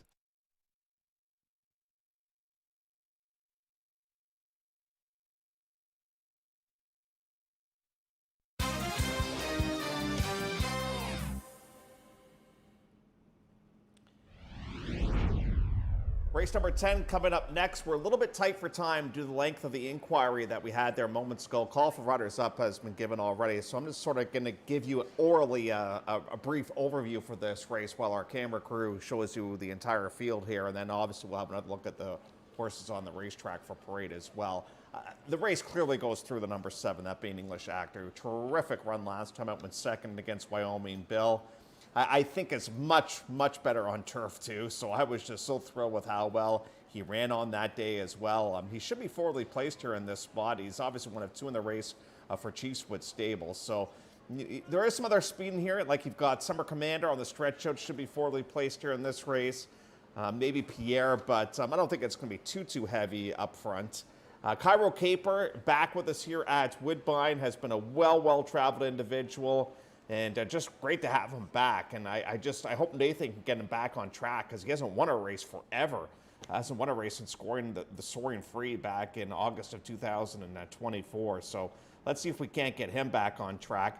Wicked Django, just nice to see him back. Hopefully we can get him back on a bit of a regular rotation right now because, you know, he's been a horse that had just obviously won a race last season, got hurt at the start of the year, and then they brought him back for the one race, and that didn't go well. And that was a bit of a rush job, too, because he barely had any works into him on that particular occasion as well. The 8 Pierre, you know, I thought he looked good last time, and obviously he's got to face tougher competition in here, and that makes things a bit of a challenge. And Sudbury's Ghost, that's the best race I think I've ever seen him run last time out in the non-winners of 2, other than against Ice Chocolate. I thought he ran tremendous, so maybe he's kind of back on track a little bit as well. But the race clearly goes through the 7, that being English Actor. Right now, 2-1 as we speak.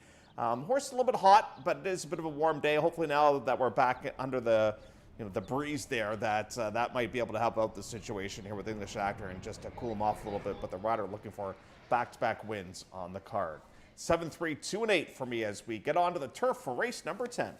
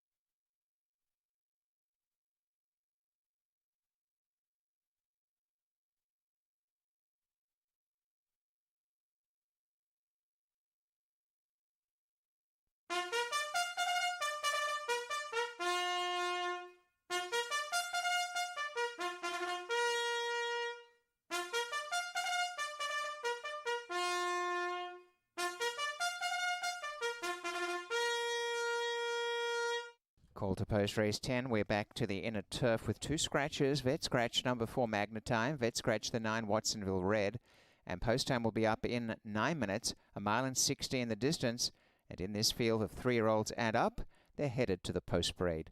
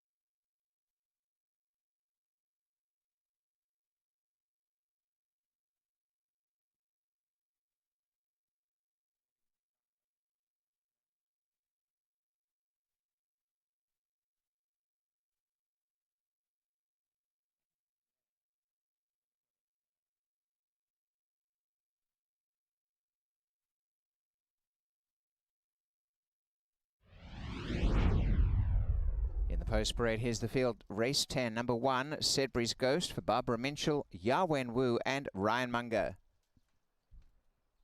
2, Wicked Django, trained by Renico Lafond for Ryan Brewster with Kevin Nichols. 3 is Cairo Caper, trained by Nathan Squires for William B. Thompson Jr. and rider Jose Campos. 4 is a Scratch, Chiefswood Stables Limited with the 5, 40 and 5. The rider is Esjuan Flores, trainer Josie Carroll. Summer Commander, number 6 for Anne and William Scott, trained by Stuart Simon with Rafael Hernandez. Chiefswood Stables Limited, also the owners of number 7, English Actor. In the saddle, Romero Mirage, and trained by Rachel Holden. Number 8 is Pierre for Alan Bill Alwelling, trainer Kevin Attard and rider Pietro Moran. 9 is out, and number 10, Junipero Serra, in the barn of Audrey Chung for Bruno Sugar with Leo Salas, and post time in 6 minutes.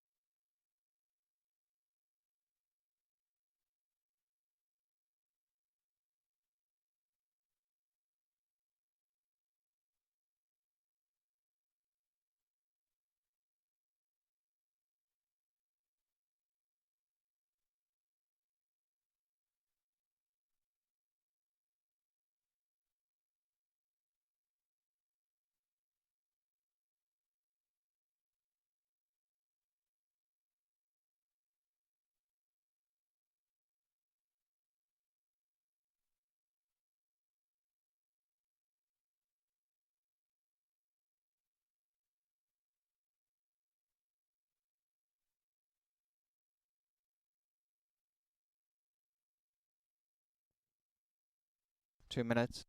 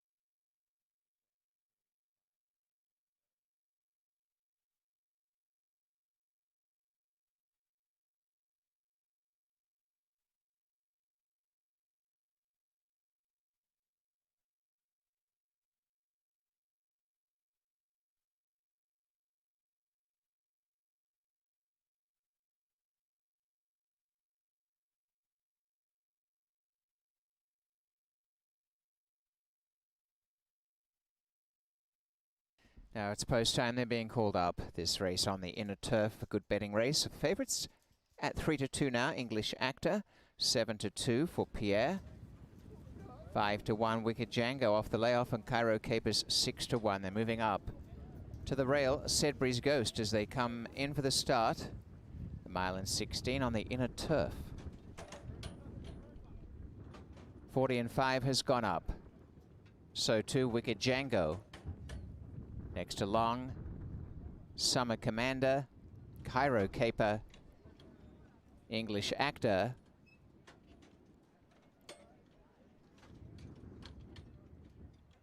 Pierre moving forward, last start winner.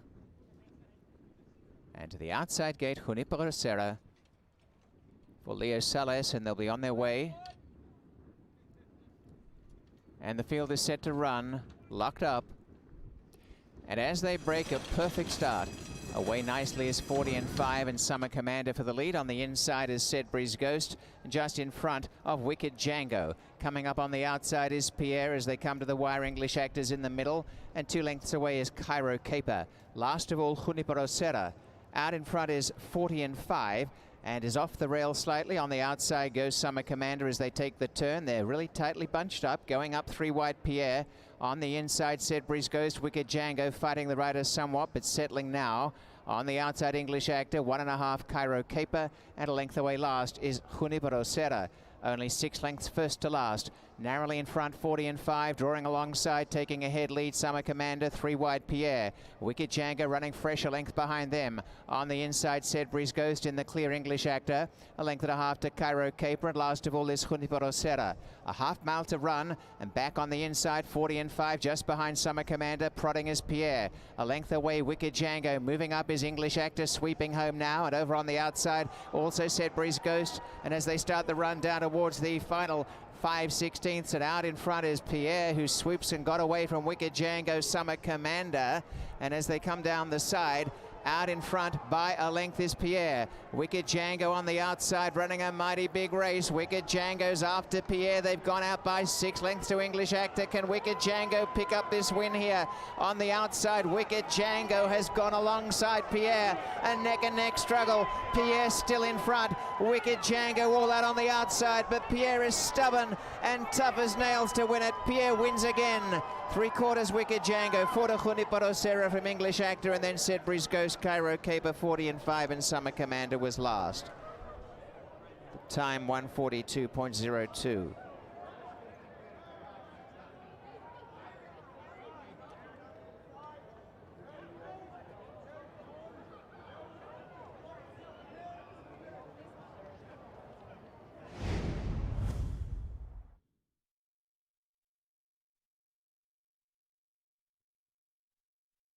Number 8, Pierre is first, 2 Wicked Django second, third number 10, Junipero Serra, 7 fourth, English Actor. Numbers are 8, 2, 10, 7.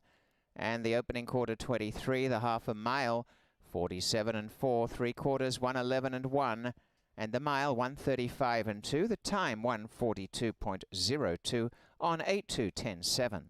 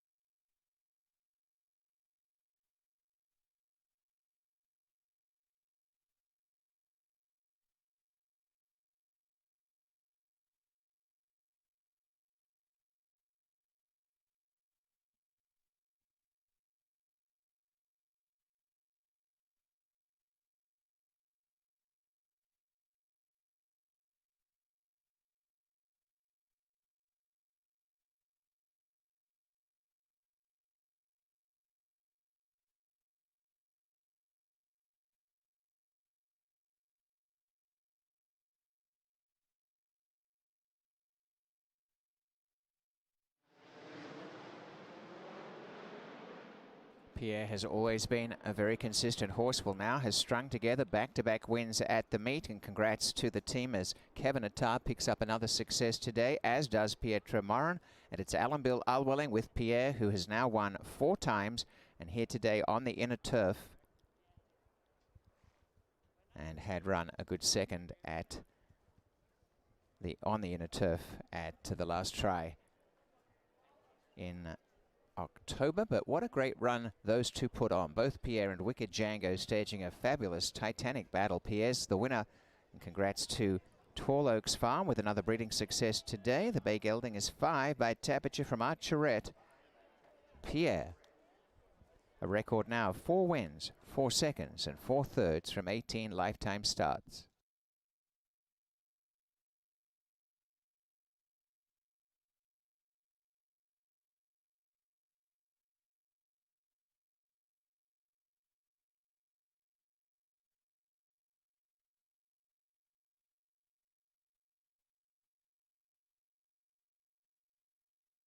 For the win, Pierre has returned $9 even. 2 Wicked Django, 6.30 and 5.40, and number 10, Junipero Serra, 7.50 to show. A 2 Exacta, $84.50. The Trifecta, $353.45. The Super 8, 210.7, $1,438 even. The Rolling Double, 9.8, $144.20. And the Pick 3, 398 or 198, $133.65. 2-8 Swinger, $1.80. A 10, $14.30, and 210, $33.55.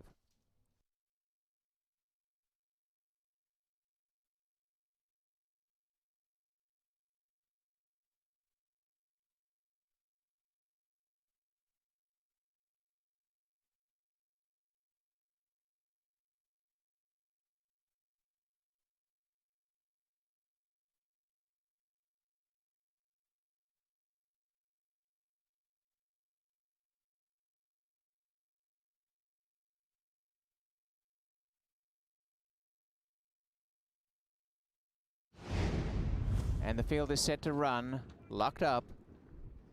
And as they break, a perfect start. Away nicely is 40 and 5 and Summer Commander for the lead. On the inside is Sedbury's Ghost, just in front of Wicked Django. Coming up on the outside is Pierre as they come to the wire. English Actors in the middle, and 2 lengths away is Cairo Caper. Last of all, Junipero Serra. Out in front is 40 and 5. And is off the rail slightly. On the outside goes Summer Commander as they take the turn. They're really tightly bunched up. Going up 3 wide, Pierre. On the inside, Sedbury's Ghost, Wicked Django fighting the riders somewhat, but settling now. On the outside, English Actor, 1.5 Cairo Caper, and a length away last is Junipero Serra. Only 6 lengths first to last. Narrowly in front, 40 and 5, drawing alongside, taking a head lead, Summer Commander, 3 wide, Pierre. Wicked Django running fresh, a length behind them. On the inside, Sedbury's Ghost in the clear, English Actor. A length and a half to Cairo Caper, and last of all is Junipero Serra. A half mile to run, and back on the inside, 40 and 5, just behind Summer Commander, prodding is Pierre. A length away, Wicked Django. Moving up is English Actor, sweeping home now, and over on the outside, also Sedbury's Ghost. And as they start the run down towards the final 5/16, and out in front is Pierre, who swoops and got away from Wicked Django, Summer Commander. And as they come down the side, out in front by a length is Pierre. Wicked Django on the outside, running a mighty big race. Wicked Django's after Pierre. They've gone out by 6 lengths to English Actor. Can Wicked Django pick up this win here? On the outside, Wicked Django has gone alongside Pierre. A neck and neck struggle. Pierre still in front. Wicked Django all out on the outside, but Pierre is stubborn and tough as nails to win it. Pierre wins again. 3/4 Wicked Django, 4 to Junipero Serra from English Actor, and then Sedbury's Ghost, Cairo Caper, 40 and 5, and Summer Commander was last. The time 142.02.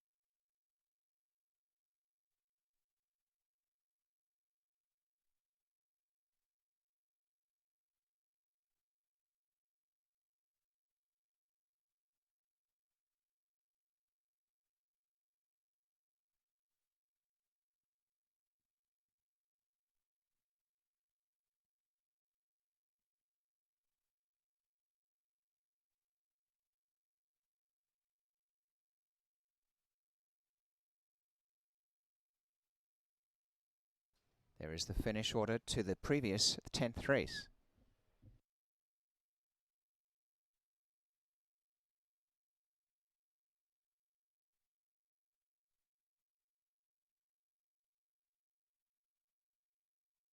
Final race on the program. The rider on number 5, Backstreet Emma, will be Leo Salas, a corrected weight of 118 plus 4. The carryover in the jackpot high 5, $17,527.61 in 20 minutes from now.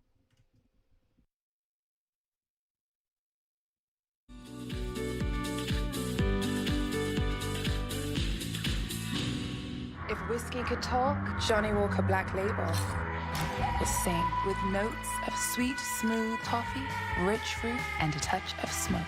Tastes as good as it sounds.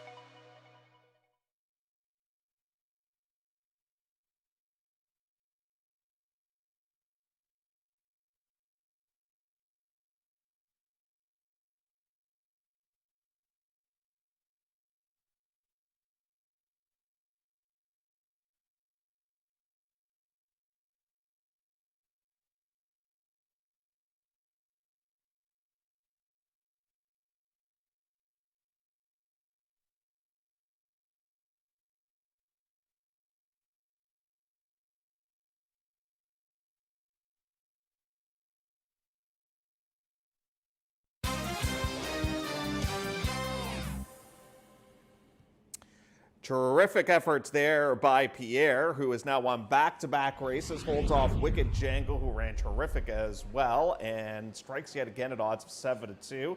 That's the second on the day for Pietro Moran. Rafael Hernandez has won 3, and Mark Cassie has won 2 to this point. Devin Gittins has also won 2, so a lot of repeat winners on the card here so far today. Here's a look at winning agenda as we get set to wrap it up with a main specialweight race. It is very rare that you get a straight 3-year-old main specialweight race. And because of that, everybody wants to go win it. And that's why we have a field of 12, because nobody wants to face older horses if they don't have to. And winning agenda was obviously one last season that showed some ability, finished third 2 starts ago, winning against Live Oak's Viewpoints. They thought enough for her to run her in the Princess Elizabeth. She kind of ran evenly there. But let's see what she's able to do here off the bench. Unfortunately, she is in an extremely difficult race. And the barn had their winning streak halted earlier on today, but obviously they're going very, very well so far. The number 2 is Just in Touch, has been paid up to the plate and went down to Kentucky, ran okay there. And then last time out finished third against Lake Louise and Pharaoh's Affair. The top 2 from that race are extremely nice horses, so that's definitely something that I want to keep an eye on in here. Speed figure wise, she kind of runs the same race each and every time out, and you would think that she's going to have to run a little bit faster to win this particular race here today. But I think she's really close to kind of turning the corner, and she's not too far away from a pretty significant win, and hopefully she'll get her maiden win in the not too distant future. I've been waiting a long time for this horse. This is Aretha, and just now is going to go into the starting gate. As soon as I picked up the overnight, I saw the horse on the overnight, and I said, that's my pick. But then I didn't realize that the 10 was in here, that being Cool Times. Now, you're going to get a better price on this one. So this one is a beautifully bred horse. This is a horse by Tis the Law out of Song of the Lark. Song of the Lark has produced Spite Song and Up With the Birds. Up With the Birds made $1.8 million. Song of the Lark has the Samson pedigree that this horse does possess. She was a one-time winner. She's from the same family as Go to the Sun, has been working forever getting ready for this debut performance. And it was right around this time last year, this barn uncorked a horse by the name of Sultana that debuted in a route race right off the bat and was able to win. And this one could be Sultana 2.0. It's quite possible. And the 10 better have her running shoes on, because I think this horse has got a lot of ability. Pepper Patch, speaking of horses with a lot of ability, I think she's got that. And it was just great to see her bounce back with a much better race last time out. She gave So Kate everything she could handle. And what was so significant was she ran so well first time out. She ran so poorly second time out. I was just happy for the connection's sake that she ran a whole lot better in that last start when finishing the second place position. Now we get the stretch out. Can she go long in here? The mare has produced one route star at this point. That horse hasn't won. The mare herself never ran, but I don't think the stretch out is going to be a problem. And she's a fantastic overlay price right now at 11-1. Backstreet Emma is the number 5 in this spot. Leo Salas will guide this one here today. Picks up the mount for the absent Plaquette in this race. And Backstreet Emma has had a bit of a tough go of it as of late. And the Princess Elizabeth lost by a pretty wide margin, and lost by a pretty wide margin in the comeback racing against Lake Louise. I don't know right now if the horse is in this caliber of competition or not. We're going to find out. This is obviously a pivotal race if they want to go on to some big races for Canadian breds. Let's see how the horse runs here today. But this barn did uncork a pretty nice 2-year-old earlier on here today at Woodbine. Ashley B is number 6. Again, another horse that is King's Plate eligible. They've made the payments and was in against So Kate last time out by Country House, of course, a Derby winner. And Luis Contreras will ride this one. I do think that she'll run all day. I think she definitely wants to go around 2 turns. And she gets a chance to go around 2 turns. Barnes going not bad right now. 7-1. That seems like a horse to me that's taking some action. And a field as loaded as this, that's a horse that's a little bit of an action play horse right now on the board. I think Robert likes this one a little bit in here. Sky Digger is number 7, goes off the claim for Conditioner Bob Tiller. So they took the horse for 25, and this is a massive move up in class. I think the thinking that they have is, let's go into a route race, because the mare, this is from the same family as Pangaea Bay. I realized the mare, her lone win took place sprinting, but still, I think that was kind of their thinking was, let's go into a route race and see what we've got. This is, again, kind of an important race if they want to go on to some big races for Canadian bred horses down the line. Number 8 is Yorkton's Taffy. And this is another Chiefswood horse in this spot. Chiefswood is very well represented here. I think they've got 3 runners in this race, as a matter of fact. And against Dunmore Beach to wrap up the campaign last season. The 6th place finisher came back to win a million optional 50 at Gulfstream Park to wrap up this one's campaign last season. Obviously ran against some pretty tough competition in there. So now we get Flores and Josie Carroll. They've had some success this meet already, and they're hoping to kind of keep it going with this one. Watch this. There's 3 Chiefswood horses in here, and this is probably the most forgotten of them all. And this one is going to pull off the upset. 20-1 right now as we speak with Yorkton's Taffy. Lazy Y Collection is the number 9.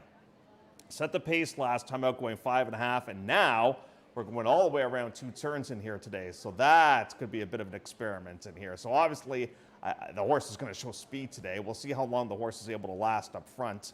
But that's a tough transition going from 5.5 all the way out to 1 mile and 1/16.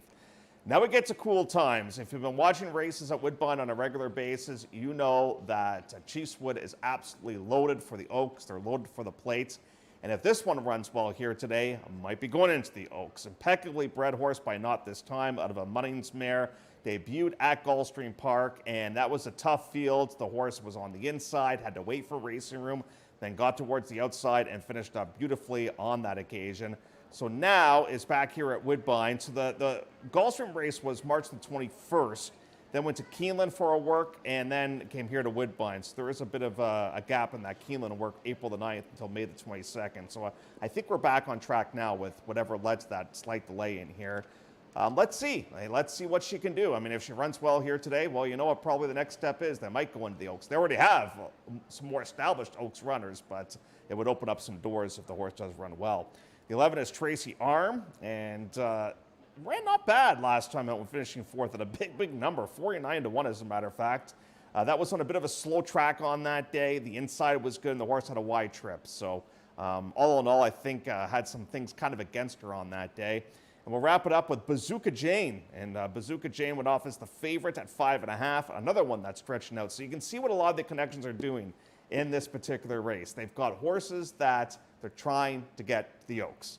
And they want to see if going around 2 turns will open up some opportunities for horses like this. And that might be the game plan here with Bazooka Jane being by Hard Spun and bred here in Canada. So if the horse runs well here, you've got some options for next time. But as we welcome you back inside the studio, we've had some terrific maiden races on the program here today as we get set to close things down.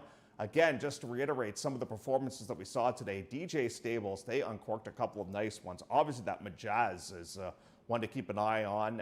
Was purchased out of a sale not all that long ago and just moved over to the DJ stable and was terrific. And we saw Slippers come from off the pace. Pierre was really, really game. Mo Cookie, a 2-year-old winner for conditioner Mike DePaulo. That was terrific to see. And guess what? We're going to have more great action coming up for you tomorrow. If you like baby races, we've got another maiden specialweight race, this time for the boys on tomorrow's card of racing. Elisa Blow back with me. She's right now working alongside Randy Waples and John Rallis as they will have coverage of the Pepsi North America Cup. The first race from Woodbine Mohawk Park gets underway in about 34 minutes from now. All kinds of great wagering opportunities, so please tune in to that so you can watch and wager via hbibet.com.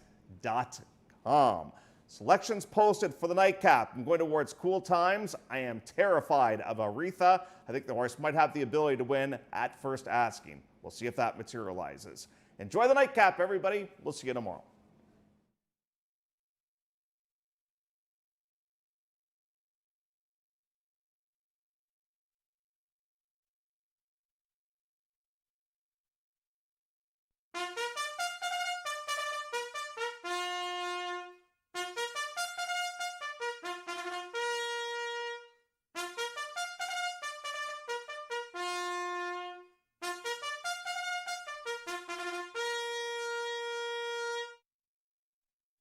Call to post race 11. The final race today sees the rider change on 5, a Backstreet Emma, to Leo Salas with a corrected weight of 118 plus 4 pounds. This race, 1 mile and 16, is a maiden allowance for 3-year-old fillies, and the carryover in the jackpot high 5, $17,527.61. Post time will be up in 8 minutes. Race 11.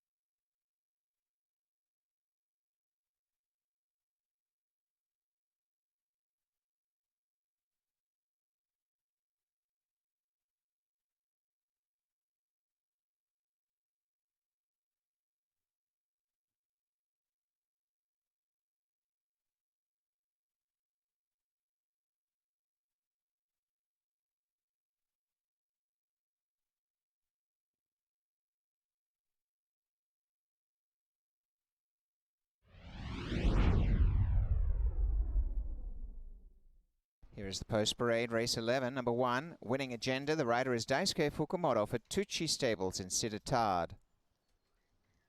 2, Just in Touch, Chiefswood Stables Limited, owners, trainer Rachel Holden. The rider, Romero Mirage. Number 3 is Aretha, owned by X-Men Racing 5 LLC, Madaket Stables LLC, trainer Kevin Attard with Pietro Morin. Number 4 is Pepper Patch, Willow Pond Stable, Timothy Madden, Donald Ferguson Farms Limited, Thomas Hickey and Kingfield Racing Stable Limited, owners, trainer Catherine Day Phillips with Austin Adams. 5, Backstreet Emma, trainer Mike DePaulo for Zealy Racing Stables, the rider Leo Salas. Colebrook Farms with number 6, Ashley B, trainer Patrick Dixon, jockey Luis Contreras. Sky Digger, number 7 for Bruno Chicadans, Robert Tiller and Zarel Ford. Number 8, Yorkton's Taffy, Is one Flores up for Josie Carroll and Chiefswood Stables Limited. Number 9, Lazy Y Collection. Billy Clevenger is the owner. Trainer Krista Cole with rider Keve Nichols. Number 10, Cool Times, trained by Katerina Vasilieva for Chiefswood Stables Limited. Rafael Hernandez, the rider. Number 11, Tracy Arm, is owned by Rogelio Garcia, trainer Sarah Ritchie, and on board Jose Campos. And number 12, Bazooka Jane for Gus and Jim Vlahos, Darwin Banak, and David Moran. The field headed to the mile and 16 start on the main track in 5 minutes.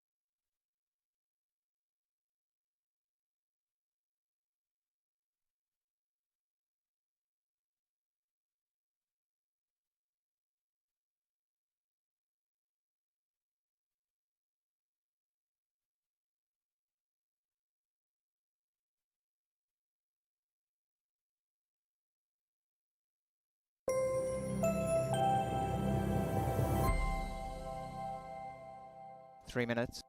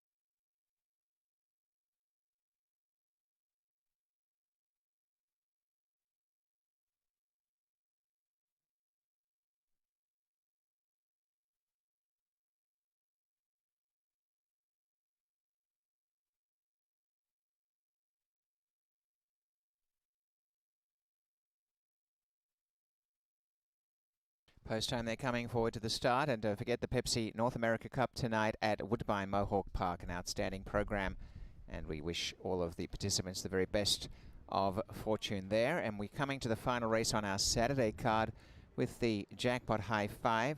And a reminder, 10 races here tomorrow. They're moving up for a start. Winning Agenda is the first to go in at the mile and 16 on the main track, and coming forward to the line, Just in Touch.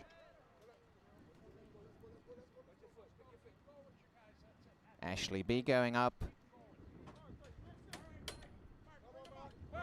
Sky Digger. First time starter here, Aretha, beautifully turned out.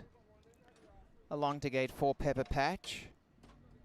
They're just about ready with Yorkton's Taffy.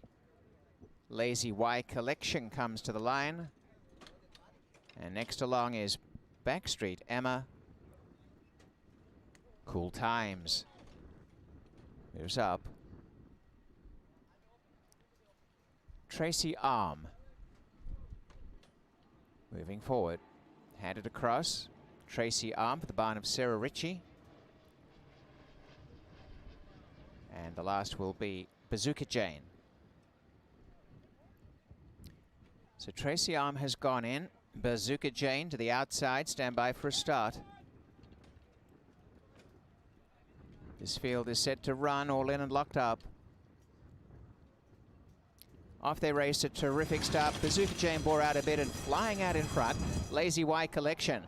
Away sharply is Aretha. Pepper Patch is there and moving up on the outside, Cool Times. A length behind them is Sky Digger and Tracy Arm. And trying to get across now, Bazooka Jane on the inside, moving through his Winning Agenda. Backstreet Emma out wider on the track. In behind them, Ashley B, and second last, Just in Touch. And at the tail of affairs is Yorkton's Taffy, and Lazy Y Collection will slow the pace down. Lazy Y Collection by a length to Cool Times. One away third, Aretha. Lying in fourth, Pepper Patch. Winning Agenda's over on the inside. And up on the outer goes Tracy Arm. About 2 lengths away came Sky Digger, Backstreet Emma. 2 to Ashley B, and then Bazooka Jane. Just in Touch second last, and last, Yorkton's Taffy. And really playing into the hands of the leader here. Lazy Y Collection controlling the pace by a length to Cool Times. Poised in second. 1.5 away is Aretha on the inside, pushing up. And behind them, Pepper Patch, Backstreet Emma, Winning Agenda. And then came Tracy Arm, making ground. Ashley B on the inside of Sky Digger. And then Bazooka Jane, Just in Touch next to last. And Yorkton's Taffy, 3/8 to run. Lazy Y Collection, a length to Cool Times coming forward. Third, Aretha. Back in fourth, Backstreet Emma, Winning Agenda making ground. Behind them, Pepper Patch is dropping off and trying to run for the back on the outside, Bazooka Jane, and now Ashley B the railback. Here goes Cool Times, ranges up. Lazy Y Collection and Cool Times turn together. Aretha the inside, finishing on well. Aretha coming after the leader, Cool Times, Lazy Y Collection, Aretha on the inside. It is Aretha up the rail, and Aretha has certainly got the performance and knows how to do it. Aretha takes center stage in a debut performance. We'll hear a lot more from Aretha by 3.5 lengths to Cool Times, Lazy Y Collection, Winning Agenda, and Just in Touch. 146.67.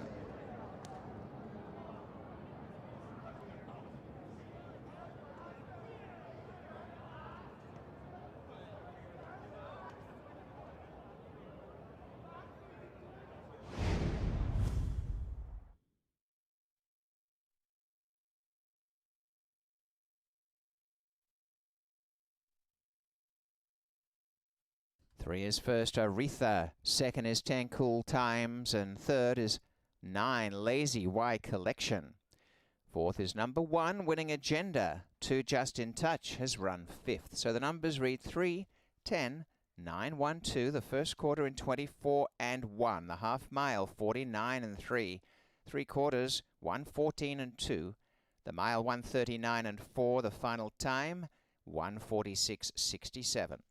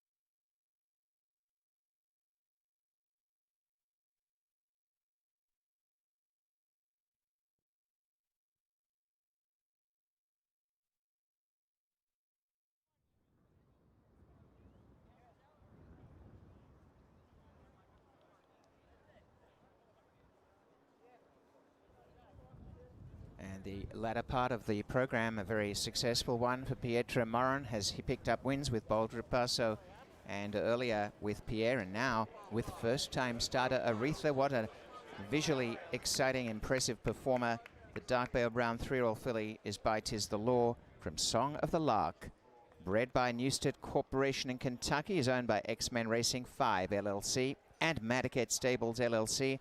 And another success today for Kevin Attard with his third on the day. And Pietra Morin likewise. Aretha, what a very notable win.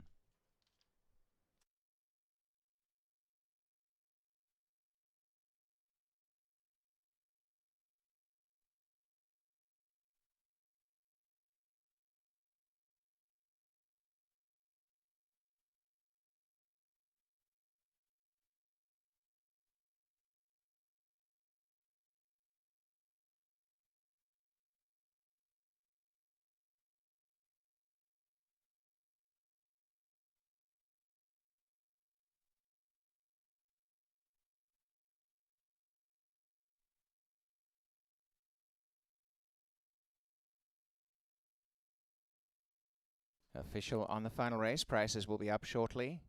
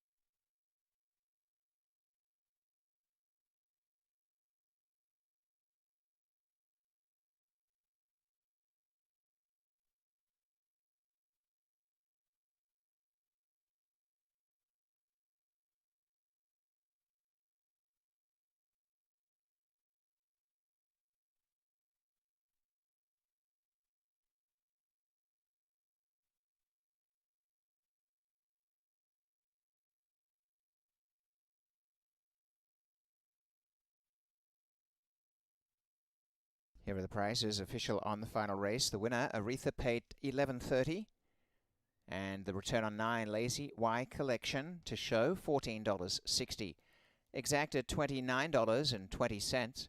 And the trifecta's paid $296.65 on the numbers 3, 10, 9. Number 1, fourth in the Super, $4,108.50. It appears we have a winning ticket in the jackpot high five. The double 8-3, $83 even. The final pick 3, 983, $422.75. And the pick 4, 3983 or 1983, $941.15. The swinger of 310, $4.20. How about 39, $158.40, $910, $9.10.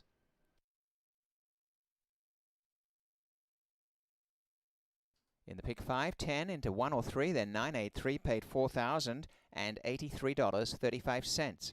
The pick 6, needing 5 of 6, 7 in the first leg, $800.35 is the consolation. Now we do have a carryover tomorrow, $3,361.68. More information on the jackpot high five, which looks to be a hit, a winning ticket out there, would be available later on the Woodbine website, woodbine.com.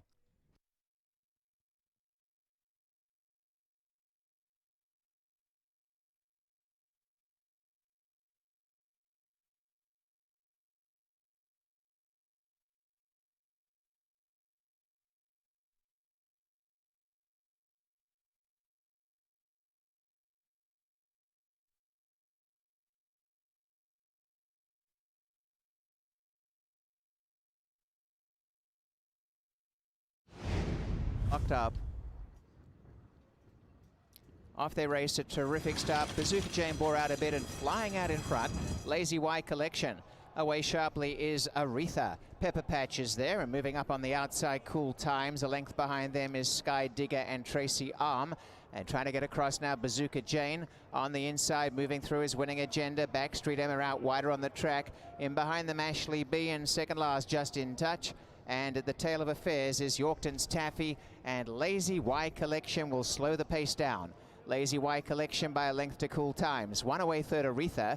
Lying in fourth, Pepper Patch. Winning agendas over on the inside. And up on the outer goes Tracy Arm. About 2 lengths away came Sky Digger, Backstreet Emma. 2 to Ashley B, and then Bazooka Jane. Just in Touch second last, and last, Yorkton's Taffy. And really playing into the hands of the leader here. Lazy Y Collection controlling the pace by a length to Cool Times. Poised in second. 1.5 away is Aretha on the inside, pushing up. And behind them, Pepper Patch, Backstreet Emma, winning agenda. And then came Tracy Arm, making ground. Ashley B on the inside of Sky Digger. And then Bazooka Jane, Just in Touch next to last. And Yorkton's Taffy, 3/8 to run. Lazy Y Collection, a length to Cool Times coming forward. Third, Aretha. Back in fourth, Backstreet Emma, winning agenda, making ground. Behind them, Pepper Patch is dropping off and trying to run for the back on the outside, Bazooka Jane, and now Ashley B the railback. Here goes Cool Times, ranges up.